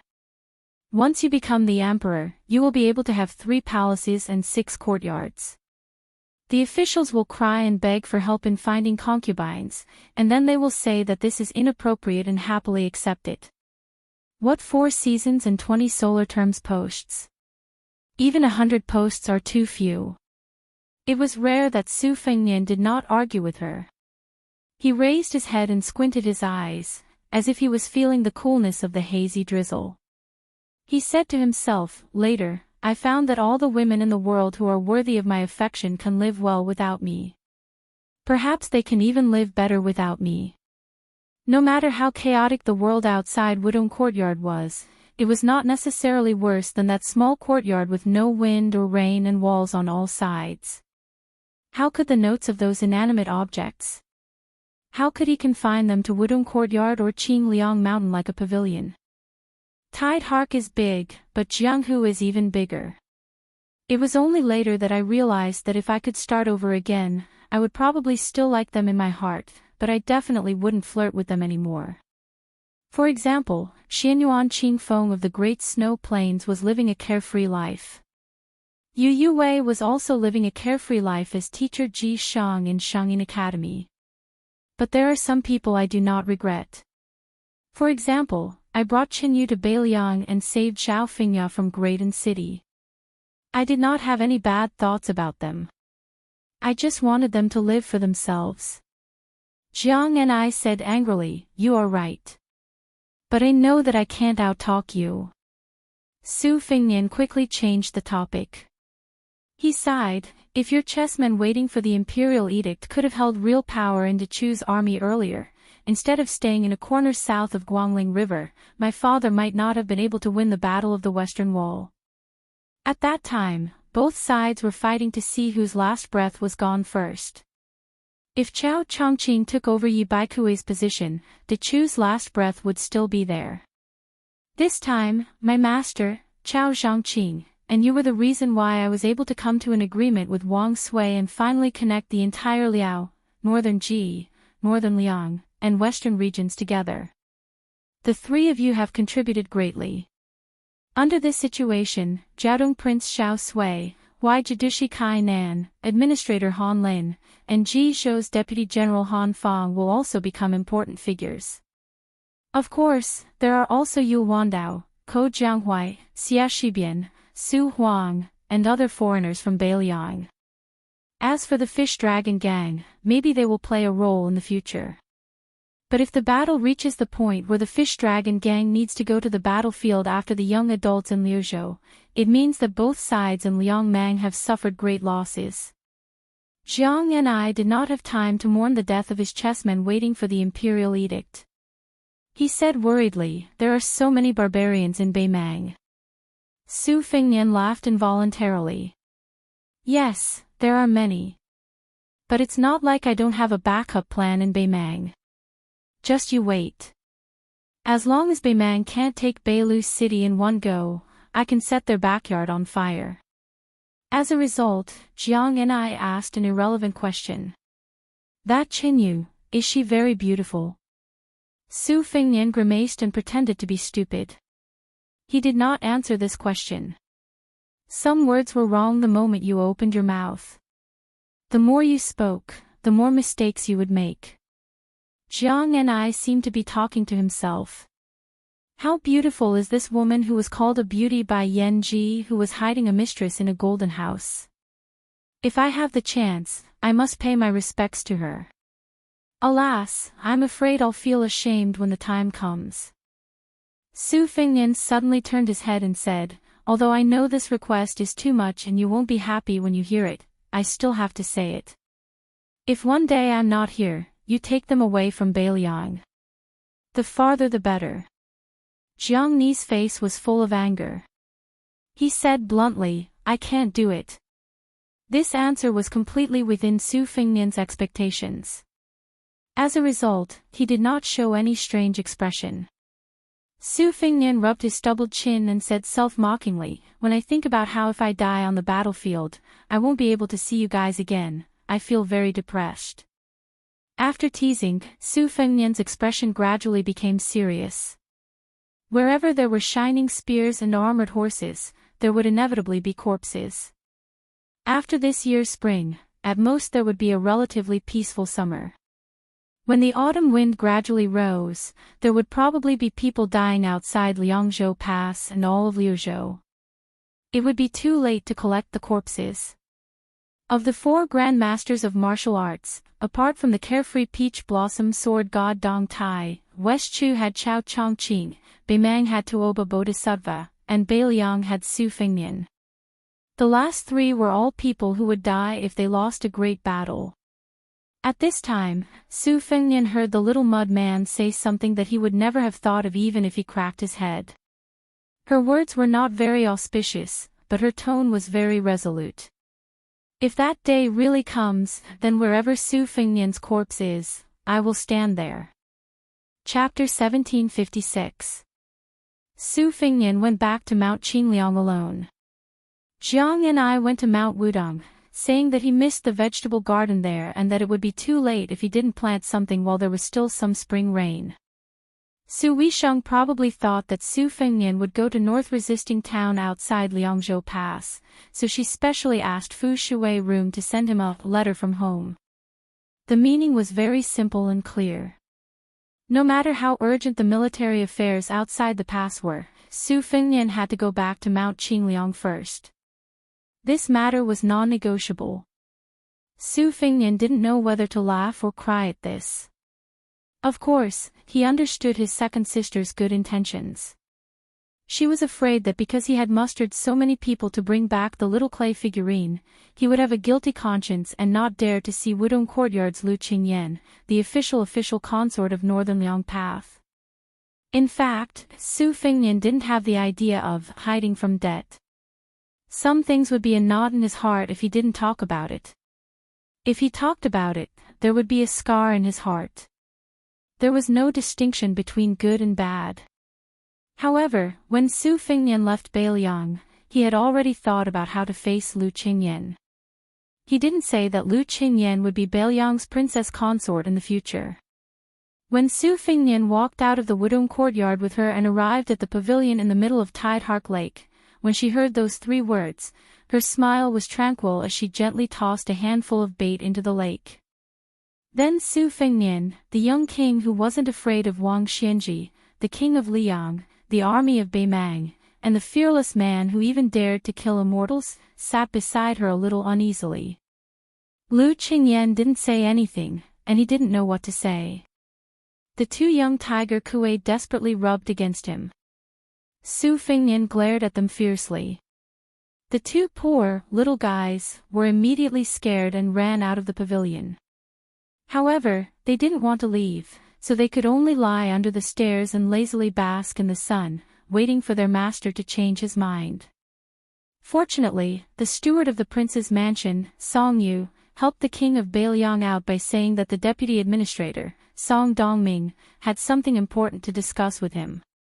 Su Fengnian felt relieved and took his leave. Lu Qingyan stood up to send him off. She softly said, "Your Highness, you should write another Spring Festival couplet and have someone send it to Mount Wudong. In the future, don't say sorry, it's really not necessary." Su Fengnian wanted to say something but stopped. Then he smiled. This was probably the taste of a family. He insisted on sending her back to Wutongan first. Along the way, he casually asked his father-in-law about Lu Dongjiang. Lu Qingyan seemed to have gotten over it. Towards the new provincial governor of Liangzhou, who had broken off their father-daughter relationship with her, there was neither deliberate alienation nor excessive closeness in her words. Su Fengnian didn't know how to explain it, mainly because he was afraid that he would paint a snake with legs and draw legs. It was difficult for an upright official to resolve family disputes because the scale of reason and affection were too difficult to grasp. Logically speaking, the Su family took care of the Lu family in all aspects. However, it was obvious that the Lu family still felt that the in-laws didn't do enough. They never thought that the family's unacclimatized situation in Beiliang was their own fault. Instead, they thought that the support from Mount Qingliang was not enough, and that Lu Qingyan didn't give him enough pillow talk. After sending Lu Qingyan back to Wutongyan, Su Fengnian looked at the slender and weak back. He hesitated for a moment and finally made up his mind. Then he followed Song Yu to Song Dongming's government office, which was located halfway up the mountain. Unexpectedly, Song Dongming stood at the door to greet them. After Su Fengnian and the deputy administrator of Beiliang took their seats in the government office, Song Dongming told them the reason without waiting for the officials to serve them tea. It turned out that after Lu Dongjiang was promoted to the governor of Liangzhou, he promoted more than a dozen children of the Lu family to the provincial governor's mansion. Moreover, some of the appointments were related to the fourth-grade official position. They should have been approved by the governor's mansion before they could take effect. However, it seemed that Governor Lu wanted to act first and report later.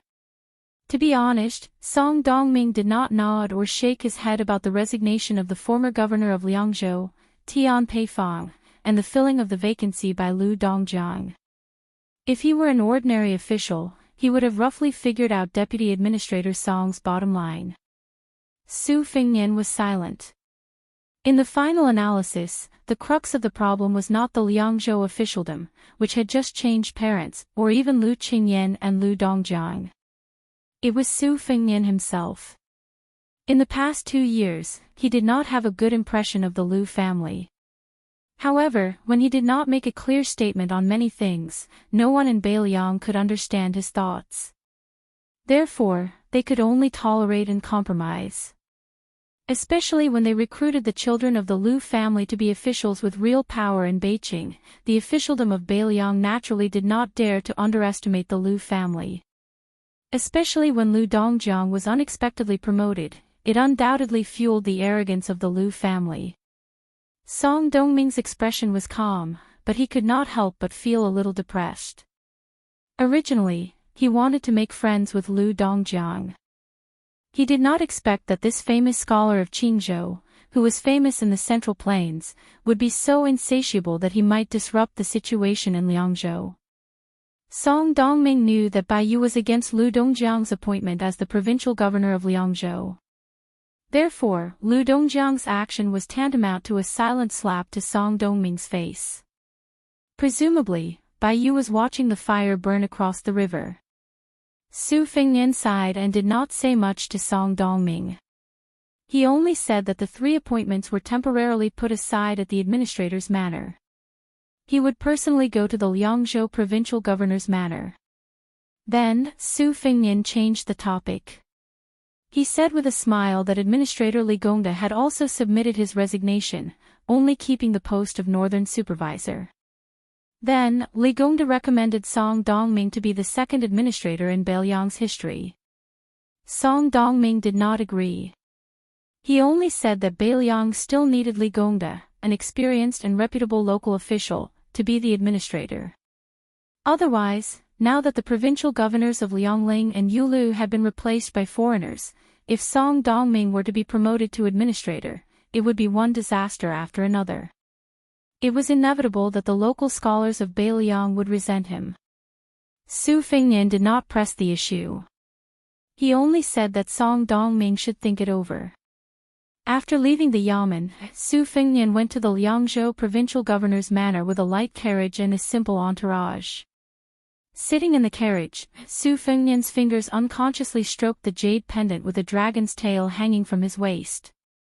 It was not strange that Song Dongming would give up the position of administrator. Bai Yu, who had arrived in Beiliang later than Song Dongming, was now in a low position in Mount Qingliang. This Mr. White Lotus did not have a prominent official status, but he had gathered a group of like-minded young talents around him. Bai Yu only lacked a status. Once Song Dongming vacated the position of deputy administrator, there was no doubt that Bai Yu would take it. Obviously, in Song Dongming's eyes, the position of deputy administrator was like a dangerous pass. He could not give it to Baiyu, who was eyeing it covetously. Otherwise, Baiyu, who was justified, would truly rise in Bailiang's officialdom. Song Dongming was determined to sit in the position of deputy administrator for another 2 or 3 years. At that time, as long as the Battle of Liangmang came to an end, Bailiang's civil and military officials would reward him based on his contributions. Baiyu, who did not have enough status, would not be a threat to him in the future. Su Fengnian smiled knowingly. He had no intention of exposing Song Dongming's dark thoughts. In fact, this was a good thing. It meant that Song Dongming was showing signs of taking root in Bailiang. As for whether he would treat Baiyu unfairly, Su Fengnian did not care.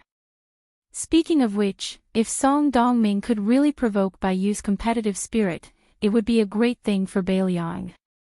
Chapter 1757.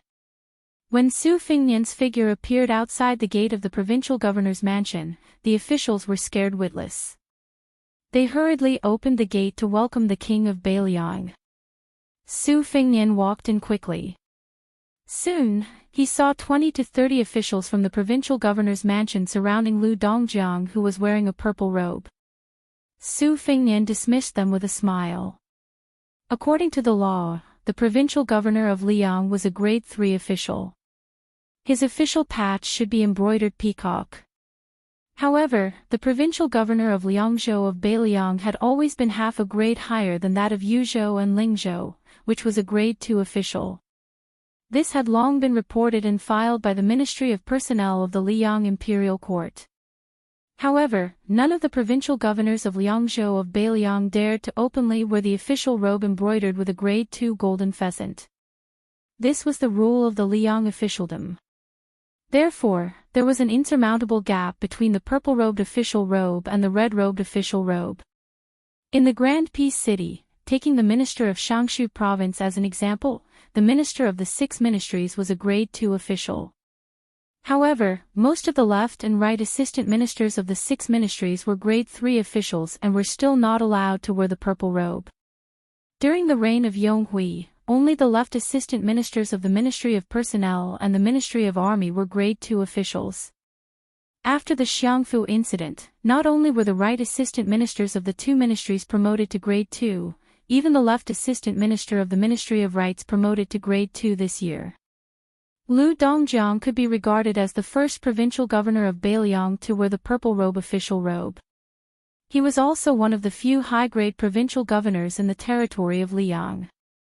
If Su Fengnian remembered correctly, in today's world, only the top officials of Liangzhou of Bailiang, Qingzhou of Jinggan, Tangzhou of Nanjiang, and Yuezhou of the southern border of the capital region were grade 2 officials. Therefore, it was reasonable to say that Lu Dongjiang was the third person of the civil officials of Bailiang, only under the Minister of War and the Deputy Minister of War. The sudden meeting was full of laughter and joy. Whether it was the old faces in the Liangzhou provincial governor's office or the dozen new faces with the surname Lu, they were all relieved to see the young vassal king with a gentle smile. If Great Peace City was the foot of the Zhao family, then Liangzhou was the door of the Su family. The position of provincial governor of Liangzhou had been vacant for many years. The position of provincial governor of Liangzhou was actually equivalent to provincial governor. The position of general of Liangzhou had always been held by the protector general of Bailiang. After Tian Peifang was promoted from provincial governor of Yuzhou to provincial governor of Liangzhou, she did not make any changes. She advocated non-interference governance. Lu Dongjiang changed the previous position and pushed out dozens of Lu family members at once. In addition, Shi Fu, who had been silent for many years, became the general of Liangzhou. Fortunately, after the Wangye's conversation today, both the new and old officials of the provincial governor's manor expressed his affirmation. He named 7 or 8 people and praised them. He had high hopes for the new people and had an appreciative attitude towards the old people. As for the 2 sides that were at daggers drawn, there was no stick, only dates, and there was no favoritism. This made the old people of the provincial governor's manor shed tears of gratitude. They were really worried that after Lu Dongjiang became the head of the manor, it would not be enough to stuff a dozen people of the Lu family into the manor. He would not stop until they were all on the cold bench. Once the Wangye tacitly approved of this, then even the gods would not be able to save their official careers. For some reason, after seeing the king with their own eyes today, they were angry at the Lu family. As a result, the old officials of the provincial governor's office, who also had a lot of silent criticism of Mount Qingliang, suddenly felt their anger vanish. It was probably because the young king's appearance as he sat on the chair and talked cheerfully and wittily made people involuntarily revere him. In the end, Su Fengnian had a private chat with his father-in-law, Lu Dongjiang. Outsiders did not know what the young king said, but they only saw that the provincial governor's face, which was full of smiles, was becoming more and more radiant. Afterwards, Lu Dongjiang took the initiative to retract a few of the illegal orders and comforted the clansmen. He promised that in less than 3 years, each of them would have great wealth. Not only that, for the first time, Lu Dongjiang sternly warned everyone that they had to be more restrained in this period of time and not bring disgrace to the Lu family's reputation. Other than giving the clan a reassurance, Lu Dongjiang also removed 3 members of the Lu family from the genealogy overnight. From that moment on, Lu Dongjiang finally had some of the air of the head of the Lu family. When Bai Yu drunkenly walked out of a secluded mansion, he suddenly saw a carriage lift the curtain. He paused and then strode over. Getting on the carriage, he sat in the carriage. Facing the young man, Sir White Lotus was calm and composed. Su Fengnian, who had come to Beiliang's deputy provincial governor's mansion to pick him up, joked, "Sir White Lotus, are you not afraid of provoking public anger?" Because of his eyesight problem, Bai Yu habitually squinted to look at people. He smiled and said, "I can't do anything to the hot stove, but Prince won't allow me to do anything to the cold stove." Su Fengnian laughed involuntarily and changed the topic. Li Gongda said that he wants to resign from the position of administrator, and Yuzhou provincial governor Hu Kuei also wants to enter the border army. Does Sir White Lotus have any thoughts? If you do, you can say it directly. Bai Yu was not afraid and said directly, "Prince, tell me your thoughts first," and of course, Deputy Administrator Song's thoughts. Su Fengnian also said bluntly, "My original intention was to let Sir Song be promoted to administrator and you fill in the position of deputy administrator. But Sir Song said that there are already too many foreign provincial governors in Beiliang, so there should not be another administrator." Bai Yu leaned lazily against the wall of the carriage and sneered, "Oh. That's simple. After Administrator Li resigns, Sir Song will be his official administrator, and the new provincial governor of Liangzhou, Lu Dongjiang, will be the deputy administrator. Then, Lingzhou Song Yan, who is from Beiliang, will be the provincial governor of Yuzhou. As for the provincial governor of Liangzhou..." At this point, Bai Yu extended his finger and pointed at himself. "If not me, then who?" Su Fengnian was silent. Bai Yu smiled and said, "Beiliang's arrangement is to make things difficult for Sir Song. But if I ask for a smaller position and run to Yuzhou to be the provincial governor and no longer be an official under Sir Song's eyes, it will make things difficult for Prince." Bai Yu stopped smiling. "In fact, the most suitable candidate to be the provincial governor of Liangzhou is not me, but the former provincial governor of Lingzhou, Su Beiji. Rest assured, Prince, no matter what, I will not be the deputy administrator or the provincial governor." Su Fengnian was puzzled.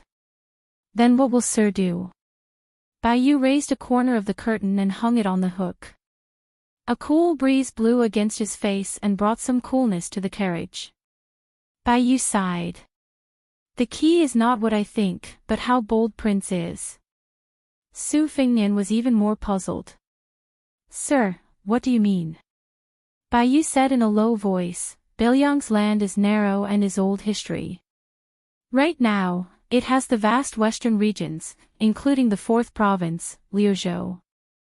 Adding on a 5th province outside Liangzhou, with Fengbei City as the fulcrum, it will be enough to accomplish great things. Su Fengnian's heart trembled. He said calmly, the imperial court will not agree to Bailiang occupying 5 provinces. Bai Yu smiled. Now that things have come to this, do we still need the imperial court to agree? I inadvertently saw some hastily changed border army deployments. Yuzhou, which was originally destined to be a spectator in the Second Battle of Liangmang, suddenly became important again. Why?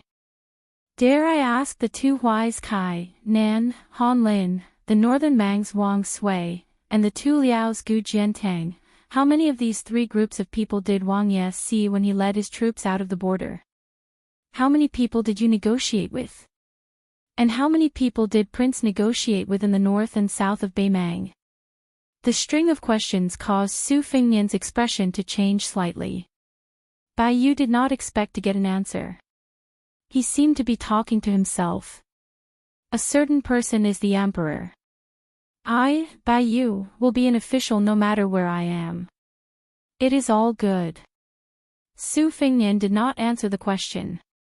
Our scholars in Bailiang want to be an official, and they want it so righteously. I am very happy. Bai Yu's eyes widened slightly.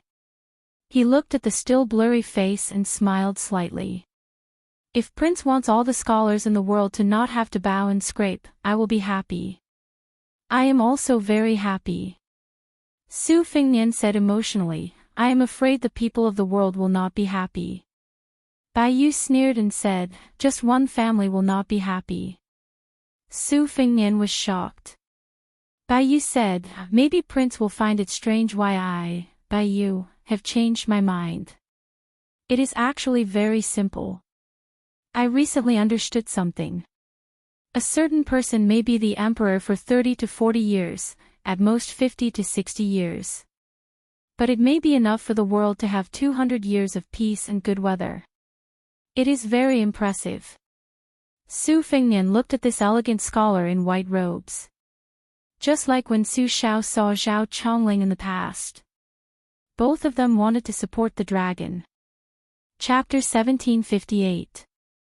Su Fengnian had an additional, nameless, young attendant by his side. He rode a horse and wore armor, but he did not carry a cold saber or crossbow. He was serious in speech and manner and had a lot on his mind. Su Fengnian traveled all the way to the north. He did not deliberately win over this talented young man. It was not that he did not want to, but it was meaningless. Whether Su Fengnian talked to him about the national interest or high official position and generous salary, it all seemed ridiculous and comical. This was because his name was Xie Shibian, Chao Changqing's favorite disciple. He was one of the twin jade annulus of Dechu who stood out during the Guangling Taoist War. Most of the students of Dechu were now placed in the major academies of Lingzhou, far away from the troublesome places. Only Xie Shibian proposed to go to Bailiang Pass to take a look. Of course, Su Fengnian would not refuse. He now somewhat understood the mentality of the late emperor of Liang, Zhao Dun, and Qin Jibao. Some people, even if they could not be used, as long as they were by his side, they would be like a devastatingly beautiful woman standing in front of his eyes, equally pleasing to the eye. And to be fair, compared to Ko Jianghuai, who was unruly and unbridled, the gentle, respectful, and thrifty Xie Shibian made Su Fengnian feel more at ease. Getting along with Ko Jianghuai was like drinking a large bowl of strong wine. It was delightful, but he had to worry about whether or not he would get drunk. Getting along with Xie Shibian was like drinking a small cup of tea. It did not hurt his stomach, and he did not have a headache. Along the way, Su Fengnian would only greet Xie Shibian when he received a spy report from the Fushui Fang. The spy reports were mostly from the higher-ups of the Liang imperial court. After Xie Shibian finished reading them, he kept them one by one. Every time he received a piece of paper, it often meant that Dechu had lost a battle line, or that several cities had fallen. Xie Shibian only became more and more taciturn, and there was no obvious change in his expression. One by one, familiar generals of Dechu were beheaded and became the military exploits of Liang's leading generals. One by one, familiar names chose to surrender to Liang. The territory that Dechu controlled became smaller and smaller. Wu Zhongshuan, Lu Xingxiang, Songli, and even Su Gong and Yuan Tingshan appeared more and more in the court reports. Dechu's power was gone, and this was undoubtedly the end. The last court report was to inform the world that the Emperor of Liang would personally lead the army to the West Chu rampart in the beginning of summer. At the same time, he issued an edict that as long as the rebel armies of Dechu gave up resistance, the imperial army would not kill a single person on the battlefield. The people of Guangling Road would still all see them as Liang people. As they approached the North Jibei city, Su Fengnian received a concise spy report from the Gerfalcon's Claw. This time, he did not pass on the military intelligence to Xie Shibian, but the latter rode his horse over with a gloomy expression. He wanted to say something but stopped. Su Fengnian did not wear any armor. Instead, he wore a simple and elegant scholar's robe. He only wore a cold knife and a dragon-patterned jade pendant.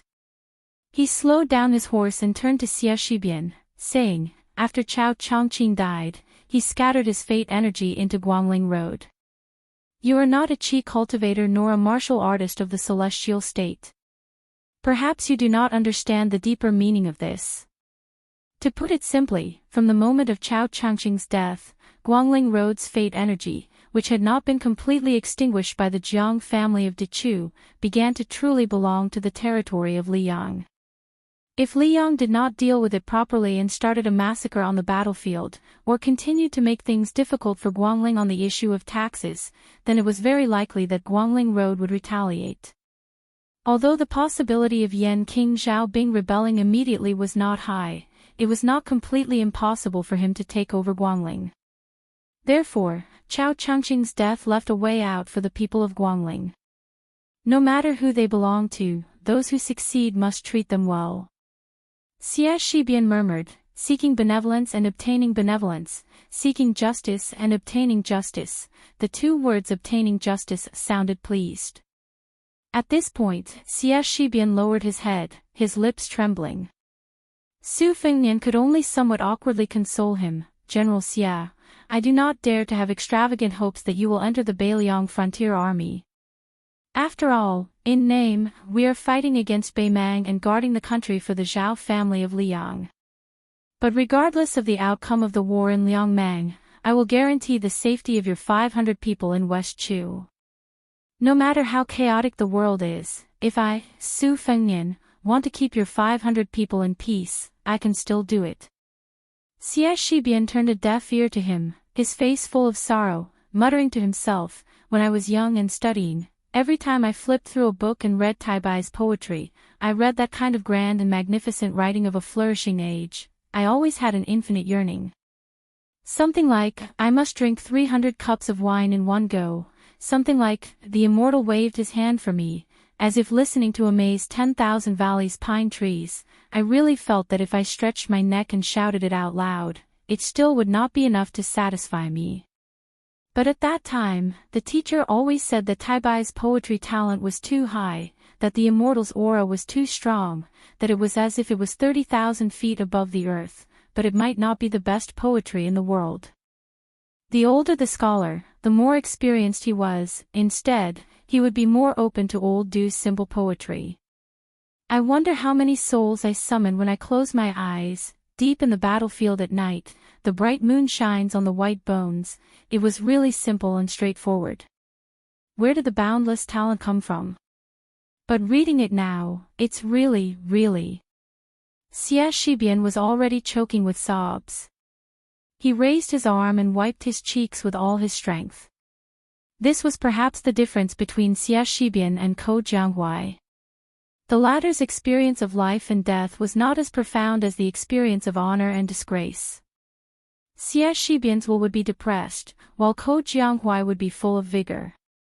Su Fengnian looked toward the dusty Zbiqing and said, General Xie, from Zbiqing to Qinghe, and then to Huaiyang Pass, Liuya and Fuling, 2 towns, you can go anywhere.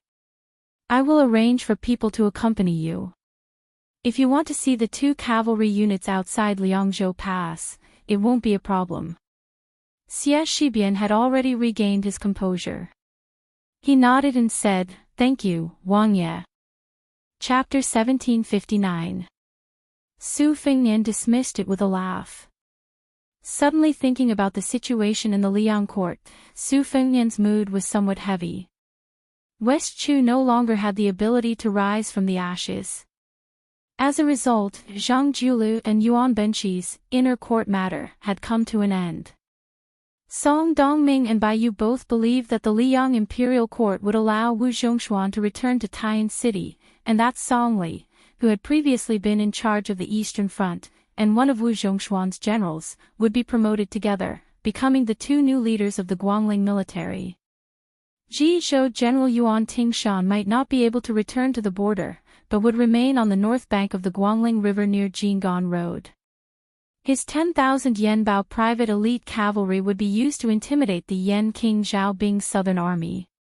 As for the assistant minister of the Ministry of War, Su Gong, he would most likely lead his troops into Jizhou to help the administrator Han Lin impede Jidushi Kai Nan, and to a certain extent, monitor the Beiliang cavalry.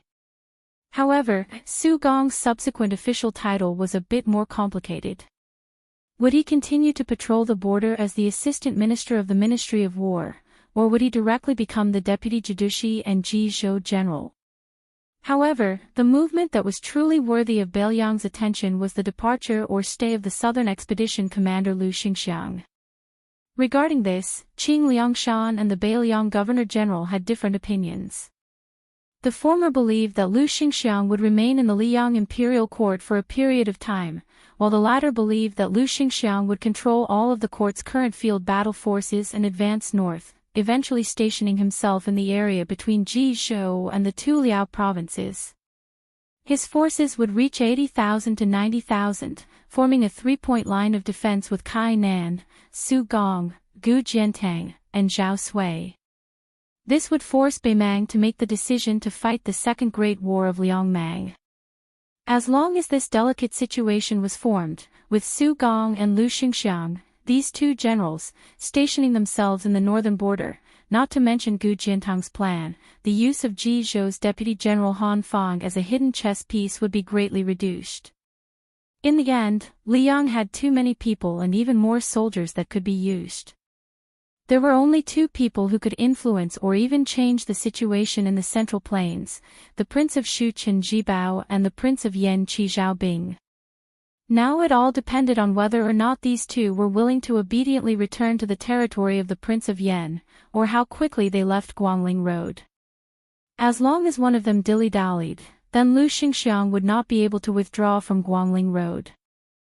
After all, a general under Wu Zhongshuan and Song Li was already very difficult to stabilize Guangling after the war.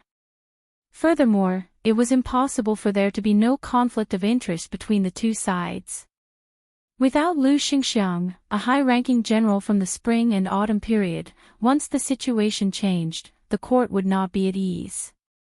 If these were the long-term considerations of Beiliang, then Beiliang's immediate concern was the stability of the Beimang imperial court. Dong Zhuo had actually kept his position as the king of the South Courtyard. Although Su Fengnian had essentially killed off any signs of Dong Zhuo controlling the sky with one hand in Beimang, this was tantamount to letting go of Dong Zhuo, who had nowhere else to go. In the next battle, Dong Zhuo would not hesitate to take desperate measures. If it was said that in the first battle, then in the next battle, it was very likely that Dong Zhuo would throw caution to the wind. If necessary, even his private army of the Dong Zhuo would be wiped out. Xie Shibian had already gone far away. Su Fengnian did not enter the city to patrol.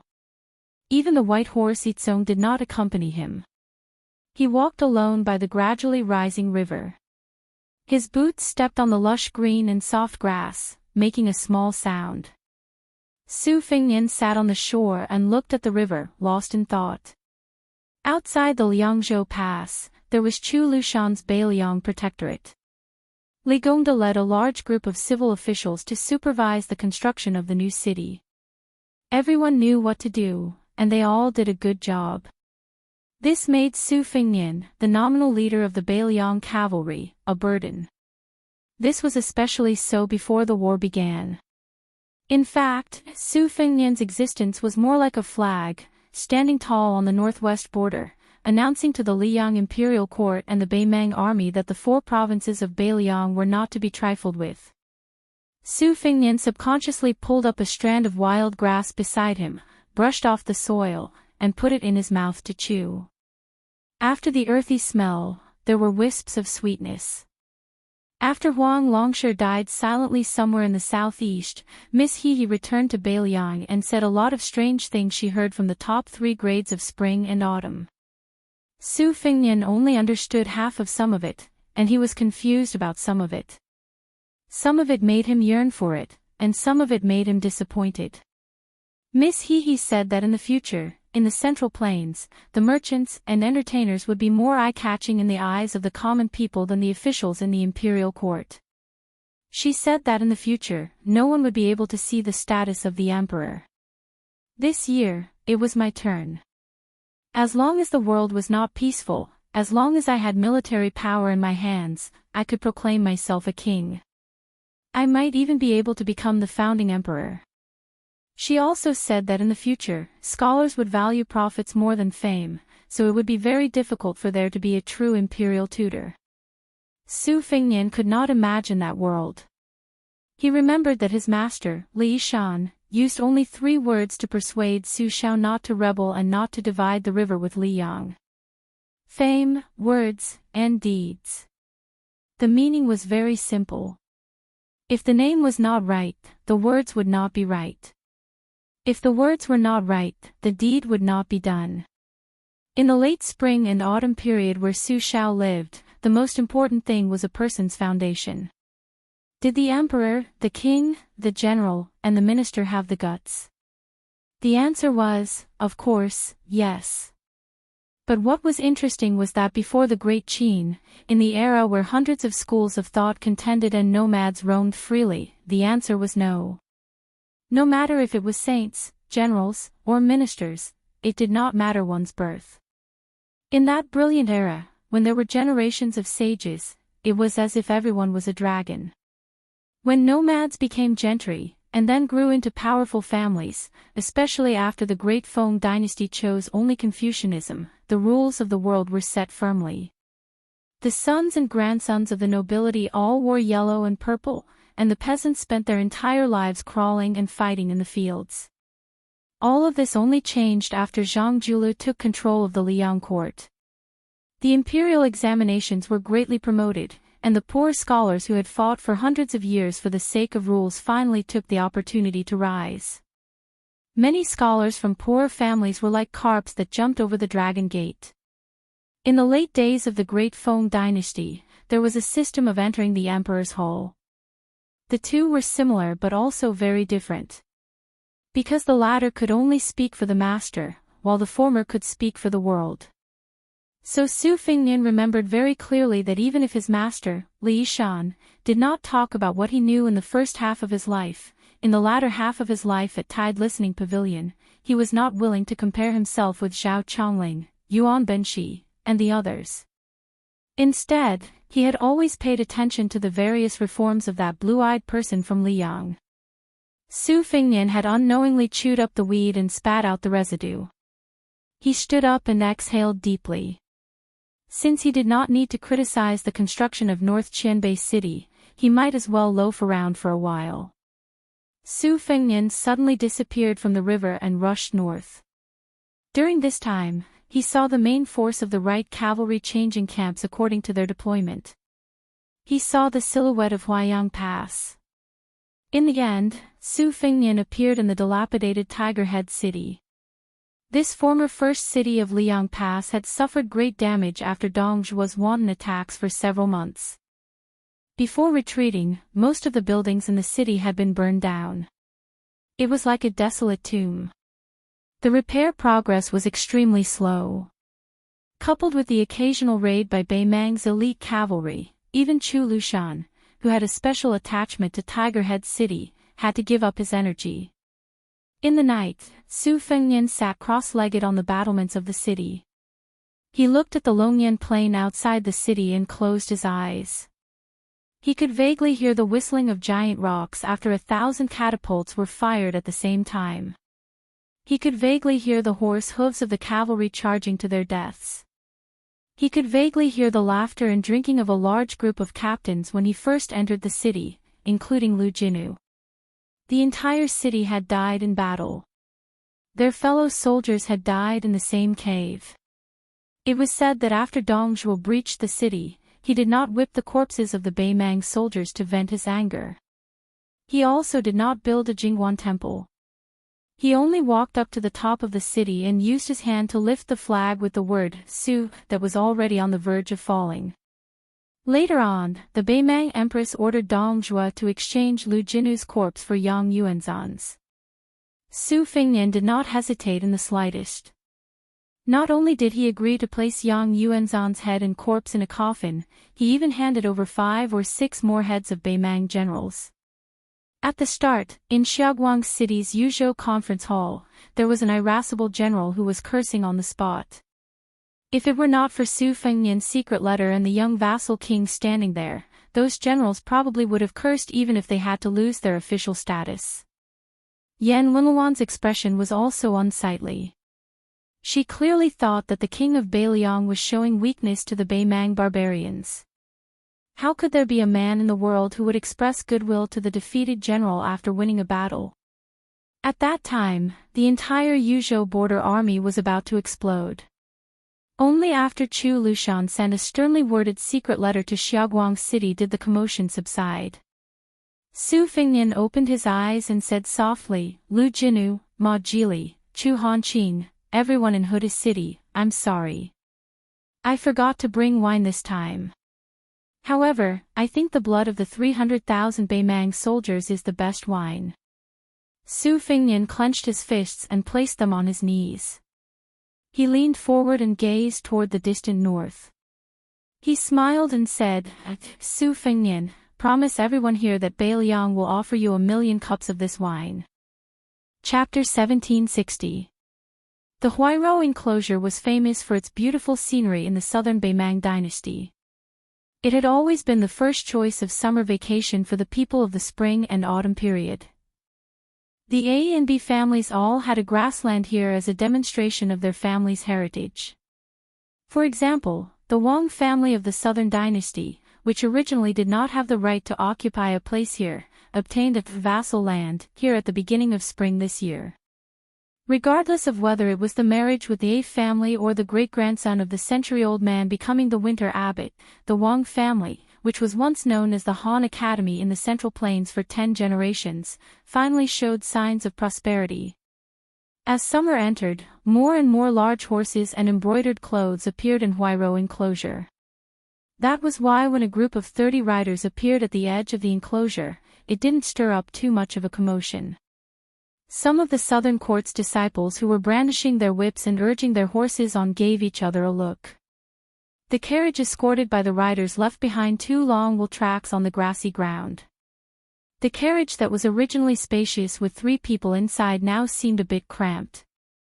This was all thanks to that young and robust fatty.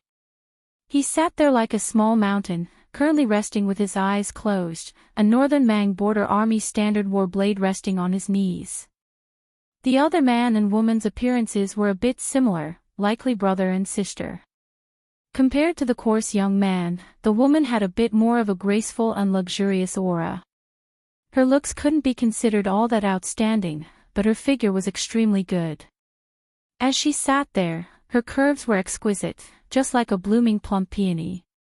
Right now, the woman was currently reprimanding the younger brother who avoided her many times.